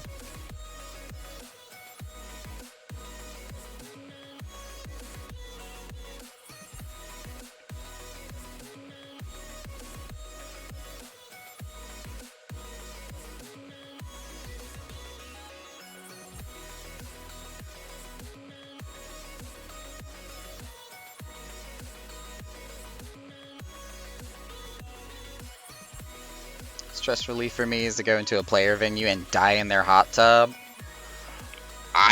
Yeah.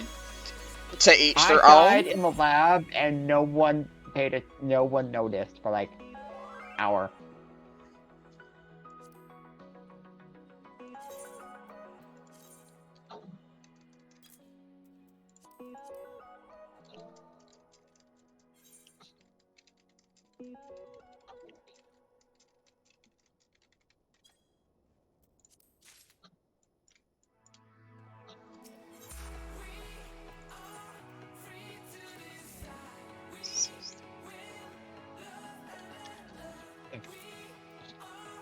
Alright, and then the only person left is Zune, and I will just mail everything to her.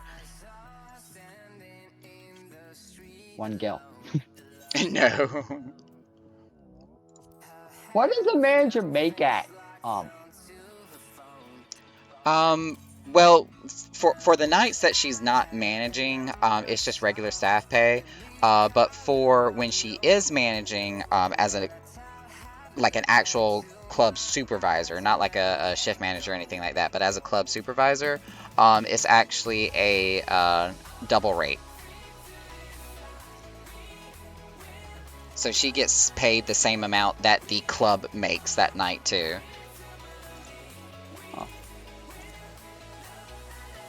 If I didn't work so much, I would work for you. But I work too much. I have an active job. That means I can't play it. All good.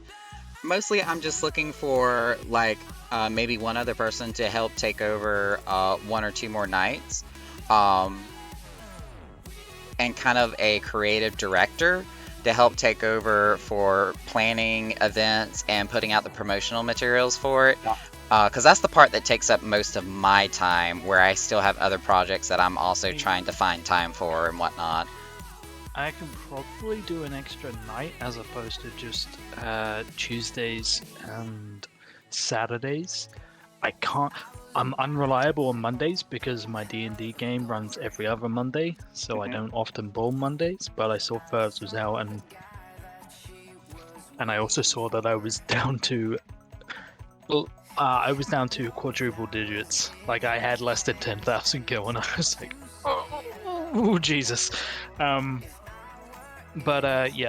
I could probably do like another night. Just Mondays aren't good for me because I run D&D. But like I could maybe do like Fridays, or like what days are you looking to open?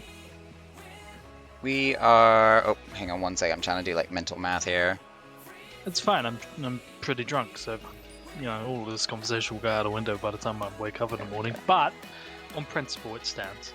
All good. I know Zune was saying that she wants to do Tuesdays and Friday nights, where she's managing for those two. Mainly, I'm probably going to be looking for specifically Saturday night to free up that for me. And then I don't mind still taking on Mondays, and or if I can find somebody else to do Mondays. Well, I'm already usually in on a Saturday, so I won't be able to help much there. But I know one of the things we also need to do is to get more staff on hand, so that way we can make sure that we are fully staffed for the nights that we are open. Which again is something I gotta find time to actually like do help wanted. I gotta like figure out how to blackjack work and stuff in other games, because Death Roll is great and all, but like it's a lot of risk for the house with Death Roll, because it's a total 50-50. Yeah, we like. I mean, I think it's slightly better odds because the house goes first. I think, like, technically it is slightly better, but I don't think it's by much. And I try every trick in the book. Like, I don't know if you. Well, I don't know if you looked in Discord of my win-loss margin, but like, it's random and the bets are random. So like, I could win like 50% or more of my. I could win like 75% of my bets. Mm-hmm. But if the one I lose is like $1 million bet or $1 million gil bet, like we tank for the evening, and I'm like, Yeah, exactly. need to look into like blackjack and all that other shit. Yeah. So if we can get not like you're saying, a different game that is more in favor of the house, rather than that complete nothing but dependence on RNG, then that would help not only diversify the games that we have, but also make sure we retain some more funds by the end of the night.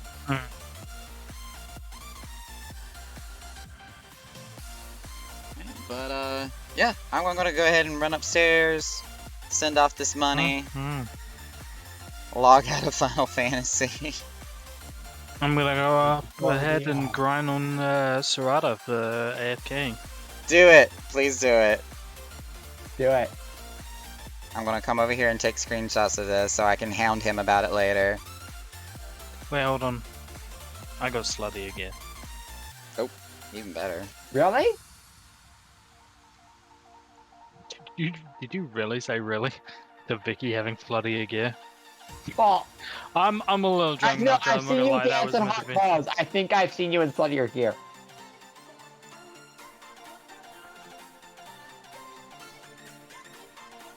I hate when things are Said to be a stealth mission. I forget they're supposed to be a stealth mission.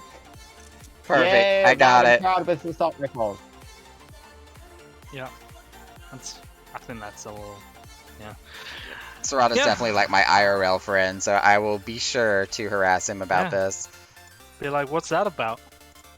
I Exactly. run a respectable club, damn it, Sharad. This is what happens when you AFK in the Echoes Chamber. This is your fault, nobody else's fault. I'm surprised that Should someone be like, didn't do the I'm under review on Twitch. I could lose my affiliate. Like, what did you do?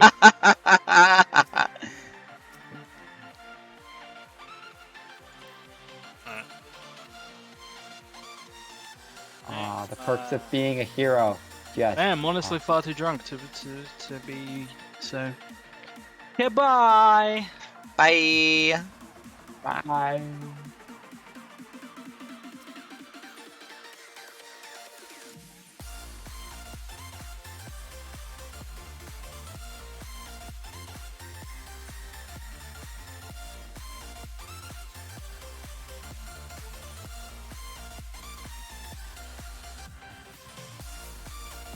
Have I not done?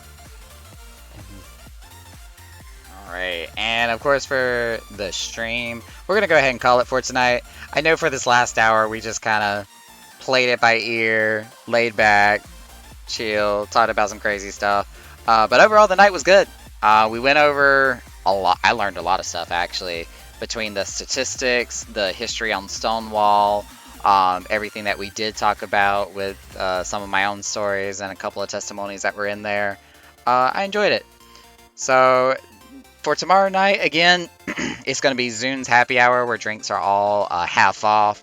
That will be running from 9 to 1 tomorrow. And then on Saturday, we're going to be having another event talking about different relationship dynamics. Of course, all the struggles and issues and trials and tribulations that have come with trying to be in an open relationship or polyamorous relationship and so forth, so on. So that's what we'll be doing next Saturday night. But for those of y'all that stuck around, thank you. It was a great night. Mia, you have been amazing with all the gift subs. Thank you so much for those. I still owe you a chair dance. So I'm going to go ahead and do it right here, even if there isn't really anybody in here. But you know what? It's going to be recorded. So...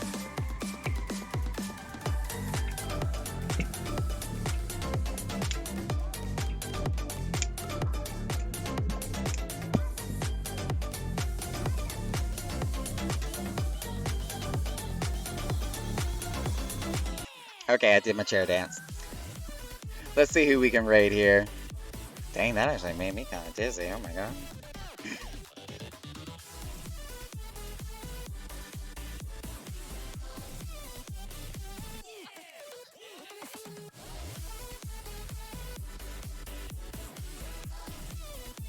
Alright, we're going to pop in on Rain, who is playing Final Fantasy VII Remake tonight. This is his second night now streaming it.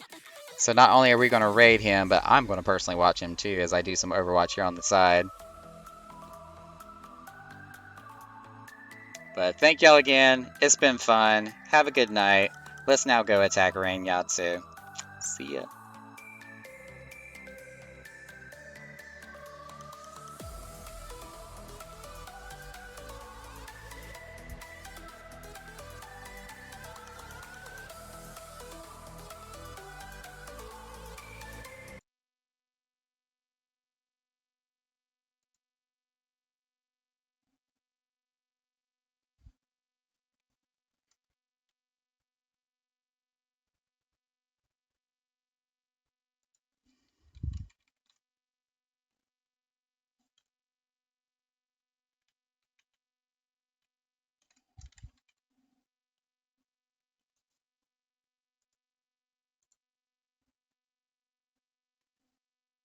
This?